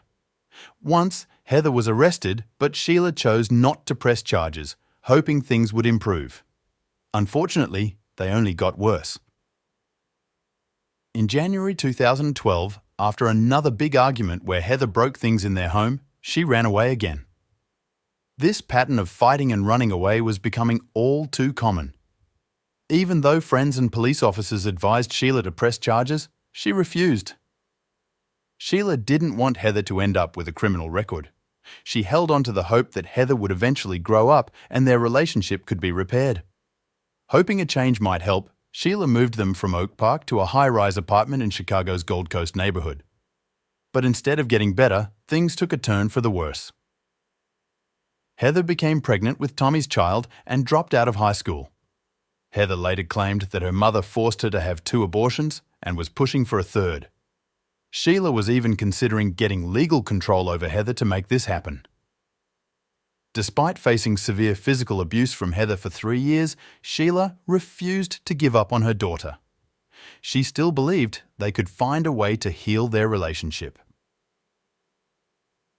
Looking for a fresh start, Sheila planned a trip to Bali, Indonesia, with Heather in 2013. She hoped that some time away together might help mend their broken hearts. When Sheila, aged 62, decided to take her daughter Heather on a vacation to Bali, she spared no expense. She bought first-class tickets for both of them, each costing over $10,000, and booked a luxurious room at the upscale St. Regis Resort. Sheila hoped this trip would help repair their strained relationship. She had no idea what Heather was planning. Pictures from their trip show them smiling, but beneath those smiles were deep, unresolved issues. Sadly, Sheila didn't realize just how much they had drifted apart until it was too late. Months before the trip, Heather's boyfriend, Tommy, had shared a dark plan with his cousin, Robert Bibbs. Heather had told Tommy that she saw only one way to escape her mother's control: to kill her. She was desperate to avoid the abortions her mother wanted and saw inheriting her mother's millions as the solution. Heather even talked about hiring a hitman, saying she had $50,000 to spend on one.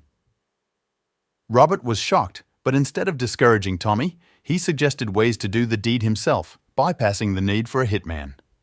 Their discussions took place over Facebook Messenger and through text messages, leaving a trail of evidence. If Sheila had simply agreed to give Heather access to her trust fund, Heather would have gotten the money she wanted. However, Sheila wasn't focused on the money. She just wanted her daughter to be mature enough to handle her inheritance responsibly. Ignoring her mother's intentions, Heather and Tommy continued to plot. Heather secretly used her mother's credit card to buy Tommy a business-class ticket so he could join them on their Bali vacation. While Sheila and Heather flew first class, Tommy flew separately and stayed at the same resort. Before the trip, Sheila had confided in a friend named Elliot. In an email, she detailed her concerns about Heather's behavior and the upcoming vacation, hoping that the time away might help fix their troubled relationship. Sheila's friend Elliot had warned her that the trip to Bali might not help improve her rocky relationship with Heather. Unfortunately, he was right. On August 11, 2014, just after midnight, Sheila and Heather arrived in Bali. When they checked into the resort, Sheila was shocked to find 2 rooms booked under her name. The hotel staff showed her a copy of Tommy's passport, which explained the second room. Sheila immediately confronted Heather, leading to a heated argument in front of the hotel staff. Heather claimed that Tommy was there to study, but Sheila didn't believe her. She knew a high school dropout wasn't likely to be in Bali for school. Frustrated and feeling disrespected, Sheila walked away angrily. Tommy arrived at the resort just after midnight on August 12th, a few hours after Heather and Sheila. Once Tommy got to his room, Heather messaged him about an hour later, saying her mother was still angry but had gone to bed. Around 1:54 a.m., Heather sneaked out to Tommy's room and they wandered the hotel corridors until about 2:45 a.m. After returning to her room, Heather and Tommy continued to text each other, planning how to kill Sheila. They discussed their plot in code, using the phrase, "say hi," to mean murder. Heather suggested they should say hi right away. Tommy replied that Sheila should be made completely unconscious first, hinting that she should be drugged. At around 3:16 a.m., Heather snuck out again to meet Tommy on his floor. Noticing her daughter was missing, Sheila went to the lobby at 3:27 a.m. and spoke to the staff, likely worried. Heather then appeared in the lobby to talk to her mother and returned to their room afterward. From 4 a.m. to 8 a.m., Heather and Tommy exchanged more messages. During this time, Heather reportedly drugged her mother with sleeping pills. Their texts continued, filled with plans and anticipation for what they would do next. The night was filled with tension, deceit, and the looming horror of what was to come. Heather texted Tommy, saying that Sheila had woken up and the sleeping pills hadn't worked well. Tommy advised her to wait at least 20 minutes to make sure Sheila was asleep before they said hi, their code for the murder. Heather was excited and said she couldn't wait. Initially, Heather was supposed to carry out the attack, but she got scared and asked Tommy for help. Tommy suggested that Heather should create a distraction to keep Sheila occupied while he hid in the bathroom. In their chilling messages, Heather urged Tommy to be relentless, no matter what Sheila did or said. As they waited for Sheila to fall back asleep, Tommy messaged his cousin, Robert Bibbs, again. Robert was surprised that Sheila hadn't died from the sleeping pills and suggested drowning her. Tommy, aware of the resort security cameras, decided instead to hit Sheila with something hard. He sent Heather a picture of a glass fruit bowl with a metal handle, and they agreed it would make a good weapon. The plan was for Tommy to jump out and hit Sheila over the head with the fruit bowl, knocking her out so they could kill her together. They would then claim that Sheila had slipped and fallen. Heather pretended to go get some water and confirmed that the bowl was a suitable weapon. Their final text exchange was around 8:57 a.m. After that, Tommy went back into Sheila's room with Heather. Following their gruesome plan, Tommy picked up the fruit bowl and struck Sheila over the head repeatedly. The couple continued to beat Sheila until she eventually died, choking on her own blood. Once Sheila was dead, Heather and Tommy worked together to cut up her body and stuff it into a suitcase. Resort security cameras captured them moving the suitcase on a hotel luggage cart, heading to different floors. At 10:02 a.m., Tommy messaged Robert, confirming Sheila's death and showing no remorse. Robert responded by blaming Sheila, saying it wasn't Tommy's fault for not feeling anything. At 10:43 a.m., Heather and Tommy loaded the suitcase and some other items into a cab. As they did, they noticed blood leaking from the seams of the suitcase, causing them to panic. They quickly left the bloody suitcase in the trunk and told the cab driver they needed to go back inside to check out of the hotel. After leaving the suitcase in the cab, Heather and Tommy returned briefly to the resort, but then left through another exit. The cab driver, waiting for them, eventually opened the trunk and found blood on the suitcase. He informed resort security, who took it to the police station. When the police opened the suitcase, they discovered Sheila's body inside. She had been seriously injured and later died from her injuries. The exact cause was determined to be related to the injuries she sustained. Heather and Tommy were arrested the next day while staying at another hotel nearby. Tommy's cousin, Robert Bibbs, saw news of their arrest and feigned surprise. However, texts between Robert and Tommy discussing the incident made him an accessory. Initially, Heather and Tommy claimed they had been taken by armed individuals who had harmed Sheila. They said they had fled and were scared to report the incident. However, Tommy later changed his story, alleging that he had harmed Sheila in self-defense. Tommy claimed he struck the 62-year-old woman in self-defense. Heather made a similar claim, alleging Sheila was abusive. However, police reports filed by Sheila contradicted these claims, showing Heather had been the aggressor in previous incidents. Heather also claimed she wasn't in the room during the murder. She said Tommy acted alone in putting her mother in the suitcase. In Indonesia, the penalty for murder is death, which worried 18-year-old Heather. However, due to her pregnancy, she avoided the firing squad pending trial. Tommy pleaded guilty to killing Sheila in September 2014, while Heather confessed to being an accomplice. They were formally charged with murder in January 2015. The potential sentence was death by firing squad, but in April 2015, Heather received a 10-year prison term. Tommy got 18 years, with Heather's lighter sentence reflecting her lesser role and having given birth in jail. In September 2015, Tommy's cousin Robert Bibbs was charged with conspiring against Sheila, receiving a 9-year sentence in June 2017. During her imprisonment, Heather gained attention for videos on social media showing her seemingly carefree life in Bali's prison, sparking global interest and criticism. Heather appears carefree, wearing makeup and playfully sticking her tongue out in the video. Her daughter Stella, born in prison 6 months earlier, is shown being cradled by Tommy Schaefer. Heather is seen dancing with other inmates and casually discussing her daughter's health issues due to Coca-Cola in other clips. Okay, so this is a video that I need to make. A lot of the times, since I've been a kid, I've heard the truth sets you free, the truth sets you free. And I never understood, but I'm Heather Mack, and I want to be set free.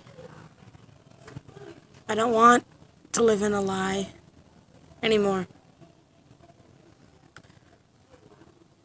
When I was 10, my mother killed my father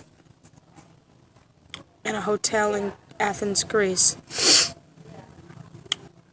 2 weeks before I came to Bali, I found out that she killed my father.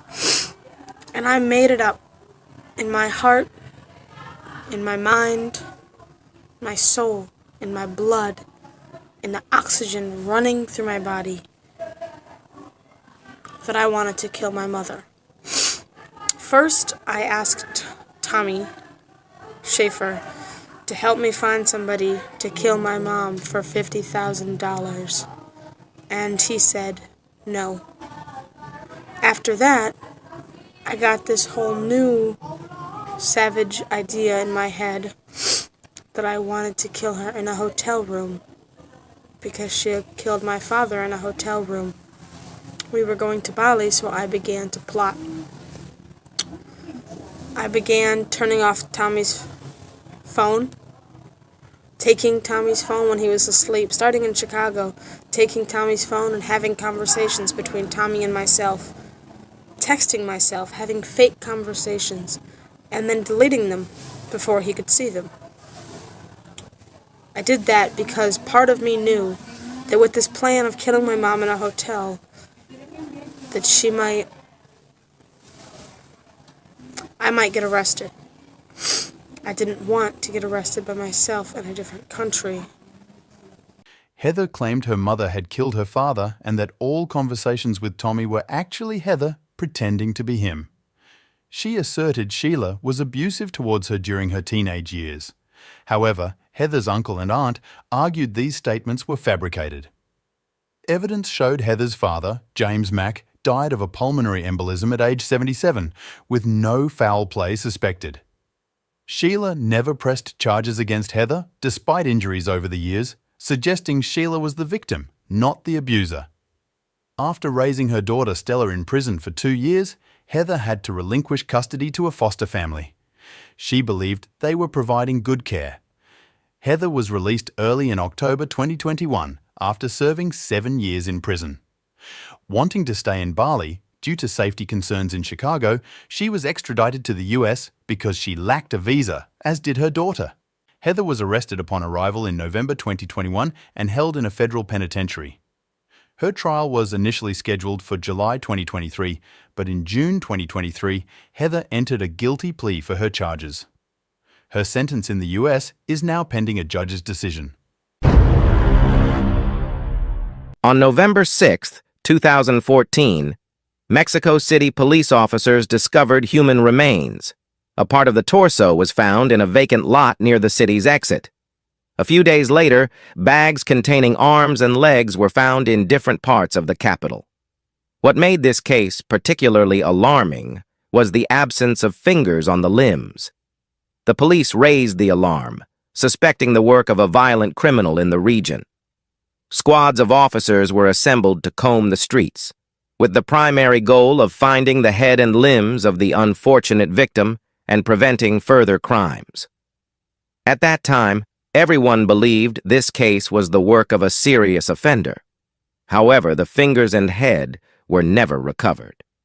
Despite this, forensic experts determined that the remains belonged to the same individual. Due to the absence of fingers and teeth, identifying the person was impossible. The story unfolds in North America, with the main character being a resident of Mexico City named Alejandra Lafuente.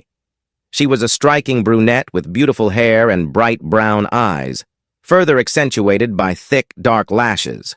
Alejandra maintained an athletic, trim figure through fitness, yoga, and breathing exercises. She enjoyed indulging in self-care activities like visiting beauty salons, getting massages, or going to spas. In warm weather, she liked lounging on the beach, and on cloudy days, she frequented tanning salons. In terms of her career, Alejandra's father, Dr. Alberto Dente, was a renowned psychiatrist specializing in conditions such as schizophrenia and manic disorders. He was not only known for his scientific work, but also for his patient experiments. Alejandra idolized her father and aimed to achieve similar success. With determination, resourcefulness, and extraordinary intelligence, coupled with her father's connections, she pursued psychiatry at the best university, graduating with honors. Eventually, she wrote and defended her thesis on manic syndrome. However, instead of pursuing psychiatry, Alejandra became interested in psychotherapy. With financial support from her father, she obtained a license and opened her own office in a new business center in the heart of the capital. Clients, primarily women, sought her counseling services for issues like eating disorders, depression, relationship problems, and low self-esteem. Alejandra assisted them in resolving family conflicts, yet her personal life faced challenges. Her first marriage ended, but the couple had 2 children, 2 charming girls with Alejandra's eyes and her father's sense of humor. Despite the divorce, Alejandra remained determined. She believed that having 2 children was not a reason to neglect herself, still dreaming of finding her ideal partner, someone who could also be a good father to her daughters.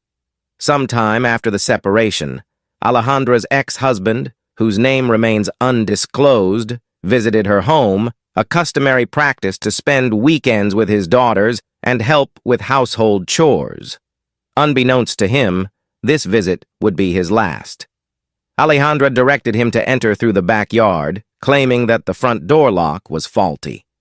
Oblivious to any danger, he followed her instructions and entered the house. Alejandra mentioned that her youngest daughter was bathing and invited him to join her in the bathroom without suspecting anything sinister. The man walked into the bathroom to an eerie silence, noticing tape on the floor and his daughter's absence from the bathtub. Realizing something was amiss, his ex-wife appeared behind him, wielding a hammer, and struck him repeatedly on the head. He collapsed, blood flowing from his skull. Sadly, their eldest daughter witnessed the horrific scene. Alejandra's behavior had been turbulent before, with friends noticing her physical outbursts toward her husband and frequent tantrums. The daughter fled, seeking help, and a neighbor called the police. Alejandra was arrested and charged with murder, maintaining her innocence. Her lawyers argued for self-defense, claiming her ex-husband's jealousy and false accusations triggered the violent confrontation. The incident occurred on June 14, 2012. The sentence took into account the defense's evidence and the presence of Alejandra's minor children. She was sentenced to 1 year and 4 months, but due to her father's financial resources, she received a suspended sentence. An appeal was filed to drop the charges, citing self-defense. Human rights activists advocated for a jury trial, portraying Alejandra as a victim of domestic violence. Ultimately, the court acquitted her.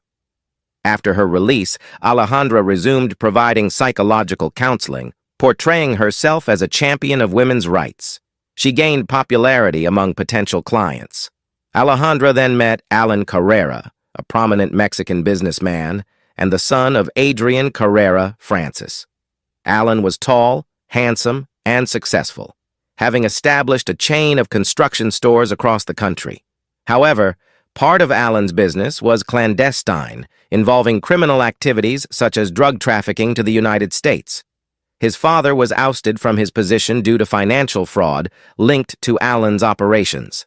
Their base was located in a border town and was guarded by hired police officers. This group controlled a small portion of drug trafficking in the South. Alan's father was implicated in his son's activities, and he faced a 20-year prison sentence. However, on July 18, 2000, Adrian Carrera was released early through the Witness Protection Program. After his release, he focused on his son and legitimate business endeavors. Alan Carrera followed in his father's footsteps and became an entrepreneur after graduating from college. He was particularly interested in a household appliance store, which he managed himself. Despite his success, his marriage was short-lived due to his demanding work schedule and absence from home. Alan struggled with loneliness and turned to alcohol to cope with his depression after the divorce.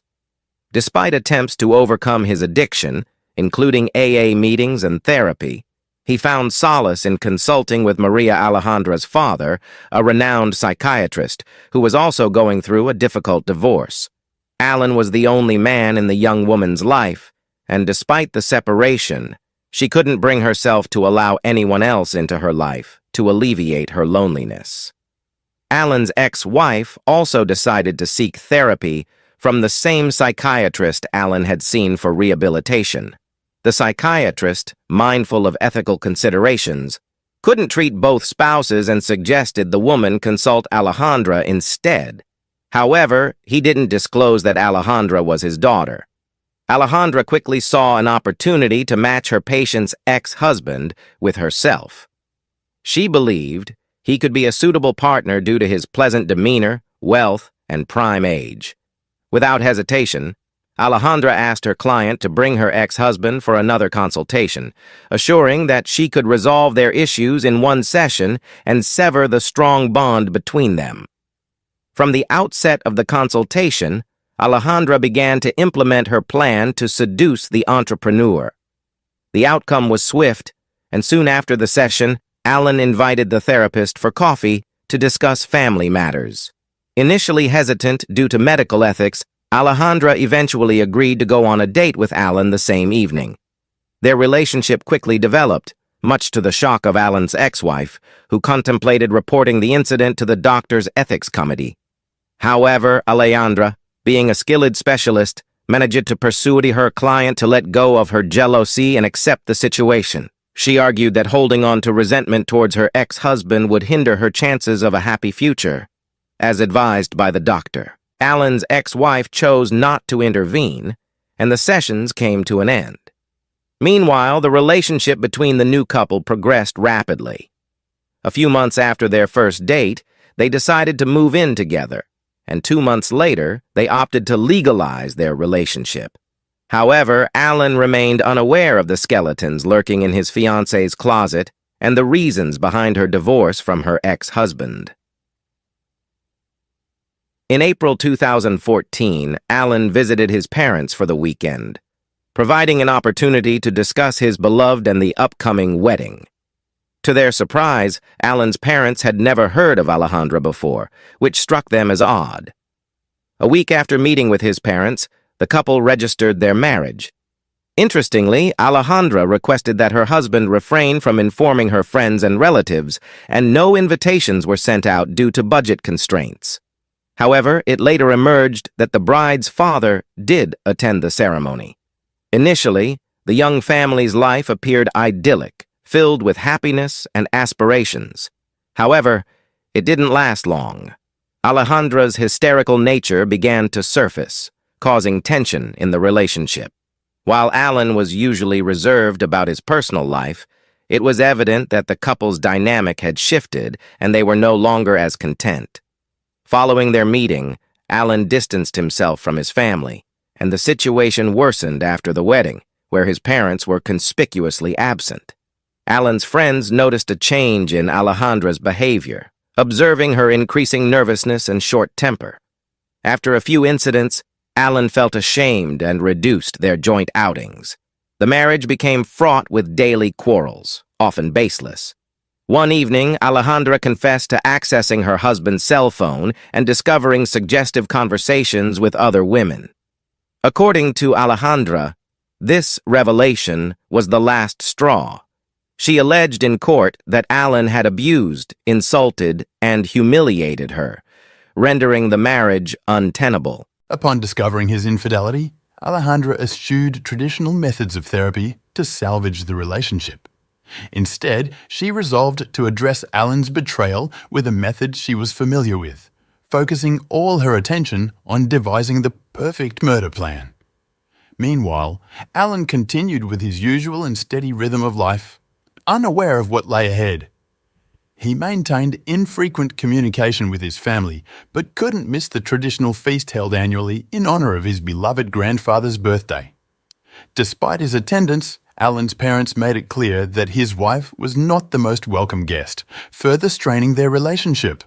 Little did anyone imagine that this would be the last time the family saw Alan alive.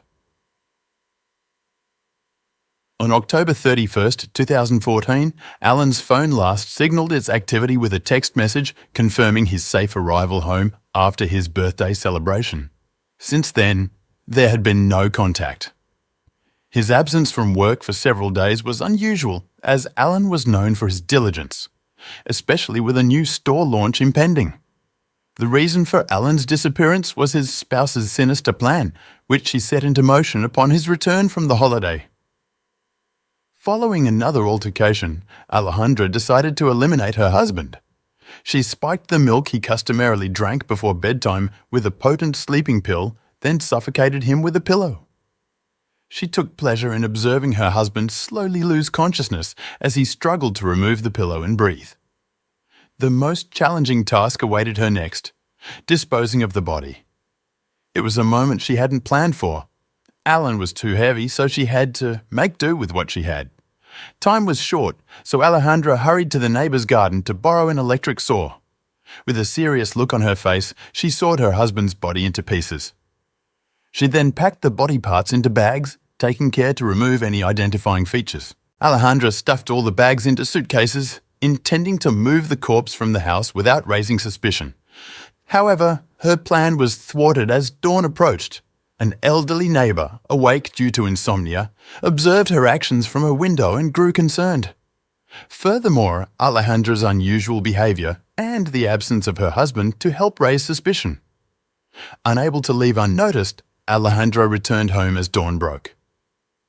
Unbeknownst to the neighbour, Alejandra had scattered bags containing her ex-husband's remains in different neighbourhoods to cover her tracks. As the day progressed, she resumed her normal routine. On November the 6th, 2014, Mexican police officers made the horrifying discovery of a human torso. The discovery prompted a widespread police alert due to the severity of the crime. Subsequent body parts were found across the city within a day, with significant distances between each location. This was later attributed to Alejandra's prolonged absence from home. All the body parts were sent to the forensic laboratory, where experts promptly confirmed they belonged to the same individual. In an attempt to deflect suspicion from herself, the perpetrator started sending messages to Alan's relatives. However, her efforts only complicated the situation. Unaware that her husband had distanced himself from his family, Alejandra falsely informed Alan's parents that they were going on vacation and would be unreachable. This plan backfired when Alejandra's father, Alberto, began calling Alan's family to inquire about her whereabouts. Concerned about her absence from counselling sessions, Alberto falsely claimed that Alejandra had been forcibly admitted to a clinic due to depression caused by her husband's infidelity. This alarmed Alan's relatives, who then attempted to locate him without success. Subsequently, they contacted the police. Laboratory experts compared the recently discovered corpse's remains with Alan's characteristics, confirming a 100% match. His relatives also identified him, which deeply affected Alan's grandfather, who fell ill with heart disease soon after.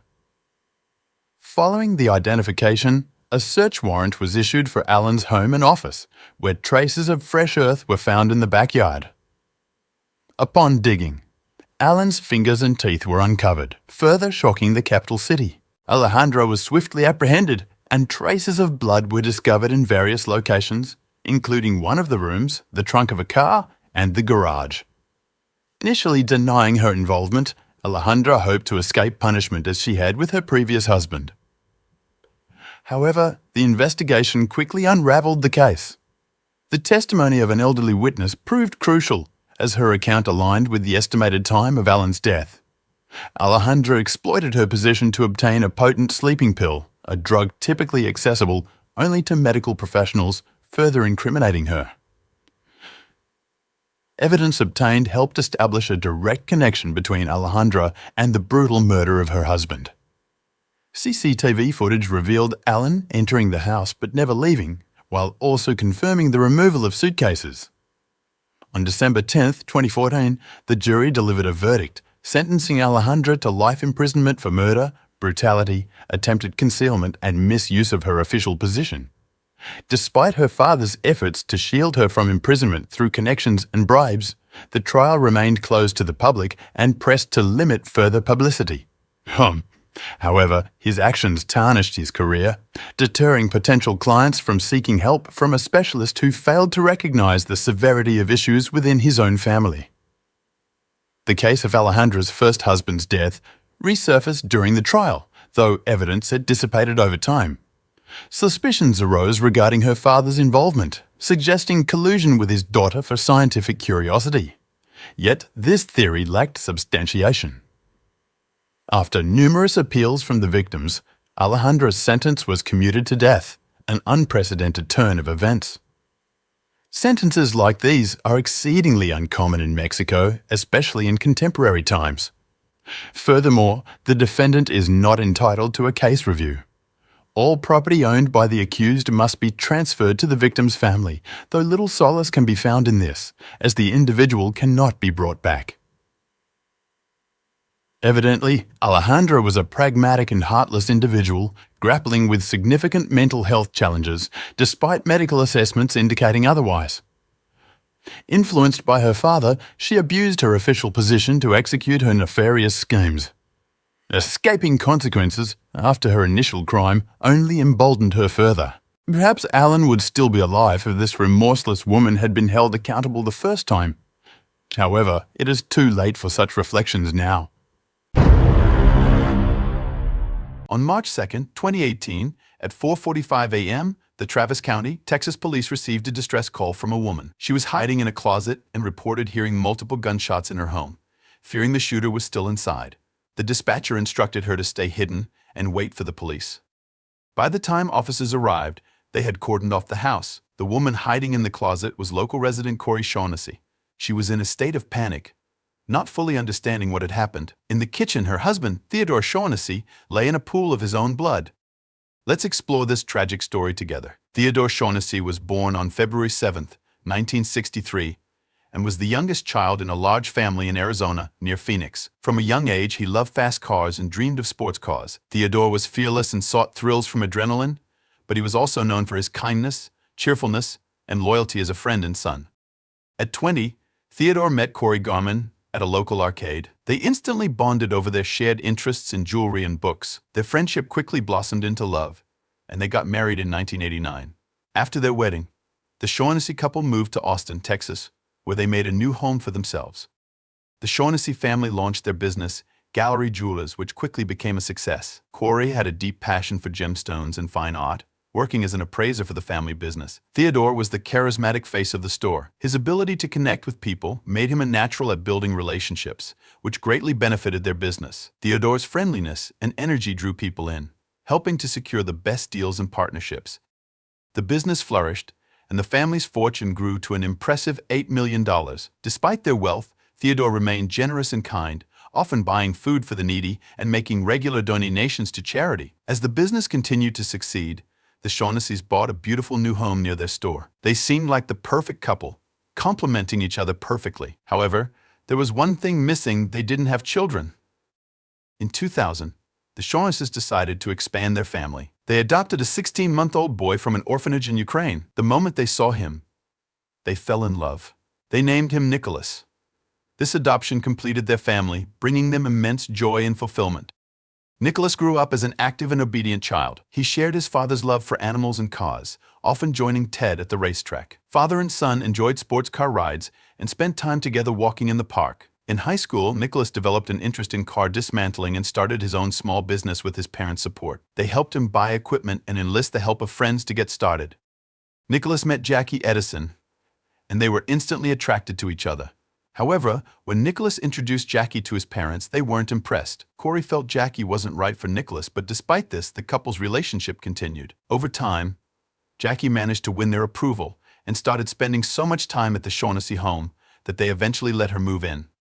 In August 2017, Nicholas and Jackie moved out of his parents' house to start their own life in College Station. Nicholas went into day trading with financial support from his parents while Jackie attended school. Despite the move, Nicholas remained close to his family, making the 2-hour drive to Austin every weekend to visit them. Everything seemed to be going well, and there were no signs of trouble.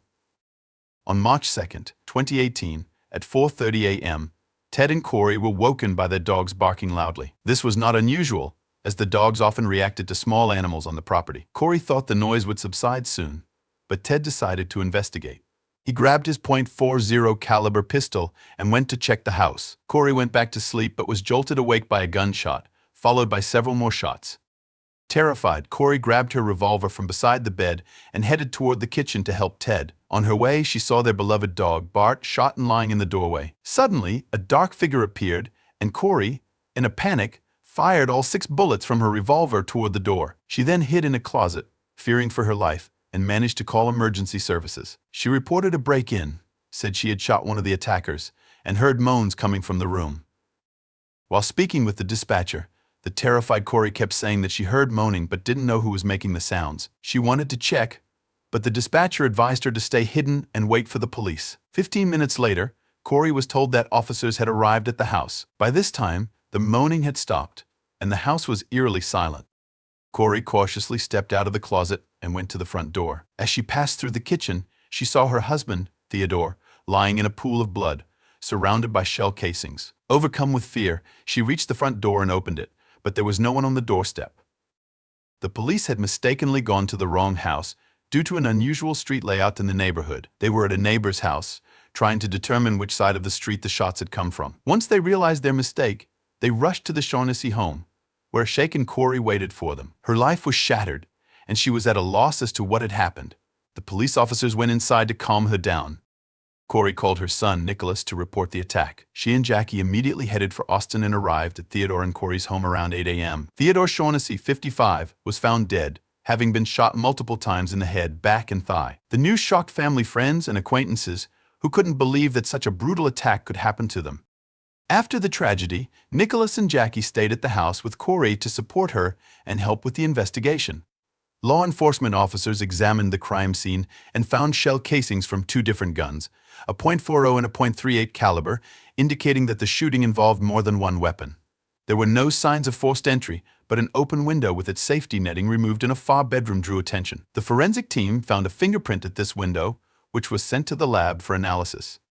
Police also spoke to several neighbors about the Shaughnessy family and if they had noticed anything unusual. One neighbor mentioned that this wasn't the first time the Shaughnessy's home had been targeted, given their chain of jewelry stores. The police collected Corey's pajamas for examination and swabbed her hands for gunshot residue. From the start, Corey was upfront about firing her gun during the attack. The police began their investigation and quickly ruled out burglary because there was no forced entry and no valuables were stolen. Their focus shifted to the murder investigation. They found that all doors in the house were intact except for Nicholas Shaughnessy's room. The door to this room had been opened, and a firearm, a .40 caliber pistol, was missing from a dresser. Since the caliber matched one of the guns used in the attack, detectives suspected it was the weapon used to kill Ted. Nicholas, Jackie, and Corey all cooperated with the investigation. Corey allowed police to search her cell phone, and while Nicholas claimed he hadn't been in Austin for about a month, he and Jackie both agreed to answer questions at the station. The police aimed to gather as much information as possible about the family and the events of that day to track down the perpetrators. They were still unsure if the murder was a random attack, a botched robbery, or a targeted crime. No unidentified fingerprints were found at the scene, which led them to question if Corey, the sole surviving victim, could be a suspect. The fact that the shooters left Corey alive and stayed in the house for 17 minutes before the shooting, with nothing stolen, seemed suspicious.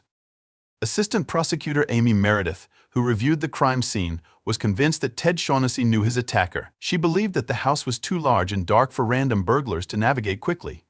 As a result, Corey Shaughnessy came under increasing suspicion, especially since she was the beneficiary of Ted's $1 million life insurance policy. Their home and business were also worth a significant amount. However, there was no concrete evidence against her. Nicholas Shaughnessy also drew suspicion. Even though he was over 100 miles away from the crime scene at the time of the attack, his behavior was concerning. Investigators found a particularly important detail during their questioning of him. Nicholas went straight to a wide-open side window on the first floor, the window to his own room. He specifically checked this window, which wasn't visible from the front of the house, and it turned out to be the exact entry point used by the criminals. At that point, Nicholas had no information from the investigators about the entry point, so it was puzzling how he knew where the criminals had entered if he wasn't involved. The investigation into Nicholas's financial situation revealed significant stress. He had been struggling financially for some time before the crime. He had borrowed $30,000 from his mother for his business and had recently received a reminder to repay the loan. He also owed a neighbor $2,600. These financial pressures suggested a possible motive. Things took a more serious turn when it was discovered that Nicholas was the sole beneficiary of a $2 million insurance payout if his parents passed away. This detail made Nicholas a prime suspect in the eyes of the police. Another concerning finding was Nicholas's phone, specifically an app that gave him access to his parents' alarm system. Corey had told the police that the alarm system was disabled that night because the family often chose not to arm it when they were home. However, the system's account history showed an activation of a window opening at 4:27 a.m., followed by a detection of broken glass about 17 minutes later. Another surprising find during the search of the home was Nicholas and Jackie's marriage certificate. It turned out they had secretly married in August 2017 and didn't reveal their marriage until after the murder. As police continued their investigation, they uncovered more evidence suggesting that Nick and Jackie were planning to kill his parents. Although Nicholas claimed he had been over 100 miles away from Austin at the time of the crime, phone records showed he had been in Austin just 2 days before Ted's murder, on February 28th. Investigators wondered if Nicholas had been in town making final preparations for the crime. Both Nicholas and Jackie's phones were examined, and it was discovered that several text messages had been deleted. On February 24th, Nicholas had texted Jackie saying he was working on it, and Jackie responded, "Do they want $50,000 or not? We can't afford to pay half that early." This raised red flags for the police. When the police searched Nicholas and Jackie's apartment, they were shocked by the number of cameras installed. The cameras showed that they were at home on the morning of the crime. They also found jewelry, ammunition, and guns in a safe. One box of ammunition matched the caliber of one of the murder weapons, and a .38 caliber pistol was missing 6 bullets. Nicholas had also asked Jackie to withdraw cash from their account, and she had withdrawn $1,000 just days before the crime. This raised further suspicions. Investigators contacted Spencer Patterson, a high school friend who had officiated Nicholas and Jackie's wedding. Although it was challenging to reach him, the information he provided was crucial. A fingerprint found on the window in Nicholas's bedroom, which was a dead end as it belonged to the window installer, was irrelevant. However, police learned that Nicholas had used that window to sneak in and out of the house when he lived there, and Spencer was aware of this. Spencer's home car and cell phone were searched. In his car, the police found a .38 caliber handgun, which was not one of the murder weapons. Spencer's cell phone showed he was at home on the morning of the crime, so he was ruled out as a suspect, but his testimony added to the suspicion against Nicholas. Spencer revealed that Nicholas had talked about getting $8 million when Ted and Corey were gone. Correspondence between Spencer and Nicholas showed that Nicholas had tried to hire him to kill the family and steal their belongings. On May 29, 2018, Nicholas Shaughnessy and Jackie Edison were arrested for criminal solicitation. Corey couldn't believe it. She thought the authorities were trying to frame her son. By then, Nicholas was working at his father's jewelry store. Corey still believed it was a mistake and demanded absolute proof of their involvement. 2 weeks after the arrest, Jackie was released on bail. Corey hired the best lawyer she could find for her son. In an interview, Corey Shaughnessy said, "You could have told me that aliens landed in the front yard, and I would have believed that rather than believe that Nicholas and Jackie were planning to kill us." Corey had stood by Nick's side, convinced that maybe there was something involving money or illegal substances in College Station, or perhaps he had talked about his parents' jewelry business to the wrong person. She was willing to believe anything but that her son was plotting their murder. However, the police were confident that Nicholas and Jackie were behind the attack. The challenge was to determine who actually shot Ted Shaughnessy, which proved difficult as evidence had run dry, and the investigation was at a standstill. 4 months after the crime, Detective James Moore decided to review the surveillance video from Nicholas and Jackie's porch recorded just 2 days before the attack. For Corey, who had been struggling to maintain faith in her son, this was the breaking point. She realized with horror that she had been living with the very people who had planned to kill Ted and her. The surveillance footage from the front porch was a major breakthrough. It showed Nicholas Shaughnessy greeting 2 men at the front door, one wearing a green t-shirt with Anderson on it.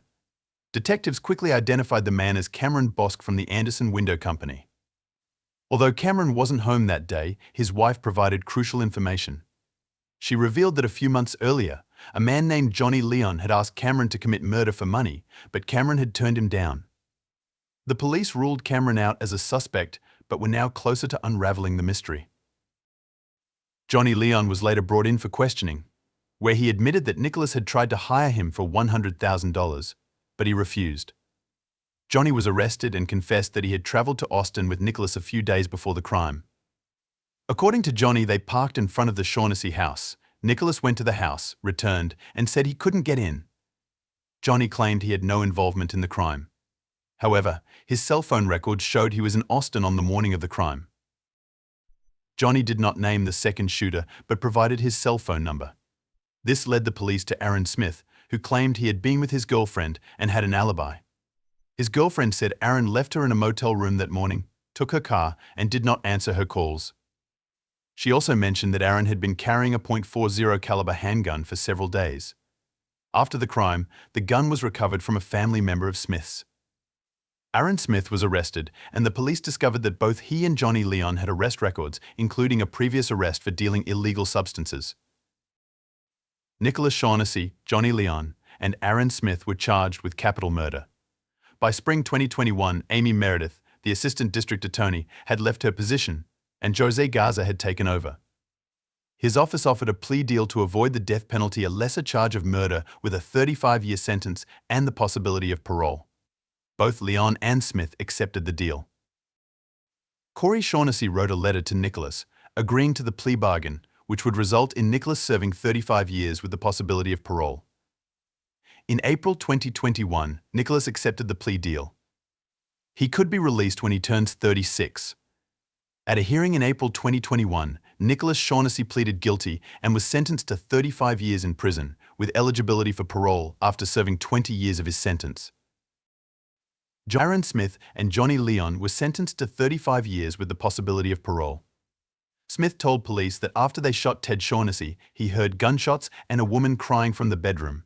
Smith claimed he begged Leon not to kill Corey and to leave quickly to avoid getting shot themselves. Nicholas sent letters to his mother, and Corey was finally able to see her son after he had been in prison for 2 years. Despite knowing a lot about the case, Corey remained unaware of who had used the .40 caliber gun, which had belonged to Ted. Nicholas eventually confessed that he had given his father's gun to Aaron Smith. This revelation made Corey come to terms with Nicholas's involvement. Corey struggled to accept that Nicholas and Jackie would have wanted to kill her and her husband.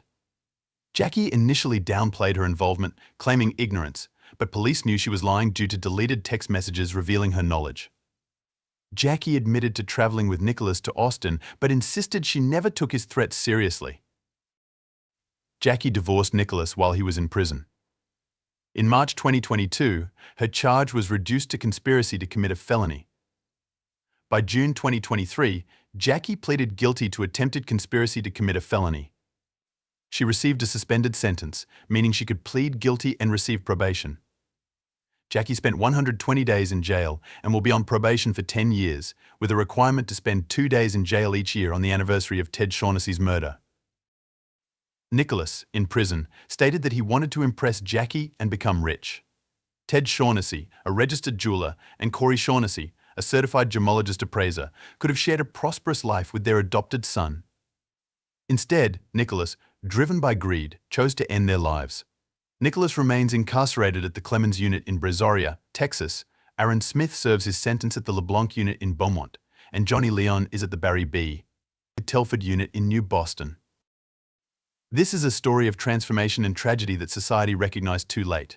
Sometimes, kindness comes at a staggering cost, and those we hold close can turn into the very ones who betray us. Ironically, the enthusiastic Shaughnessy family went to great lengths to bring their adopted son into their lives, only for that same son to betray them in the worst possible way. Nicholas Shaughnessy's actions illustrate a harsh truth: while money can be replaced, time cannot. Nicholas's regret and apologies from prison come too late for a family shattered by greed and betrayal. His mother, Corey Shaughnessy, has endured an unimaginable emotional journey, grappling with the reality that her own son orchestrated a plan to end her and her husband's lives for financial gain. Despite the horror, Corey still loves the son she once knew, the same young boy who once filled her life with joy and hope. But that boy is gone, and with him, the future she and Ted envisioned together. Now, Corey lives under an assumed name in another state, seeking solace and trying to rebuild her faith in humanity. The chilling thought lingers: the very individuals who plotted to kill you are living right under your roof. It's a stark reminder to be vigilant and discerning about those we trust. Take a good look around you. I'm Harry, and today we're diving into a case that captivated the world: the tragic story of Caroline Crouch. At just 15, she thought she had found her fairy tale romance, but what followed was a nightmare that would end in unimaginable tragedy. How did a love story spiral into such darkness? Stick around as we unravel this shocking tale, filled with twists and turns that will leave you questioning everything. If you're intrigued, make sure to like, comment, and share this video. Your support means the world and helps us bring more stories like this to light. Many teenage girls dream of finding the one, the love of their life. They imagine eloping, sharing secret vows, and embarking on a lifelong adventure together. Caroline Crouch was no different. At just 15 years old, this bright high schooler found herself captivated by a dashing 27-year-old pilot who would fly his helicopter right over her school, capturing her imagination and heart. He won her over, and soon after, they eloped and tied the knot. But what began as a storybook romance would soon unravel into a global tragedy. On Tuesday, May 11, 2021, at around 4:30 a.m., Haralambasa Annapolis, known as Bobby's, was shaken high awake in a terrifying moment. At the time of the incident, he had rented a 2-story maisonette in Glyka, a suburb on the outskirts of Athens, Greece. Bobby's had little time to react as 3 men with their faces hidden by hoods stormed in and overpowered him. Armed with pistols, they tied him up and blindfolded him with duct tape.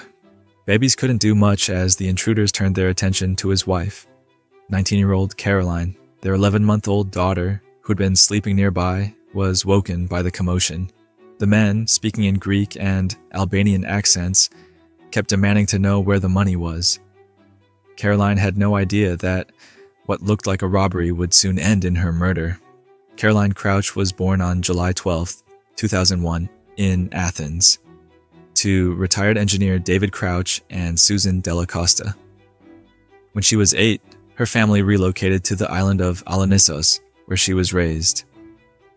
David and Susan had fallen in love with the coastal lifestyle. Caroline quickly adapted to her beachside surroundings and developed a love for swimming and scuba diving. She met Babbies during a Good Friday parade in 2017. At the time, Babbies was a commercial helicopter pilot, and Caroline was only 15. 3 years later, on July 15, 2019, they married in Portugal. A few days before her murder, Babbies and Caroline had purchased a plot of land. They planned to build their dream home there, a place for them and their infant daughter. Caroline had received 50,000 euros as a gift from her parents to buy the land. The couple also had about 10,000 euros in cash, hidden in their home for construction costs.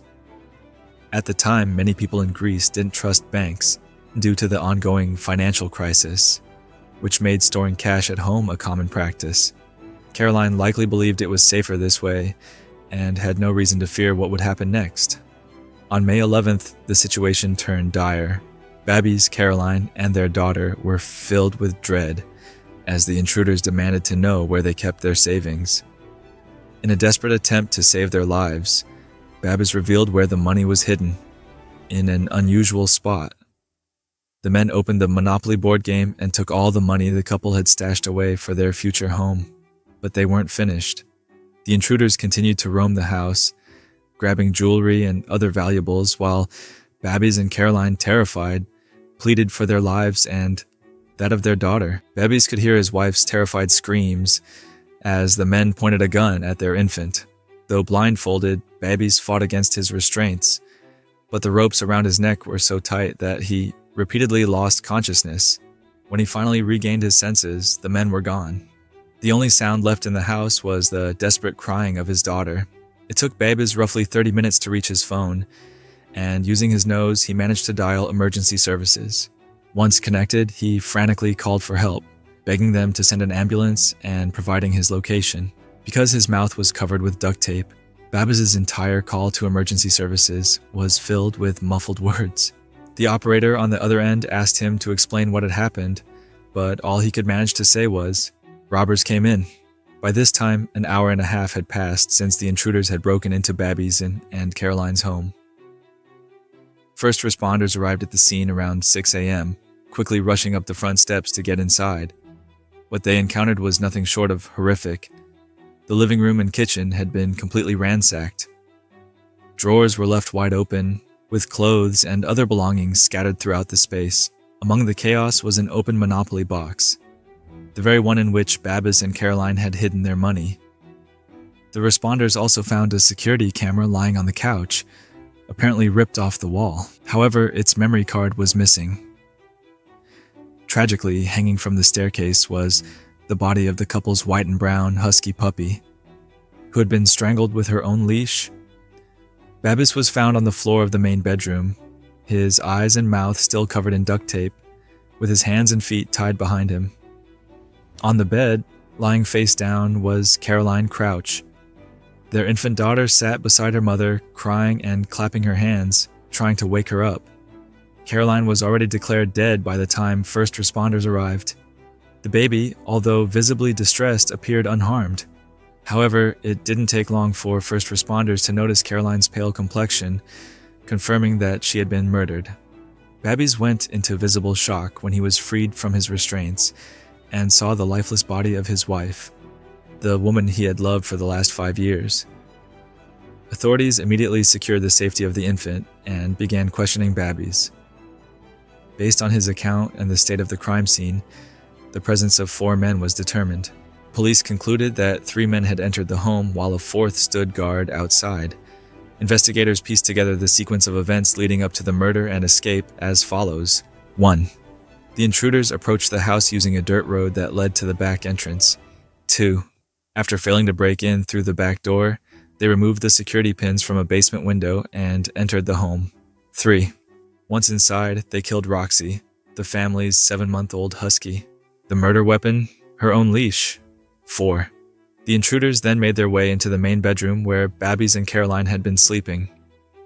5. They ransacked the home, finding the money hidden in the Monopoly box. 6. Before leaving, they murdered Caroline by suffocating her with a pillow. Since Babbies was drifting in and out of consciousness, the intruders may have assumed he had died and left the scene, believing they had no witnesses.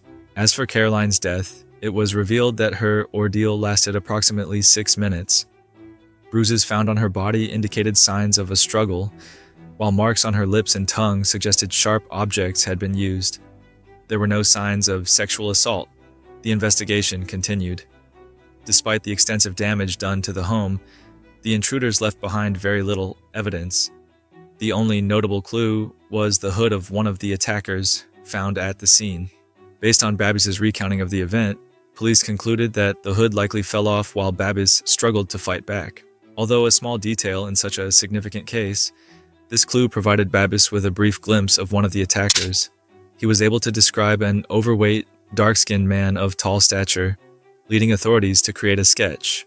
Despite being disoriented, Babbies also identified 2 firearms used by the intruders, a black pistol and a silver Colt.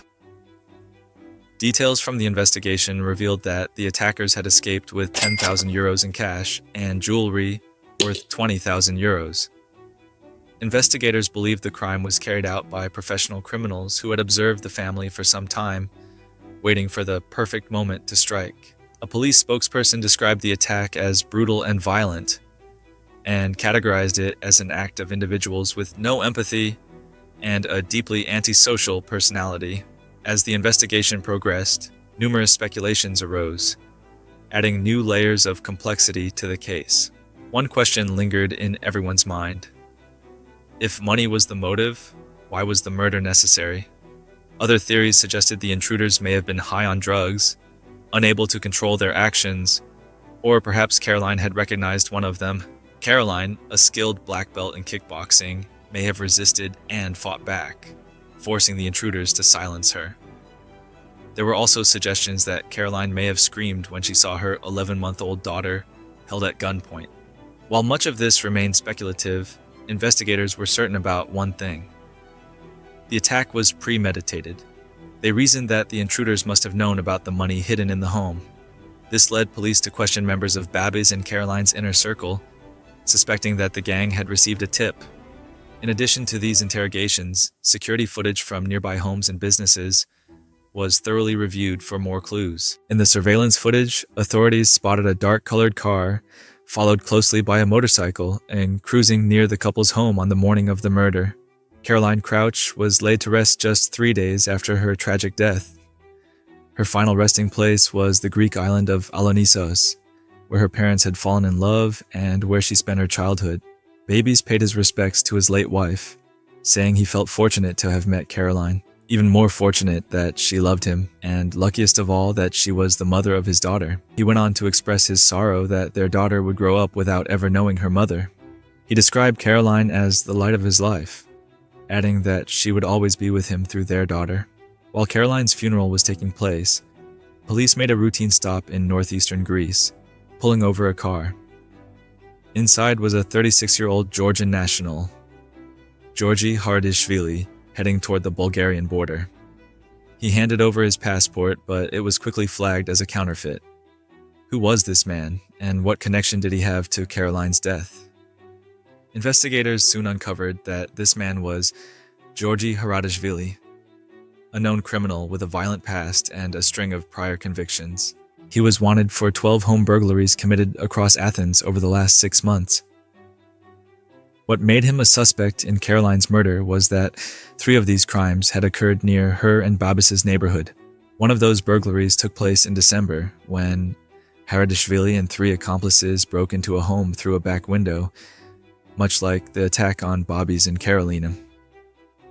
In that incident, they violently dragged a woman by her hair and threatened to slit her throat. The robbers left with 10,000 euros in cash and jewelry. Their next robbery was on March 7th, just 2 months before Babby's and Caroline became targets. During this attack, they tied up 4 victims, including an elderly couple and their housekeeper, stealing money and valuables worth a substantial amount. If this pattern of crimes wasn't enough to link Haradishvili to the murder, consider this. He bore a striking resemblance to the sketch based on Babby's description of one of the intruders. The mounting evidence against Haradishvili included his history of violent break-ins, his attempt to flee the country, and his resemblance to the suspect in the sketch. With all this evidence in hand, the police felt certain they had their culprit.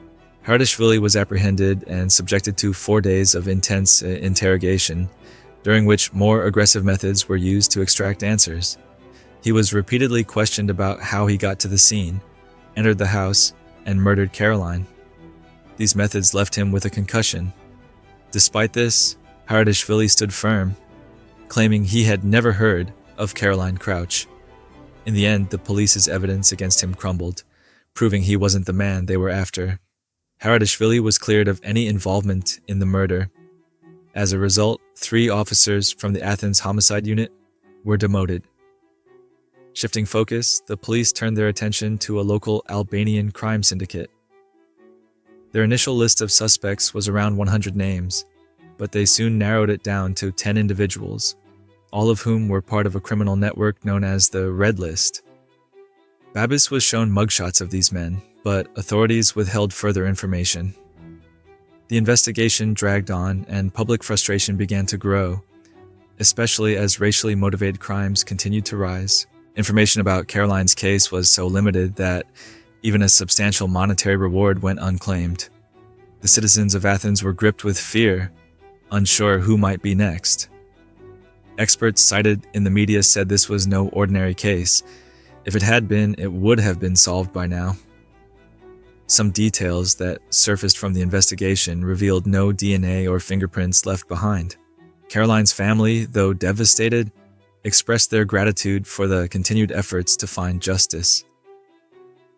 Babies told reporters that he wished no one else would ever have to endure what he was going through. He publicly supported the police investigation and made frequent media appearances to keep Caroline's case in the public eye. He was even active on social media, responding to messages and thanking people for their support. Then, 37 days after Caroline was brutally murdered, a breakthrough finally came. A small memorial service was being held for Caroline on Alonissos, and among the mourners, a detective was spotted. After the service ended, investigators discreetly approached Babis and requested that he accompany them to Athens. The detectives had new information and asked Babis to help identify a suspect. Without knowing what was coming, Babis agreed. By this time, investigators had followed numerous leads and uncovered key details from the night of Caroline's death. These details didn't add up. Babis had told police that the intruders broke in through a basement window, but the window was too small for the attacker's build, as Babis had described. He also claimed the house had been ransacked, yet neighbors reported hearing no such disturbance. The only sounds that night were of the couple's puppy in distress. There were no sounds of a house being torn apart, no cries for help, no infant wailing. Moreover, Babis claimed the memory card from the living room security camera had been removed by the intruders, but data showed the card had actually been taken out at 1:20 a.m., hours before the supposed break-in. Caroline's smartwatch, which tracked her heart rate, showed her pulse at 3:58 a.m. Was normal, indicating she was sleeping, but by 4:05 a.m., it had spiked by 50%, showing she was in severe distress. By 4:11 a.m., her pulse had stopped completely, long before Babis claimed the murder took place. Babis, on the other hand, had a fitness app on his phone that revealed he had been moving around during the time he said he was bound and unable to act. Police even tried to reenact how Babis supposedly dialed emergency services with his nose, but no one could replicate it. Investigators also discovered that on the night of her death, Caroline had attempted to book a hotel for herself and her baby. A text message to a friend showed she was threatening to leave Babis. Back when Babis first met Caroline, he'd been vacationing on Alonissos. His mother, a teacher at Caroline's school, also lived on the island. Babis was charismatic, sharp, and financially comfortable. He caught Caroline's attention by flying a helicopter over her school, something that might seem like a fantasy for many teenage girls. But for Caroline, this dream would soon become a nightmare. She thought she had found the perfect match and even told her family how happy she was. Babis proposed after a year and a half of dating, and although Caroline was still underage, she turned 18 3 days later. The couple married and settled in Glycanera, with Caroline attending college in Athens while Babis continued his work as a pilot. On social media, the couple projected an image of a joyful, loving relationship, but Caroline's private diary told a much darker story. In her entries, she often questioned her relationship with Babis. In 2019, she wrote about a severe argument, stating she had considered leaving him and going to stay with her sister. She wasn't sure if she could continue with him. Over time, Babis became increasingly manipulative and controlling. This behavior could be traced back to their unconventional wedding.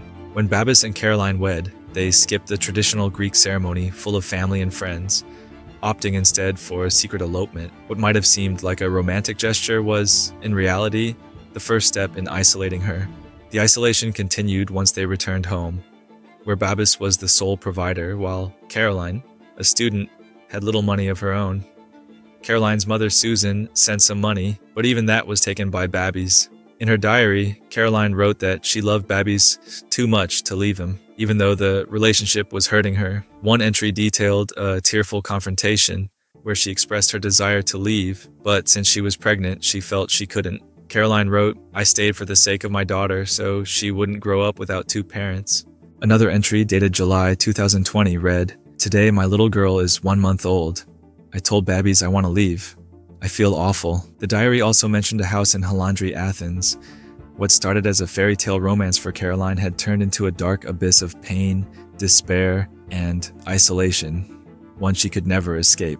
Phone records from the hours leading up to her murder revealed heated, argumentative texts between her and Babbies, painting a picture of how distant and toxic their relationship had become. Investigators finally informed Babbies that he was now the prime suspect in his wife's murder. Overwhelming evidence laid bare the inconsistencies in his story. After 8 hours of interrogation, Babbies broke down and confessed. Though his confession was still riddled with lies, he claimed that on the night of May 10th, he and Caroline had argued about their daughter, with Caroline threatening to take her and leave. Babbies said he lost control because his daughter was his whole world. He claimed that during the argument, Caroline threw their baby into the crib and ordered him to leave the house. He alleged that she became violent, pushing and hitting him, and that in a moment of rage, his judgment clouded. From there, Babbies lashed out, strangling Caroline and smothering her with a pillow until she died. A cold-blooded murder in front of their 11-month-old child. Babbies admitted that he considered disposing of the body, but quickly realized that wasn't possible. It was then that the idea of staging a break-in came to him. To make it believable, he killed the family dog, placed his baby next to Caroline's lifeless body, and tied himself up with duct tape. Babbies said he deserved to be punished, apologizing to those he had hurt. While he admitted his actions were inexcusable, he tried to shift the blame onto Caroline, claiming her actions had made him unstable. All that remained was their daughter, who would now grow up without ever knowing her mother, a little girl who would never remember the woman she lost, brutally taken from her by the man she once loved. This case, later dubbed the murder that fooled the world, exposed Babbies' confidence in getting away with his crime. So confident, in fact, that he didn't bother destroying key evidence. By May 2022, Babbies was convicted of premeditated murder, obstruction of justice, perjury, and animal cruelty. Today, we're looking at a scary event from the summer of 1985 in London. It was a sunny and warm time, full of peaceful nature. But at 3:30 in the morning on August 7th, Jeremy B. Amber, who lived at White House Farm, got a sudden phone call. His foster father was on the line, sounding panicked. Jeremy couldn't understand what his father was saying, but he heard something about his sister having a gun and behaving strangely. Jeremy called the police right away and told them about the scary conversation. The police arrived an hour and a half later, following Jeremy. Everything seemed strangely quiet when they got there, which was suspicious considering what Jeremy had told them on the phone. Because they thought there might be weapons involved, the police decided not to rush in. This is their usual tactic. They usually wait for a situation to calm down, or for a special unit to handle it. So, they stayed back from the house, keeping a safe distance. Jeremy was with the police and they asked him to explain what happened at the Bamber house the night before. Jeremy said that they had dinner together as a family with a small disagreement, but nothing serious. He mentioned leaving his pistol and a .22 caliber carbine with his parents, both loaded and working. A special team arrived and found all doors and windows locked except one in the master bedroom. They tried to talk through a loudspeaker for 2 hours, but only heard a dog barking. 3 hours later, at 8 o'clock in the morning, the SWAT team finally entered. Inside, they found chaos. Neville Bamber, Jeremy's father, was deceased in the kitchen. He had many bruises, a broken nose and jaw, and 8 bullet wounds, 6 in the head. It was clear he couldn't survive. Next to him was a phone with its receiver removed and bullets nearby. The police were shocked, but continued to search the house carefully, starting on the first floor. They had to move quietly because the old floors creaked, making noise. On the first floor, there were no other people, but in 2 bedrooms on the second floor, 4 more bodies were discovered: June, Sheila, and 2 young boys named Daniel and Nicholas. They had all been killed by gunshots. June had been shot 7 times, Daniel and Nicholas 5 and 3 times respectively. Sheila was found near her parents' bedroom with 2 bullet wounds under her chin and a gun in her hands. The total number of bullets used to kill the family members raised questions. Was it possible that someone intentionally targeted the Bamba family, and what could the motive be? Could the real culprit be trying to mislead the police?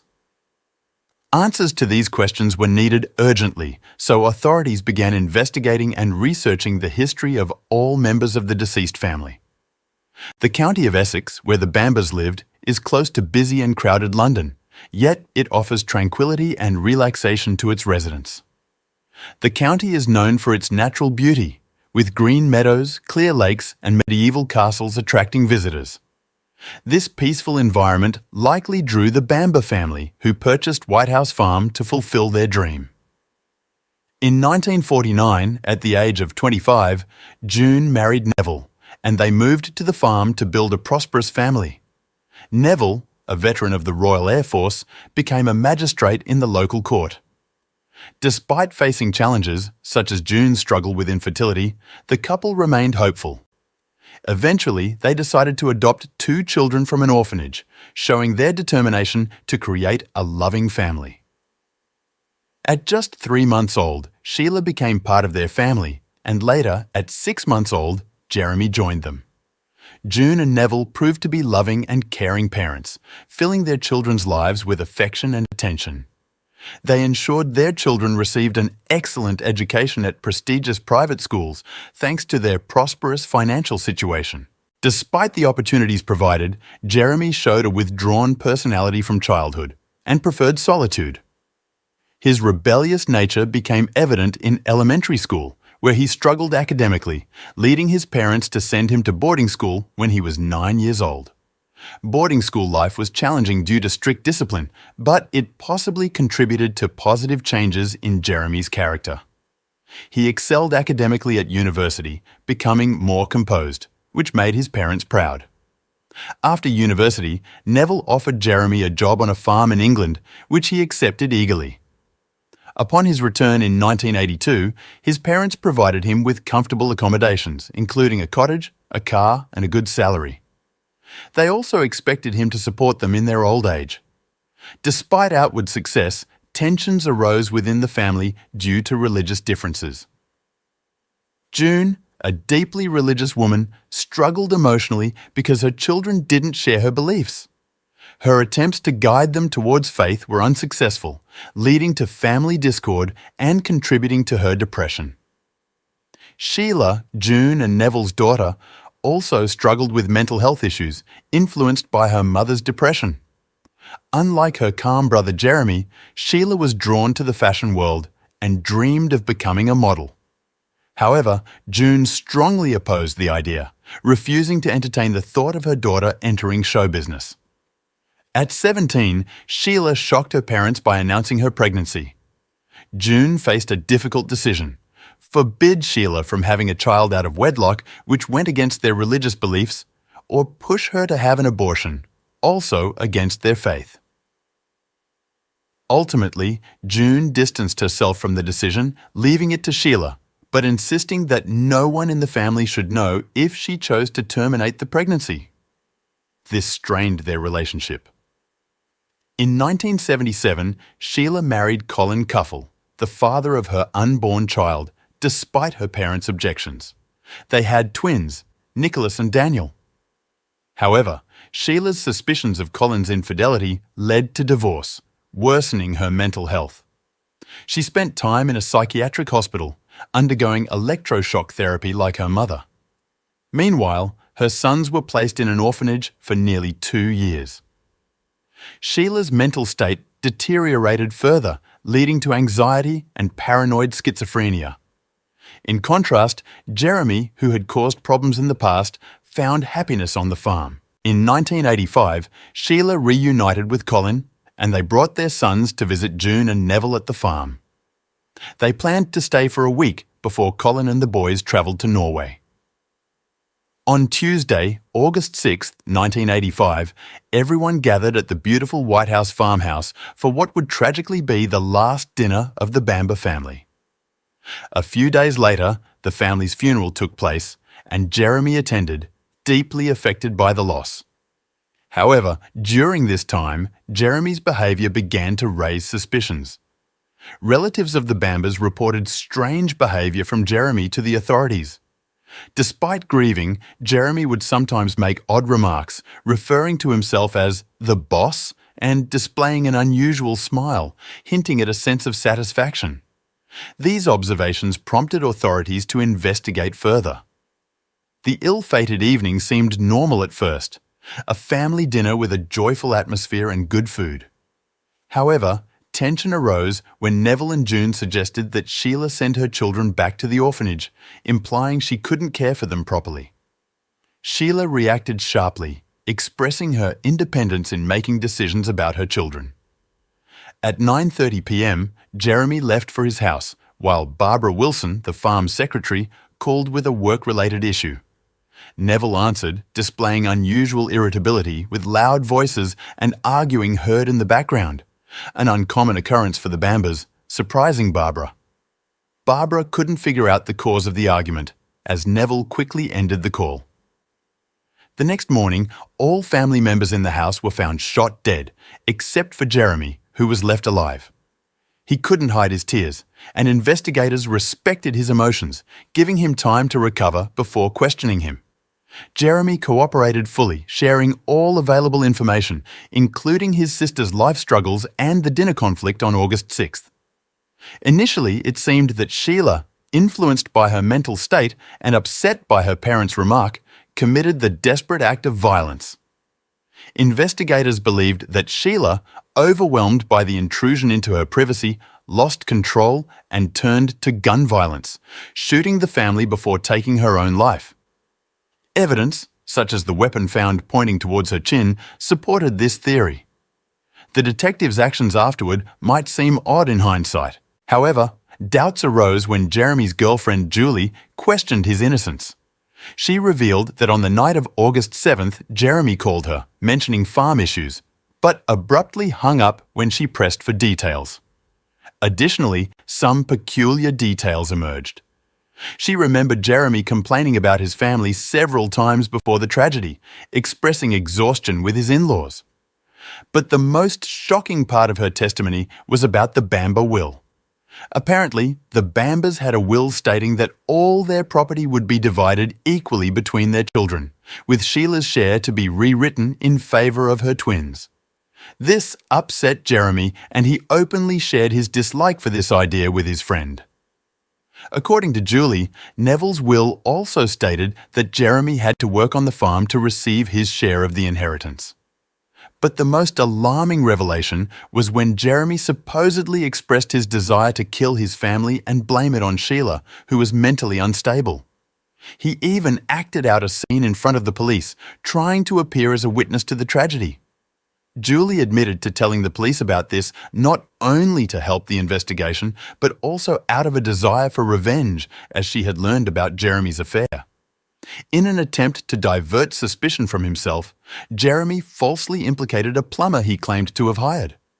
However, this plan failed when the plumber provided a solid alibi, narrowing down the list of suspects to Jeremy himself.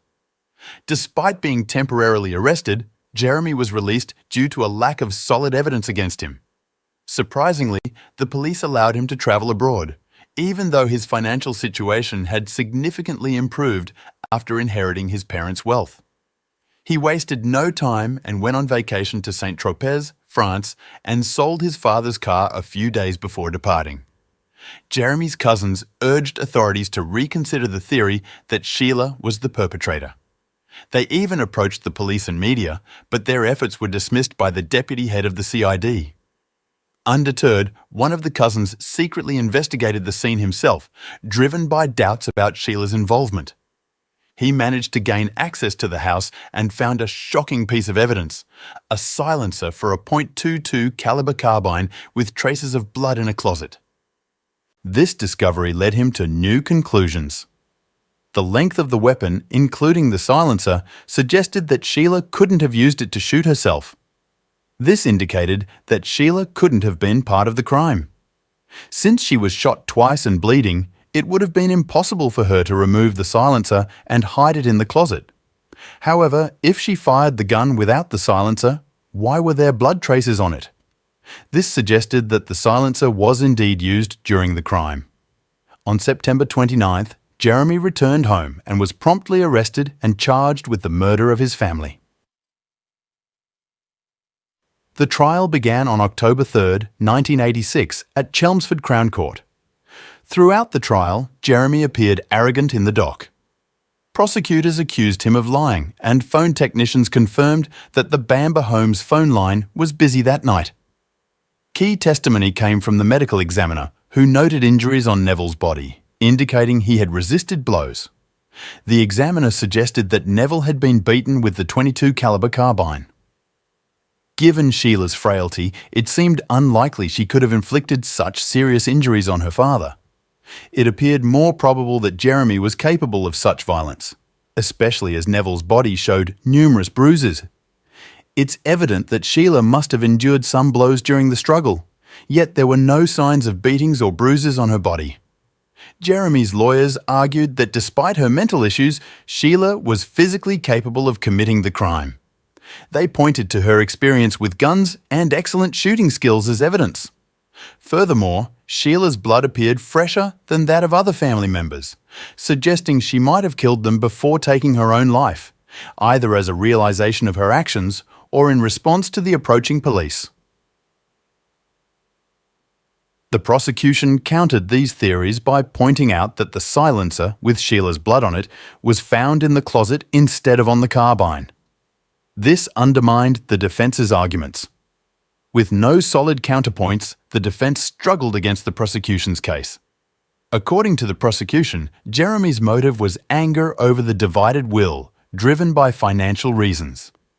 On the day of the incident, witnesses saw Sheila behaving normally and the housekeeper didn't notice anything unusual. This testimony weakened the defense's position further. The farm clerk phoned Neville around 9:30 p.m., sensing that she had interrupted an argument. She noted Neville's unusual annoyance before hanging up, an uncharacteristic reaction from him as he was typically calm. Around 10:12 p.m., Jeremy left his in-laws' house and returned home late at night. He used a bicycle borrowed from his mother to avoid detection, taking a route away from the main road. Jeremy entered the house through an open window on the first floor, where he found a preloaded gun. In his parents' bedroom, he shot and killed his sister June. When he aimed at Neville, his father woke up and struggled to defend himself. They fought downstairs, leading to Neville's death in the kitchen. Returning to the bedroom, Jeremy killed Sheila and her children to frame her for the crime. He placed the carbine in Sheila's hands to make it appear as if she was responsible. Afterward, Jeremy returned home, first calling his friend Julie, nearly giving himself away with excitement, then contacting the police, claiming his father had called him. However, this call raised suspicions during the investigation. If Neville was in danger, he likely would have contacted the police directly rather than calling his son. Additionally, despite Jeremy's claims, there was no blood on the phone in the Bamber house, suggesting Neville wasn't injured at the time of the call. This suggested that the telephone receiver in the house had been removed as part of staging the crime scene. Jeremy's behaviour also raised suspicions. Why didn't he rush to the scene after his father supposedly called? Given the circumstances, it was his family involved. Considering all known facts, the jury deliberated on the verdict. The judge highlighted 3 key questions for them to consider: whether to believe Julie Mugford or Jeremy Bamber if they were convinced Sheila didn't commit the crime, and whether the second fatal shot at Sheila was fired with a silencer. After over 9 hours of deliberation, on October 28th, the jury unanimously found Jeremy Bamber guilty by a majority vote of 10-2, meeting the minimum requirement for conviction. He received 5 life sentences without parole. Home Secretary Douglas Hurd ruled in 1988 against releasing him. Despite no direct evidence of Jeremy Bamber's guilt, controversy persists. some believe in a miscarriage of justice, suggesting Sheila Bamber may be the true culprit. Jeremy insists on his innocence, filing appeals with his lawyer, arguing biased judgment due to his behaviour in court. Jeremy Bamber contends that there's insufficient evidence against him, pointing to unexplained aspects of the case. Tests on Sheila's hands weren't conducted, there were allegations of police misconduct at the scene, and speculation of retaliation by Jeremy's ex-girlfriend remains. In 1991, Jeremy Bamber requested a trial, but in 1996, a police officer destroyed much of the physical evidence, which Jeremy's defence team criticised as a disgrace. In 1997, a DNA test revealed the presence of Sheila and June's blood in the silencer, but the results were complex and inconclusive. In 2012, gun experts from the US and UK argued that the injuries on the bodies didn't match those typically caused by a silencer. In 2015, Jeremy Bamber filed an appeal demanding access to all evidence for his defence, but he was sentenced to an additional 14 years for fraud, as he posed as a lawyer to obtain it.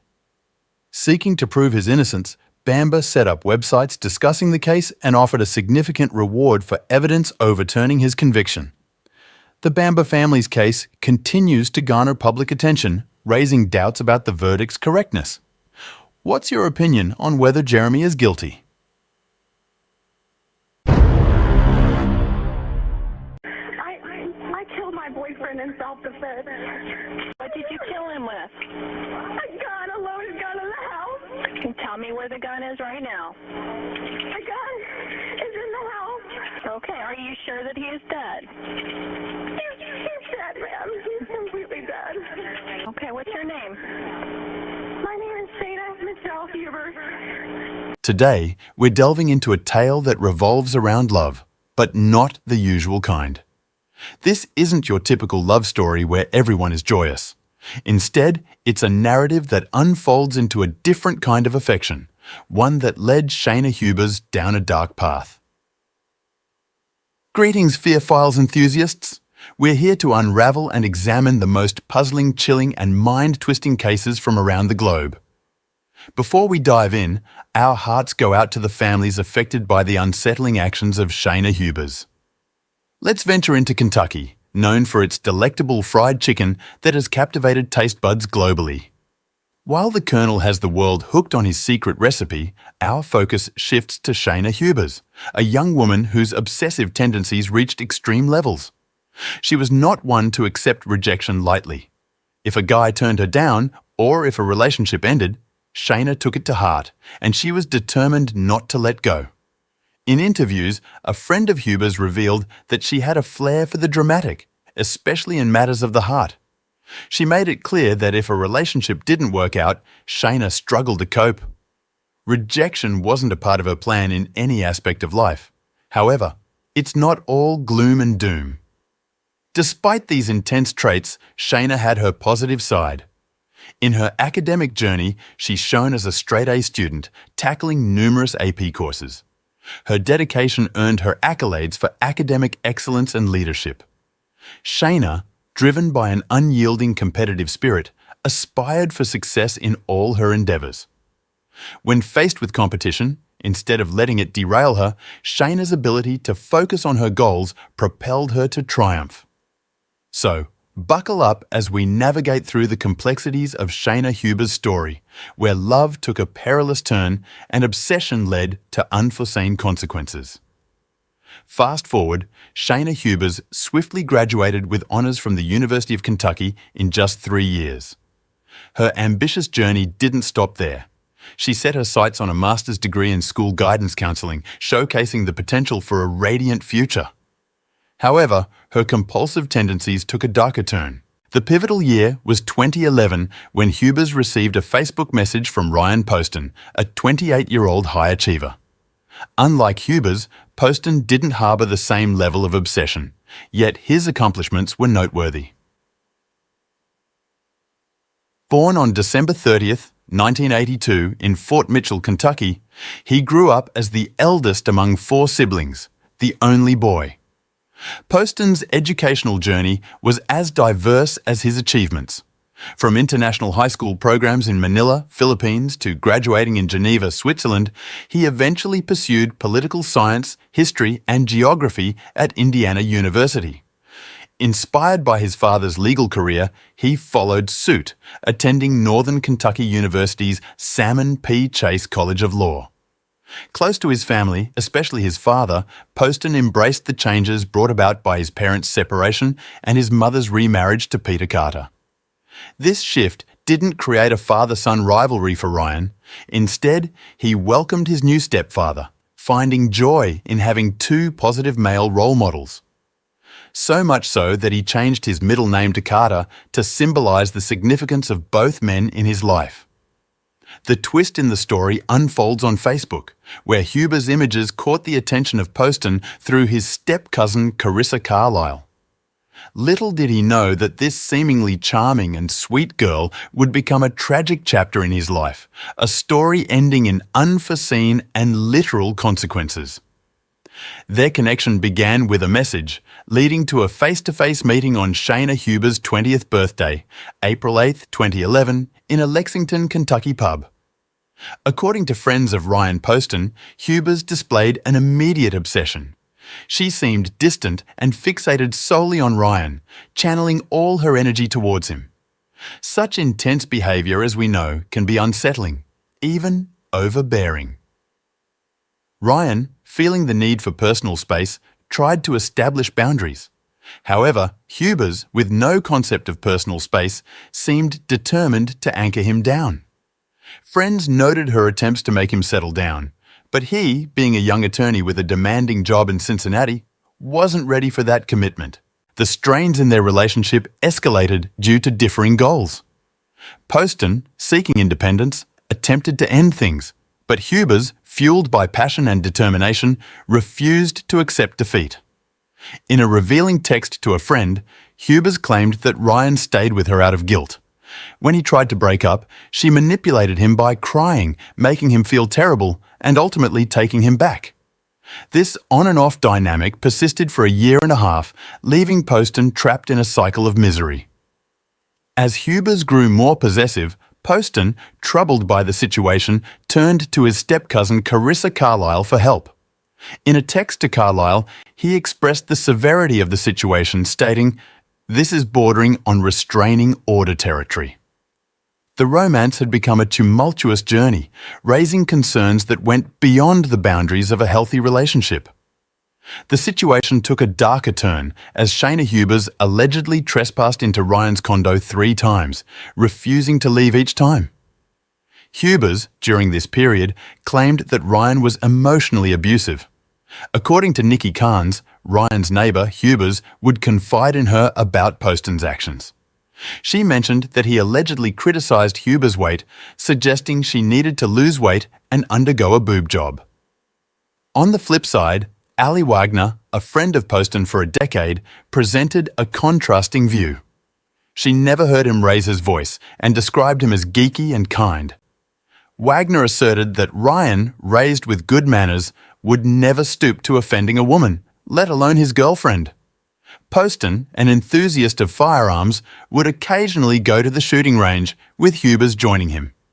However, a text Huber's sent to a friend on October 2, 2012, raised concerns. She expressed a desire to turn around and shoot him. Although intended as a joke, the seriousness of her emotions lingered. Despite Huber's persistent presence, Ryan started talking to other girls in October 2012, even setting up a date with Audrey Bolt, Miss Ohio, USA 2012. Huber's, unaware of the date, found out about it through social media stalking. This discovery intensified her obsessive behaviour. After Huber's was detained, authorities discovered unsettling details on her phone. She would constantly text Poston, creating scenarios to manipulate him into spending time with her. The messages revealed Ryan's growing frustration with her behaviour, indicating that the relationship had become a source of distress for him. Poston, seeking moments of peace, would occasionally turn off his phone. However, Shayna Huber's found ways to manipulate him emotionally. Once, she concocted a fabricated story about her aunt being on her deathbed in Hawaii. Claiming urgency, she asked Ryan to drive her to the airport. Ryan agreed, only to find out later that the entire narrative was a complete fantasy, with no record of the supposed one-way ticket on October 12, 2012, a day before their planned date. Hubers texted Poston stating that she woke up in the middle of the night with chest troubles and had been hospitalized. She claimed to be on her way to a specialist, but it was all untrue. Instead, she was at home researching high blood pressure and heart disease on the internet, fabricating a story about having left ventricular hypertrophy. The tragic event unfolded at Ryan Poston's condo. An altercation occurred, leading to gunshots. Hubers made a chilling call to 911, claiming she killed her boyfriend in self-defense. The operator probed, asking if Ryan was still alive when she shot him, whose gun it was, and what drove her to such an extreme action. Hubers, insistent on self-defense, recounted a scenario where her boyfriend was attacking her, grabbing and throwing her against a couch. As the details unfolded, it became clear that the situation was more complex than initially presented. Hubers' actions and words painted a distressing picture, and the investigation into this tragic event continued. In her statement to the 911 operator, Shayna Hubers claimed that the gun belonged to Ryan, asserting that he kept loaded weapons in the house and had threatened her with it. She admitted to shooting him 15 minutes before making the call, leaving the operator surprised about the delay in alerting authorities. Police suspected that this delay was to allow Hubers time to craft her version of events before their arrival. During the call, Hubers revealed that she shot Ryan multiple times, explaining that he was struggling and in pain, and she decided to put him out of his misery to finish the job. Adding complexity to the narrative, she mentioned placing the gun on a bookshelf. As the conversation unfolded, Hubers, after providing her and the victims' names and details about their breakup before the shooting, sought assurance from the operator about potential arrest upon the officer's arrival. The operator couldn't predict the outcome but advised her to stay on the line. While waiting for the officers, Hubers continued speaking, claiming that she wasn't a murderer. To bolster her defense, she asserted that Ryan had been violent, kicking her out before she returned to retrieve her things. Strangely, she stated that she was fine when asked if she needed an ambulance, contradicting her earlier claims of violence. Her narrative of calmly trying to break up with Ryan contradicted the circumstances. Ryan had been attempting to end the relationship for some time, and this tragic incident occurred just hours before he was scheduled to go on a date with another woman, adding a layer of confusion to the already perplexing situation. Inconsistencies arose during the investigation, particularly regarding the motive and the sequence of events, raising questions about the true nature of the incident and Shayna Hubers' actions that led to the tragic end of Ryan Poston's life. After her arrest, Shayna Hubers was taken to the police station for questioning. The interview began after she was read her Miranda rights, but remarkably, she willingly shared her version of events without prompting from the police. Interestingly, her initial concern wasn't about Ryan Poston. Instead, she expressed fear that no one would want to marry her after learning about her act of killing in self-defense. The conversation continued to revolve around her personal life, contemplating the potential consequences if she got away with murder. Hubers, amid the gravity of the situation, was already contemplating the toll it might take on her future, expressing doubt about ever getting married due to the stress. Hubers then proceeded to explain the events leading to the shooting. She portrayed Ryan as incredibly egotistical, accusing him of insulting her family and physically assaulting her by throwing her on the couch. Interestingly, her narrative about the positioning of Ryan at the time of the shooting seemed inconsistent between her 911 call and subsequent statements. Initially, she claimed he was right in front of her, reaching down to grab a gun, but later she described him as being at a table, suggesting a lack of coherence in her story. Throughout the interviews with different investigators, one consistent claim was that she shot him multiple times to end his pain. The motive appeared unclear, whether she was trying to convince the police or herself of this reasoning. During a questioning session with Lieutenant Fornash, Hubers began making noises as if attempting to cry or wail. However, as soon as Lieutenant Fornash left the room, she abruptly stopped, raising questions about the authenticity of her emotional display. Hubers's behaviour and statements painted a complex picture, and her seemingly inconsistent narrative left investigators questioning the true motivations and circumstances surrounding the tragic events that unfolded at Ryan Poston's condo. Alone in the questioning room, Shayna Hubers engaged in erratic behaviour, walking about and singing to herself. She maintained a constant stream of conversation, displaying curiosity about prison life, questioning whether people could bring their cell phones and the accessibility of showers. Her demeanour, seemingly detached, raised further questions about her mental state. Despite her pleas of self-defense, Hubers was accused of Ryan Poston's murder and pled not guilty. Contrary to her claims of a violent struggle, authorities found no signs of a struggle inside the condo. Hubers stated that Poston threw her into a bookcase, but a photograph of the bookshelf contradicted her account, showing everything in place with books upright and a pipe stable on a wooden stand. Hubers' narrative faced additional scrutiny when she alleged that Poston had locked himself in his bedroom during the incident, a contradiction to her claim of him attacking her. Phone records revealed her search for unlocking a door with a bobby pin, and evidence suggested that she successfully gained access to Poston's bedroom. Analysis of the weapon's evidence also contradicted Hubers' version. It indicated that she approached Poston when she shot him, a move inconsistent with someone acting in self-defense who typically would move away from an assailant. As the investigation progressed, Hubers' changing accounts of the incident became more evident. Initially claiming Poston collapsed face down on a table, twitching, she later suggested he was charging at her. This inconsistency, coupled with the evidence, cast doubt on the credibility of her self-defense argument. Hubers' attempt to portray Poston as an aggressor included allegations of inappropriate behaviour on their first date. She claimed he touched her thigh and engaged in rough intercourse. However, texts revealed a different story. On October 3, 2012, she texted Poston about beautiful corsets and suggested bedroom role play, to which he expressed disinterest. The downstairs neighbour's testimony, stating they heard the gunshot, added weight to the evidence against Hubers, challenging her self-defense narrative. The investigation into Ryan Poston's tragic death revealed a complex web of inconsistencies, raising questions about the true nature of the events that unfolded in his condo. The neighbours, arriving home around 8:30 p.m., reported hearing a woman weeping on Ryan Poston's porch. About 15 minutes later, they initially mistook 2 shots for firecrackers, but upon hearing 4 more in quick succession, they realised they were gunshots.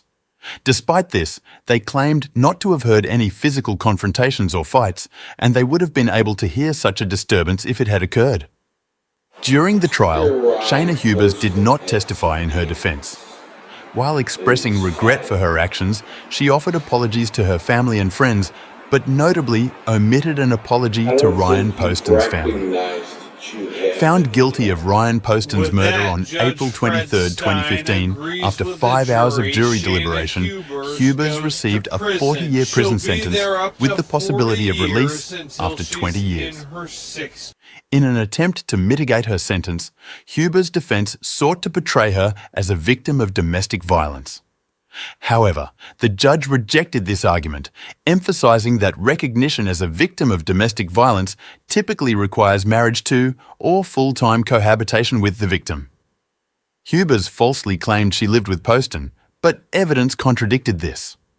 Hubers' initial conviction was overturned in August 2016 due to a juror's undisclosed criminal history. Her second trial began in August 2018, and during this time, she had met someone in county jail and planned to get married.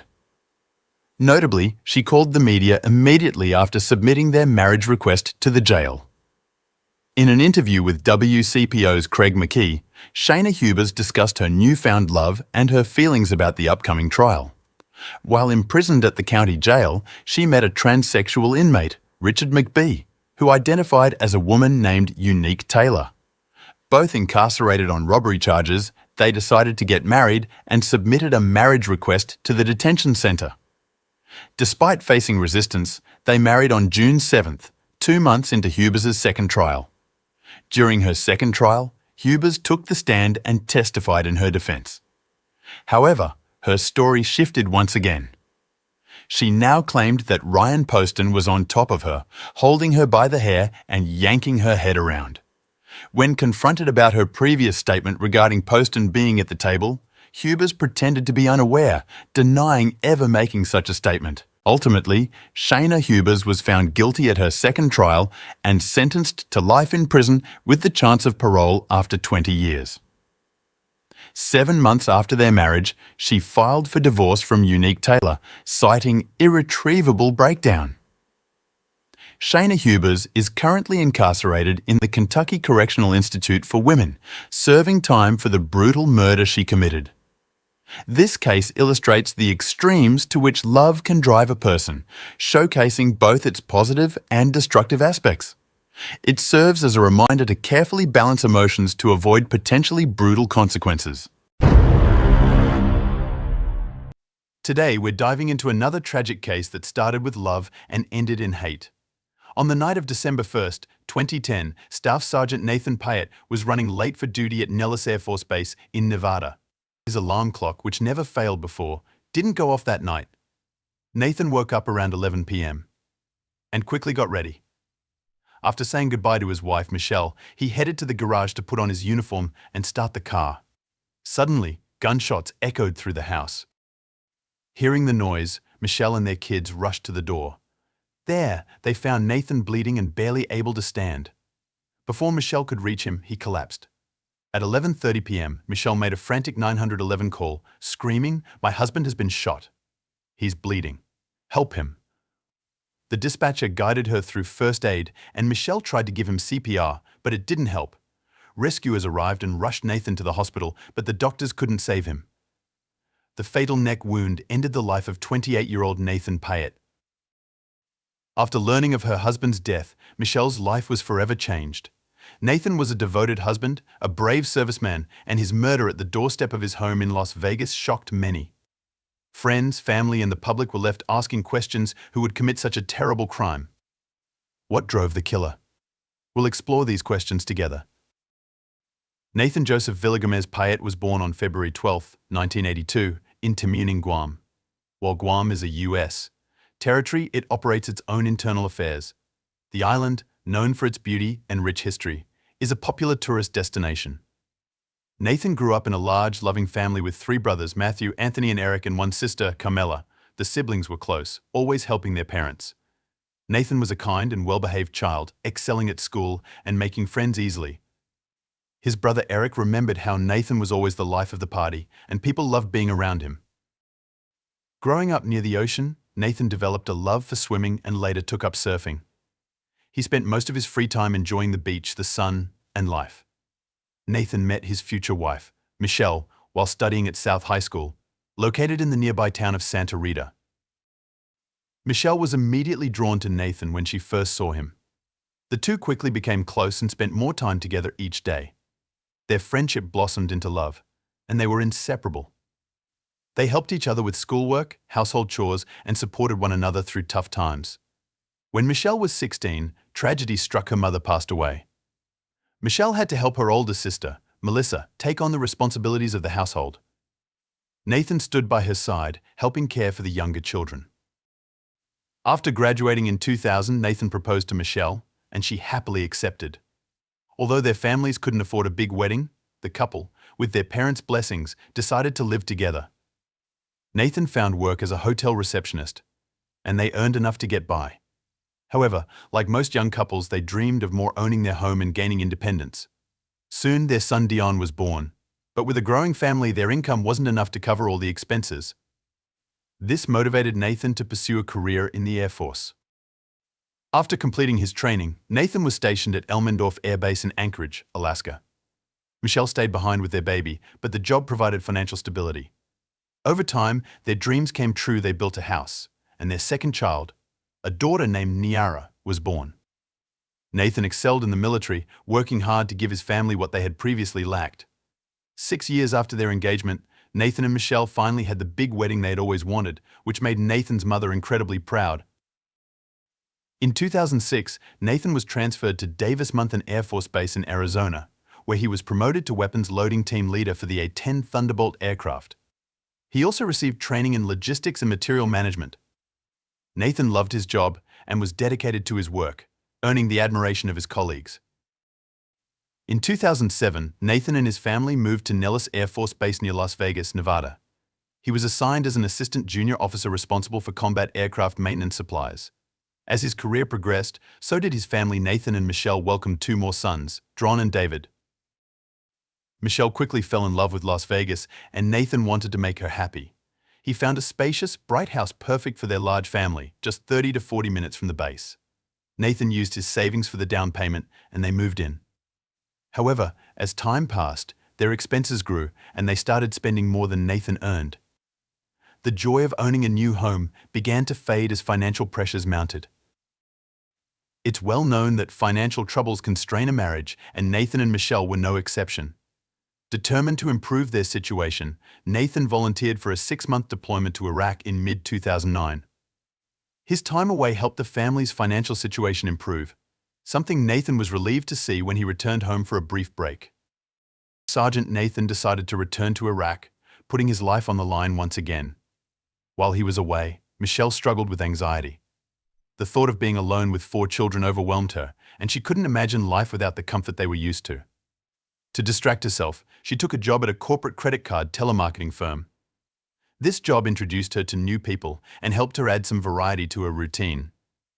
She also wanted financial security for herself and even considered starting her own business, so she began attending a school for aesthetics. Everything seemed normal while Nathan was home, but when he left, Michelle felt lonely.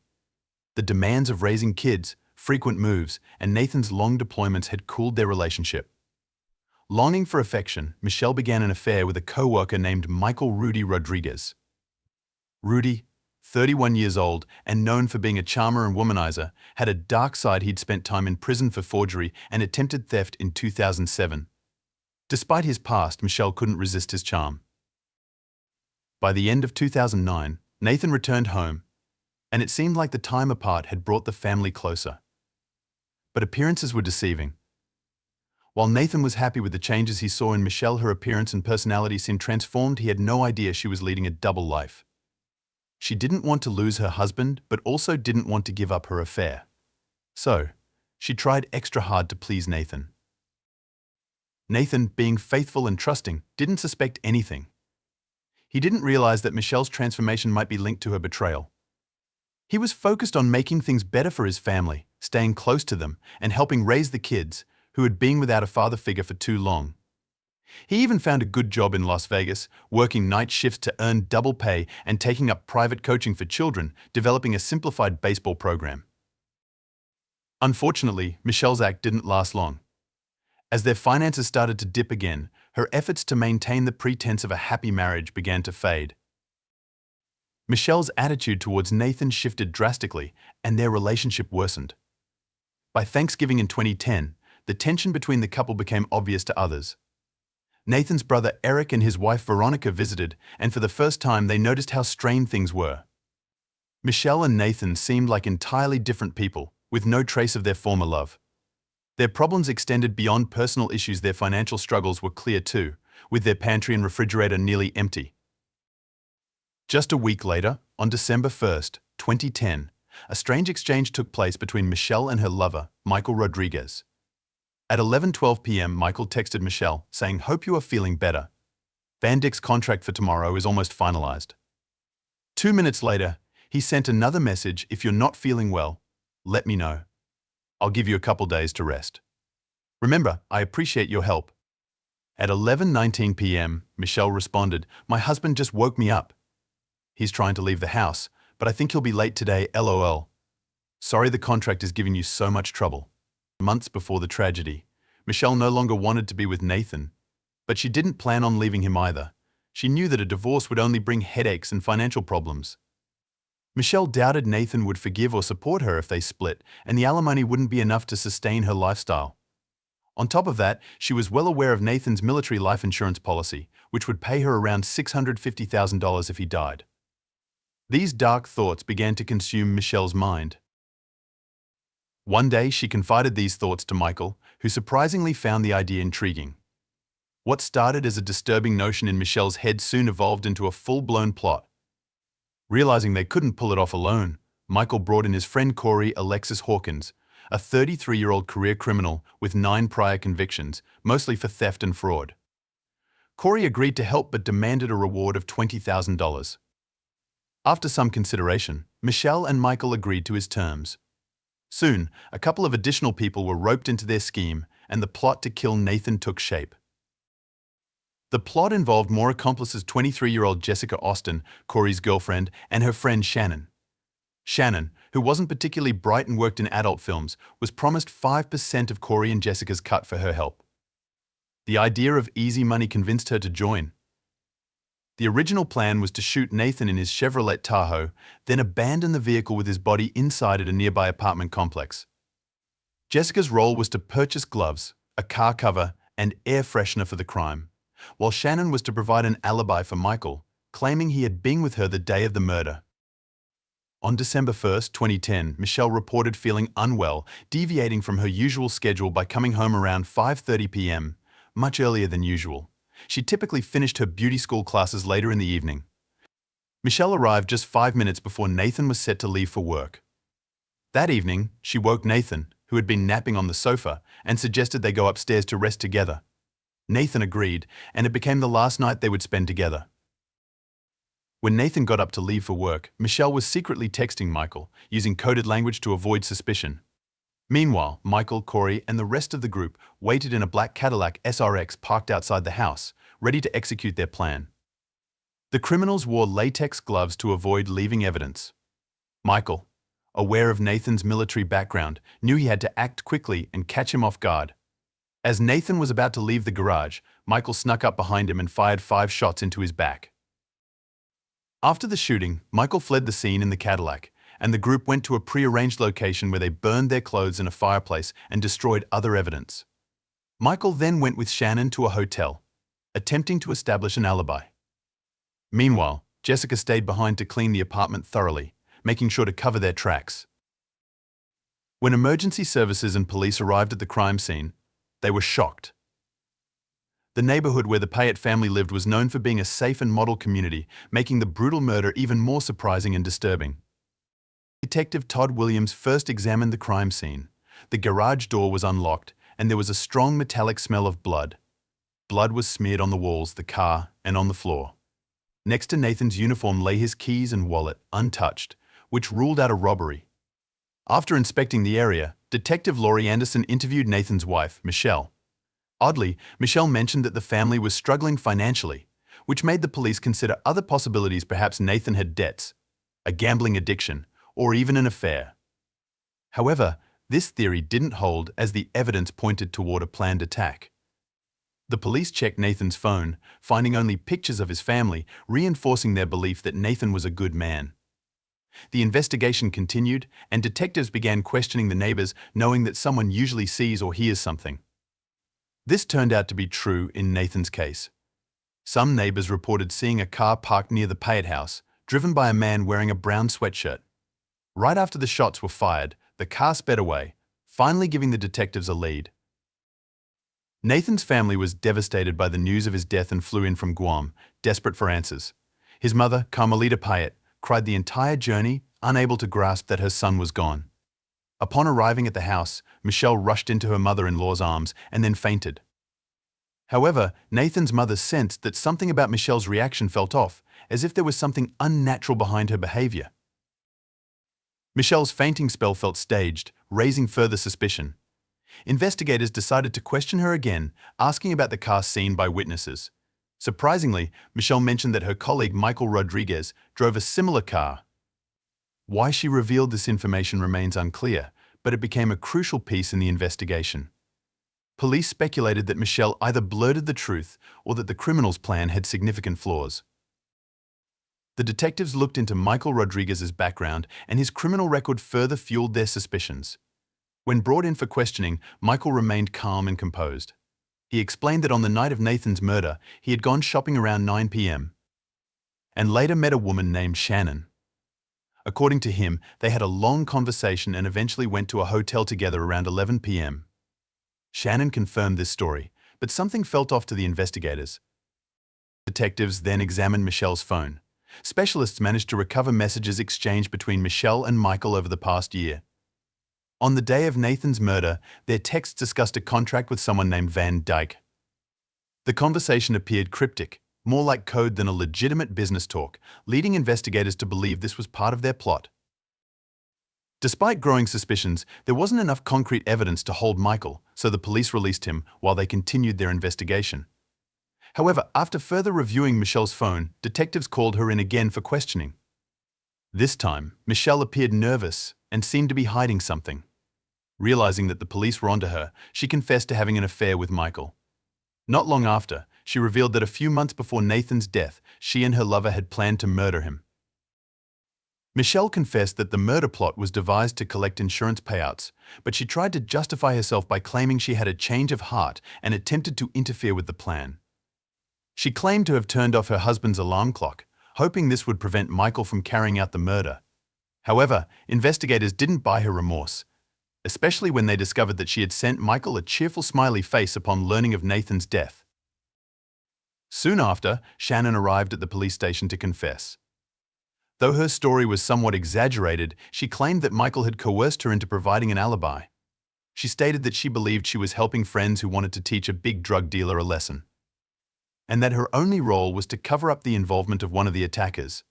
Shannon also insisted that once she realized she had been used, she came forward out of fear for her safety.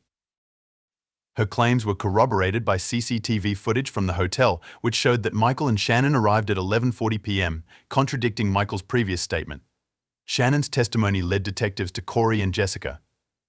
Corey, a repeat offender, denied involvement, knowing a guilty plea could have severe consequences for him. However, Jassica eventually admitted her role in the murder plot. On December 7, 2010, Nathan's family and friends gathered at the Nellis-based chapel to honor his memory. Michelle chose to skip the ceremony, which raised more suspicions. Those who attended remembered Nathan for his resilience and dedication as a soldier. His squadron commander praised Nathan's bravery and contributions to his country, while his brother Eric reflected on Nathan's devotion to his family and his country. He was remembered as a modest and dependable man who lived for his loved ones and served with honor. Michelle Pett's trial took place in a Las Vegas court a month after Michael Rodriguez's sentencing. Throughout the trial, Michelle maintained her claim that she had changed her mind about killing her husband and even tried to stop the plan. However, this defense did little to sway the court. When the judge gave Michelle the opportunity to speak in her defense, she attempted to justify her actions, expressing remorse for what had transpired. She insisted that her initial intention was not to go through with the murder, and she claimed that her conscience had gotten the better of her at the last minute. However, the court found her testimony unconvincing, as the evidence, including her text messages and the fact that she sent a smiley face to Michael after Nathan's death, contradicted her claims. The defense team's efforts to delay the trial and exclude crucial evidence had already been rejected, and the court proceeded to sentence Michelle for her involvement in the conspiracy and murder. Despite her final words, she, like Michael, was sentenced to life in prison without the possibility of parole. Her plea for leniency was dismissed, as the court found her direct role in plotting and enabling the murder of her husband, Nathan Pett, to be unforgivable. The other accomplices, Corey Hawkins and Jessica Austin, also faced their respective trials and were sentenced for their roles in the crime. With the completion of the trials, justice was served for Nathan, whose family and friends continued to mourn his loss and remember him as a loving father, devoted husband, and loyal soldier.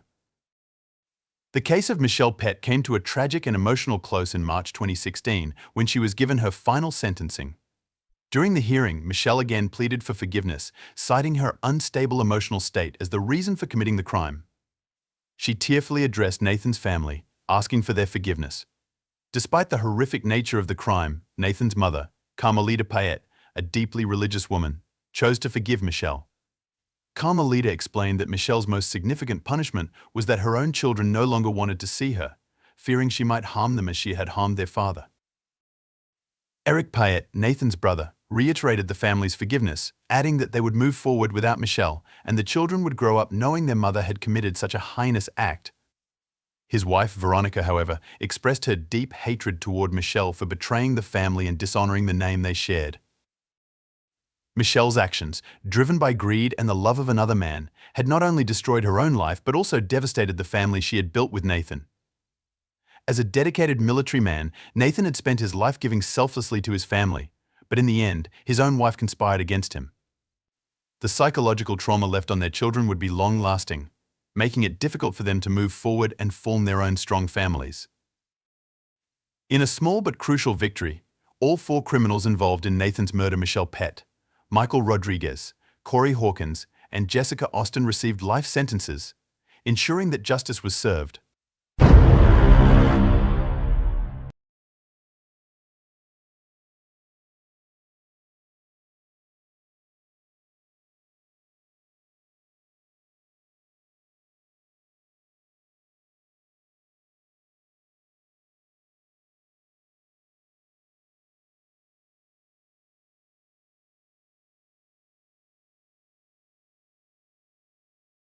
When someone talks about a birthday party, you usually imagine a happy time with laughter, drinks, and of course cake. It's a joyful occasion, but sometimes things take a dark turn. In today's episode, we explore a tragic incident involving Tatianne Spitzner. Our journey takes us to Brazil, a country known for its fantastic football, or soccer as most of us call it, lively carnivals, delicious food, and overall positive vibes. However, like any place, Brazil has its dark side. While murder rates have been decreasing in Brazil, a new issue has arisen: femicide. This term refers to the killing of a woman due to domestic violence, and sadly, it's on the rise. A 2019 report from the Brazilian Public Security Forum highlighted this disturbing trend. Yet, this problem isn't unique to Brazil. According to the World Health Organization, 1 in 3 women worldwide has experienced violence from their partner. Most women manage to overcome such abuse, but Tatianne Spitzner wasn't as fortunate. Tatianne, a 29-year-old successful lawyer, lived in Guarapuava, a city with a population of 182,644 in the mid-south of the Parana state in Brazil. Despite its status as the largest municipality in the state by area, it couldn't shield Tatianne from a horrifying fate. It was supposed to be a fun night out for Tatianne and her friends, but as we'll discover, appearances can be deceiving. So, sit back, relax, and keep your ears open as we delve into the tragic case of Tatianne Spitzner. Tatianne Spitzner and her spouse, Luis Felipe Manvilla, had celebrated over 5 years of marriage. Luis, at 32, was a university biology lecturer and a staunch advocate for a healthy lifestyle, actively engaging in various physical activities that held significant importance for him. Their love story began in early 2013, when Luis Felipe, captivated by Tatianne, fell head over heels in love. He mustered the courage to ask her out in August of the same year. Over time, their connection deepened, and by November 15th, according to Luis Felipe's account, he proposed, and the couple swiftly moved from engagement to marriage. The engagement, brief but sweet, lasted a little over 2 weeks. On December 3rd, 2013, the couple exchanged vows and rings in Guarapuava, marking what should have been the happiest day of their lives. Luis Felipe made solemn promises to care for and provide for Tatianne throughout their lives. However, as life would have it, vows are sometimes tragically broken. Fast forward to Luis Felipe's birthday, a day meant for joy and positivity. Instead, tragedy struck. On what was supposed to be filled with laughter, the couple found themselves in the midst of a heated argument. The roots of the argument between Tatianne and Luis Felipe were planted when Tatianne arrived home a few minutes late. Luis, dressed up and eagerly awaiting their meeting with friends at a local restaurant, was visibly upset. Tatianne had been at a nail appointment, wanting to look her best for her husband, but the appointment took longer than expected. The usually cultured and educated public image of Louis-Philippe crumbled in the face of this disagreement. His volatile character emerged as soon as Tatianne entered the door, and he started berating her for being late, insisting they should have already been at the restaurant. Publicly, Louis-Philippe was seen as a refined individual, but he appeared somewhat distant compared to Tatianne, who had a wide circle of friends and a large family. The university professor, in contrast, was an enigma in Guarapuava, with little known about his past life. All that was known was that he had a brother and a sister. His father had passed away a couple of years before 2018, and his mother was battling cancer. Marcelo Virtuoso, a 35-year-old businessman and owner of the Uplay fitness gym in Guarapuava, shed some light on Louis-Philippe's activities. According to Virtuoso, Louis-Philippe would visit the gym, greet people, train, and then leave without engaging in conversations. Virtuoso noted, he wouldn't talk to anyone. Louis-Philippe's passion for physical growth was evident, with Virtuoso stating, "From the beginning of the year until now, he's gotten really big." To add another layer to the unfolding story, the police discovered a substantial stash of anabolic steroids in the couple's apartment, raising further questions about the dynamics of their relationship. Many people speculate that Louis-Philippe's outbursts of aggression and short temper might have been a side effect of the illegal supplements he was taking. Psychiatrist Adriano Segal from the endocrinology clinic at Hospital das Clínicas explained that the use of steroids can lead to psychiatric disorders, irritability, and also to transient testicular atrophy by increasing testosterone levels. This may have made it difficult for him to control his anger. However, this is in no way an excuse for the tragic events that unfolded. The couple eventually arrived at the restaurant where Tatianne's friends were eagerly waiting to celebrate Louis-Philippe's birthday. Initially, the atmosphere seemed amicable as everyone wished him well. According to the perpetrator's statement, they both drank that night and got a bit tipsy. However, other reports suggest that another fight erupted when Tatianne allegedly found evidence of her husband interacting with another woman on Instagram. In his defense, Louis-Philippe claimed that he had posted a story on his Instagram account about his birthday, receiving messages from online friends, including some from different women. Despite accusing his wife of jealousy, every story has two sides. Turning the spotlight to Tatianne, one of her close friends, Juliana Santos, aged 35, publicly revealed that Louis-Philippe was the jealous one, even resorting to physical violence. Juliana stated, "Tati was very reserved with personal matters, but with me, she opened up. The first time she complained about Louis-Philippe, she said that his jealousy bothered her." This information came to light after the tragedy occurred. At the time when Louis-Philippe's jealousy intensified, Tatianne was living with him in Germany, where he was pursuing a graduate course. The reason behind his increasing possessiveness was unclear. But one thing was evident. Their relationship began to unravel due to the physical distance between Tatianne and Louis-Philippe. Tatianne and her friends didn't communicate much during this period, leading to a noticeable drift. However, upon the couple's return to Guarapuava, they reconnected. Tati called me in November to congratulate me on my birthday, and she already wanted to meet me for coffee. At that point, the complaints became more incisive. She even talked about divorce because she was so scared, but the bureaucracy that comes with it made Tatianne dismiss the idea, revealed a friend to the police. On March 8th, International Women's Day, Tatianne and her friend Ju met at the gym and planned another coffee outing. Things were taking a serious turn. Julianne shared, "She opened up. She said that Louis-Philippe was treating her very badly, demeaning her in front of others, doing everything to contradict her, and even said that he got to the point of hating her." Everyone interviewed in Guarapuava, even those not particularly close to Tatianne, described her as a person without any evil inside of her, someone who trusted others and saw the good in everything. She was known for her cheerful demeanor, love for parties, trips and friends. Those closest to her were certain that what happened wasn't a case of suicide. Now, what exactly transpired between Tatianne and Louis-Philippe? To unravel the mystery, let's delve deeper into the case. Following the party that turned into an argument, the couple headed towards the Golden Gate building in downtown Guarapuava, where they shared an apartment. Security cameras in the city centre captured a detailed account of the incident. It all began with a vehicle pulling up outside the Golden Gate building. Numerous images captured the brutality of Louis-Philippe, the university professor, as he repeatedly slapped his wife across the face, even before they could exit the vehicle.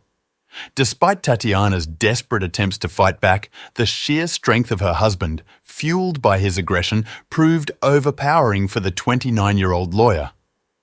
But the horror didn't end there. Louis-Philippe continued his torment even after they got out of the car. The sickening display of violence persisted in the underground parking lot of their building.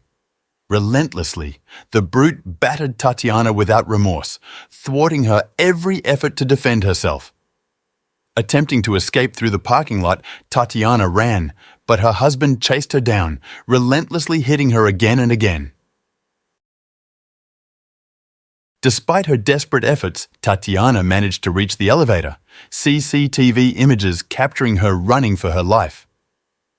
Yet, her husband pursued her, and she frantically pushed the button, hoping the doors would close and provide. Her husband laid hands on her, pulling the young lawyer back inside, denying her any chance of escape. The shocking images vividly depict Tatianne's desperate attempts to keep herself out of harm's way. Despite her struggle, the strength of the steroid-using Louis-Philippe proved insurmountable. He swung her across the metal walls, hitting her head and causing her to fall to the floor. Those were the last moments captured when Tatianne was still breathing. After the horrifying episode in the elevator, the couple reached their apartment, and the exact details of what transpired inside remain unclear. However, the outcome was undeniably tragic, with approximately 15 minutes passing since they left the elevator. The brutality behind closed doors during this time can only be imagined.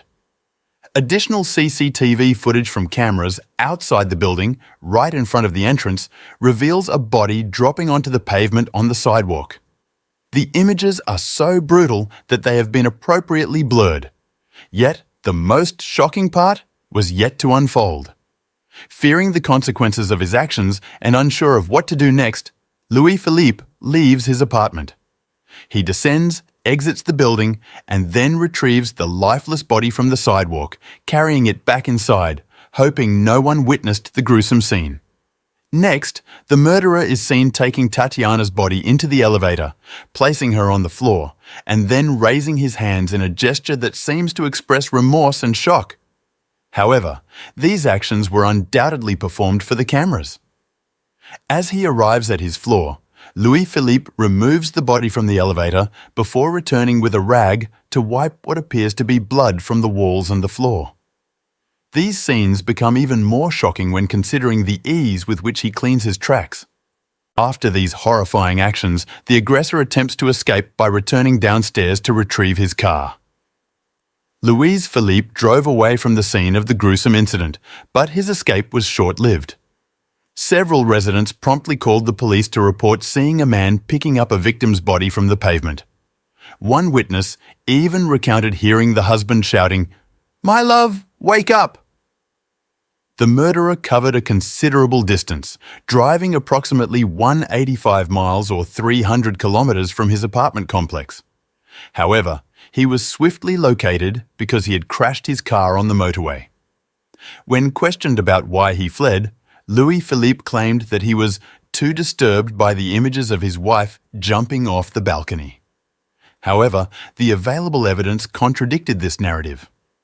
According to the report, there was no evidence of any chemical reaction occurring in Tatianne's body before her fall. No traces of adrenaline or cortisol were found, which would typically indicate fear or awareness of plummeting to the ground. Experts concluded that the young woman was already dead when she hit the pavement. Additionally, Tatianne had a high alcohol content in her blood, a reasonable outcome given that they had just come home from a birthday celebration. The lawyer also suffered multiple fractures consistent with a 40-foot fall onto concrete pavement. Upon closer examination, investigators discovered the imprint of a pair of hands on her throat, and her hyoid bone at the front of her neck was fractured. These injuries are commonly associated with strangulation, supporting the theory that Tatianne was already dead before falling on the pavement. Criminal prosecutor Diana Rampasso delivered a chilling statement stating, "Our investigation proves that the victim was killed inside the apartment by asphyxiation and her body was thrown over the balcony. We believe the accused then took the elevator to the ground floor and collected Tatianne's body, taking it back up to the apartment in the elevator." This harrowing account of the events leading to the lawyer's murder paints a vivid picture of the spousal violence she endured. Close friends of Tatianne alleged that she disclosed her fear of her husband, accusing him of mistreatment and expressing a desire for a divorce. These claims were evident in a series of messages sent months before her death. In contrast, the husband's defense counsel maintained that the pair had a happy relationship, a claim starkly contradicted by the evidence. Far from a happy relationship, other sources among Tatianne's friends revealed, "Tati complained to me one day that she and Luis Felipe."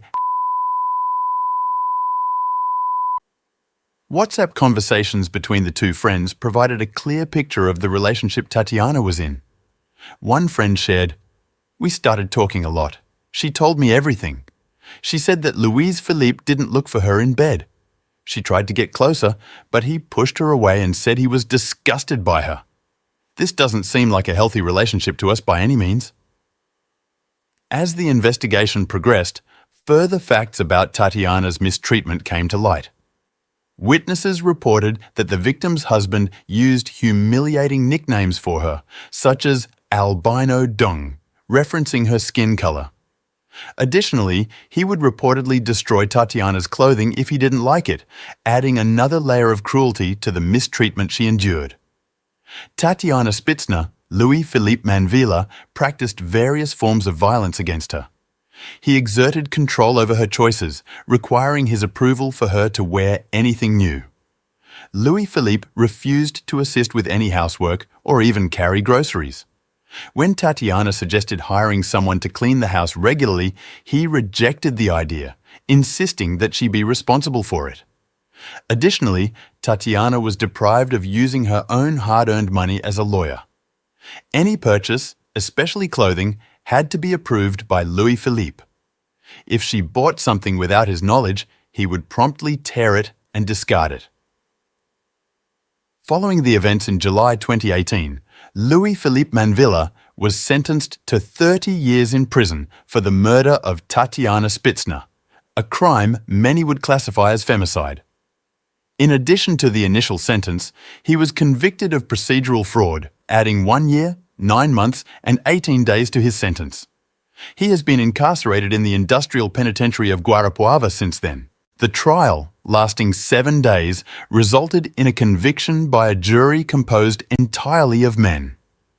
During the proceedings, Louis Philippe apologized to the victim's family for the assaults, but continued to deny the murder. He asserted that his wife jumped from the balcony, committing suicide, despite all evidence pointing in the opposite direction.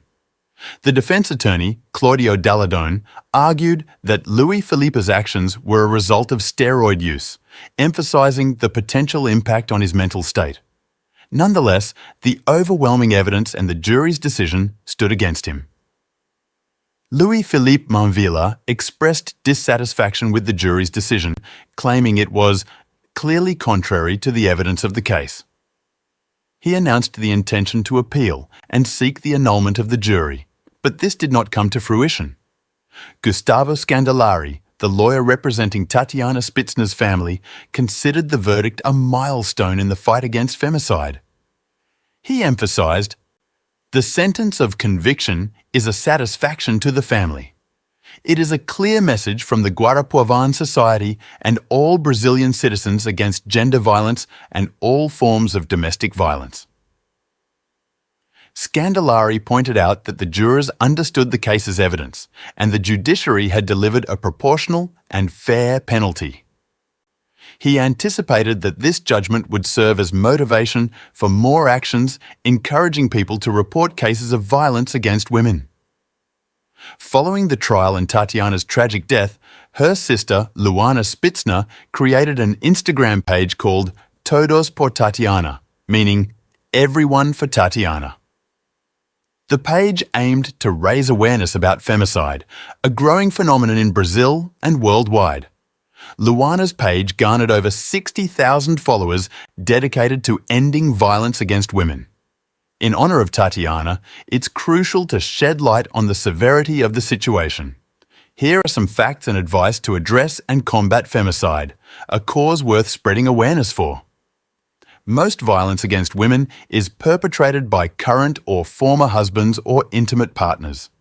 Shockingly, over 640 million women aged 15 and older have experienced intimate partner violence. Among women aged 15 and older who have been in a relationship, almost 1 in 4 adolescent girls aged 15 to 19, accounting for 24%, have faced physical and/or sexual violence from an intimate partner or husband.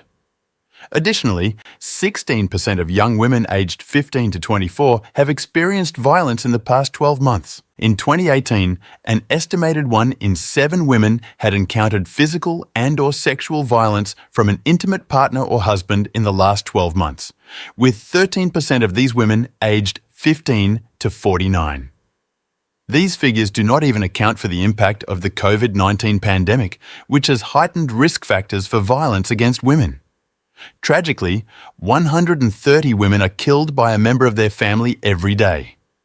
In 2017, an estimated 87,000 women were intentionally killed globally, with over half, 50,000 of them, being killed by intimate partners or family members. Furthermore, more than a third, 30,000, of these intentionally killed women were victims of current or former intimate partners. Tatianne confided in her friends about the mistreatment she endured from her husband, but her cries for help went unanswered. Despite the care and concern of those around her, Tatianne's plea for intervention was ignored. If her friends had taken a stand against Louis Philippe and sought help from the appropriate authorities, perhaps Tatianne would still be alive today. It's crucial to recognize that Tatianne did everything in her power to escape the violence, yet it wasn't enough. She needed support, just like many other women around the world facing similar situations. Don't hesitate to ask questions and speak up. Tatianne's story serves as a reminder that raising awareness and supporting those in need is essential. If you or someone you know has been through a similar situation, don't hesitate to share your experience. Let's spread awareness and create a supportive community. In this challenging world, it's vital to spread positive messages and help those in need. As the video concludes, the message encourages viewers to comment, share experiences, and express interest in other cases. If you enjoyed the video, don't forget to give it a thumbs up and subscribe to the channel. Also, click that notification bell so you can get updated each time we post another case.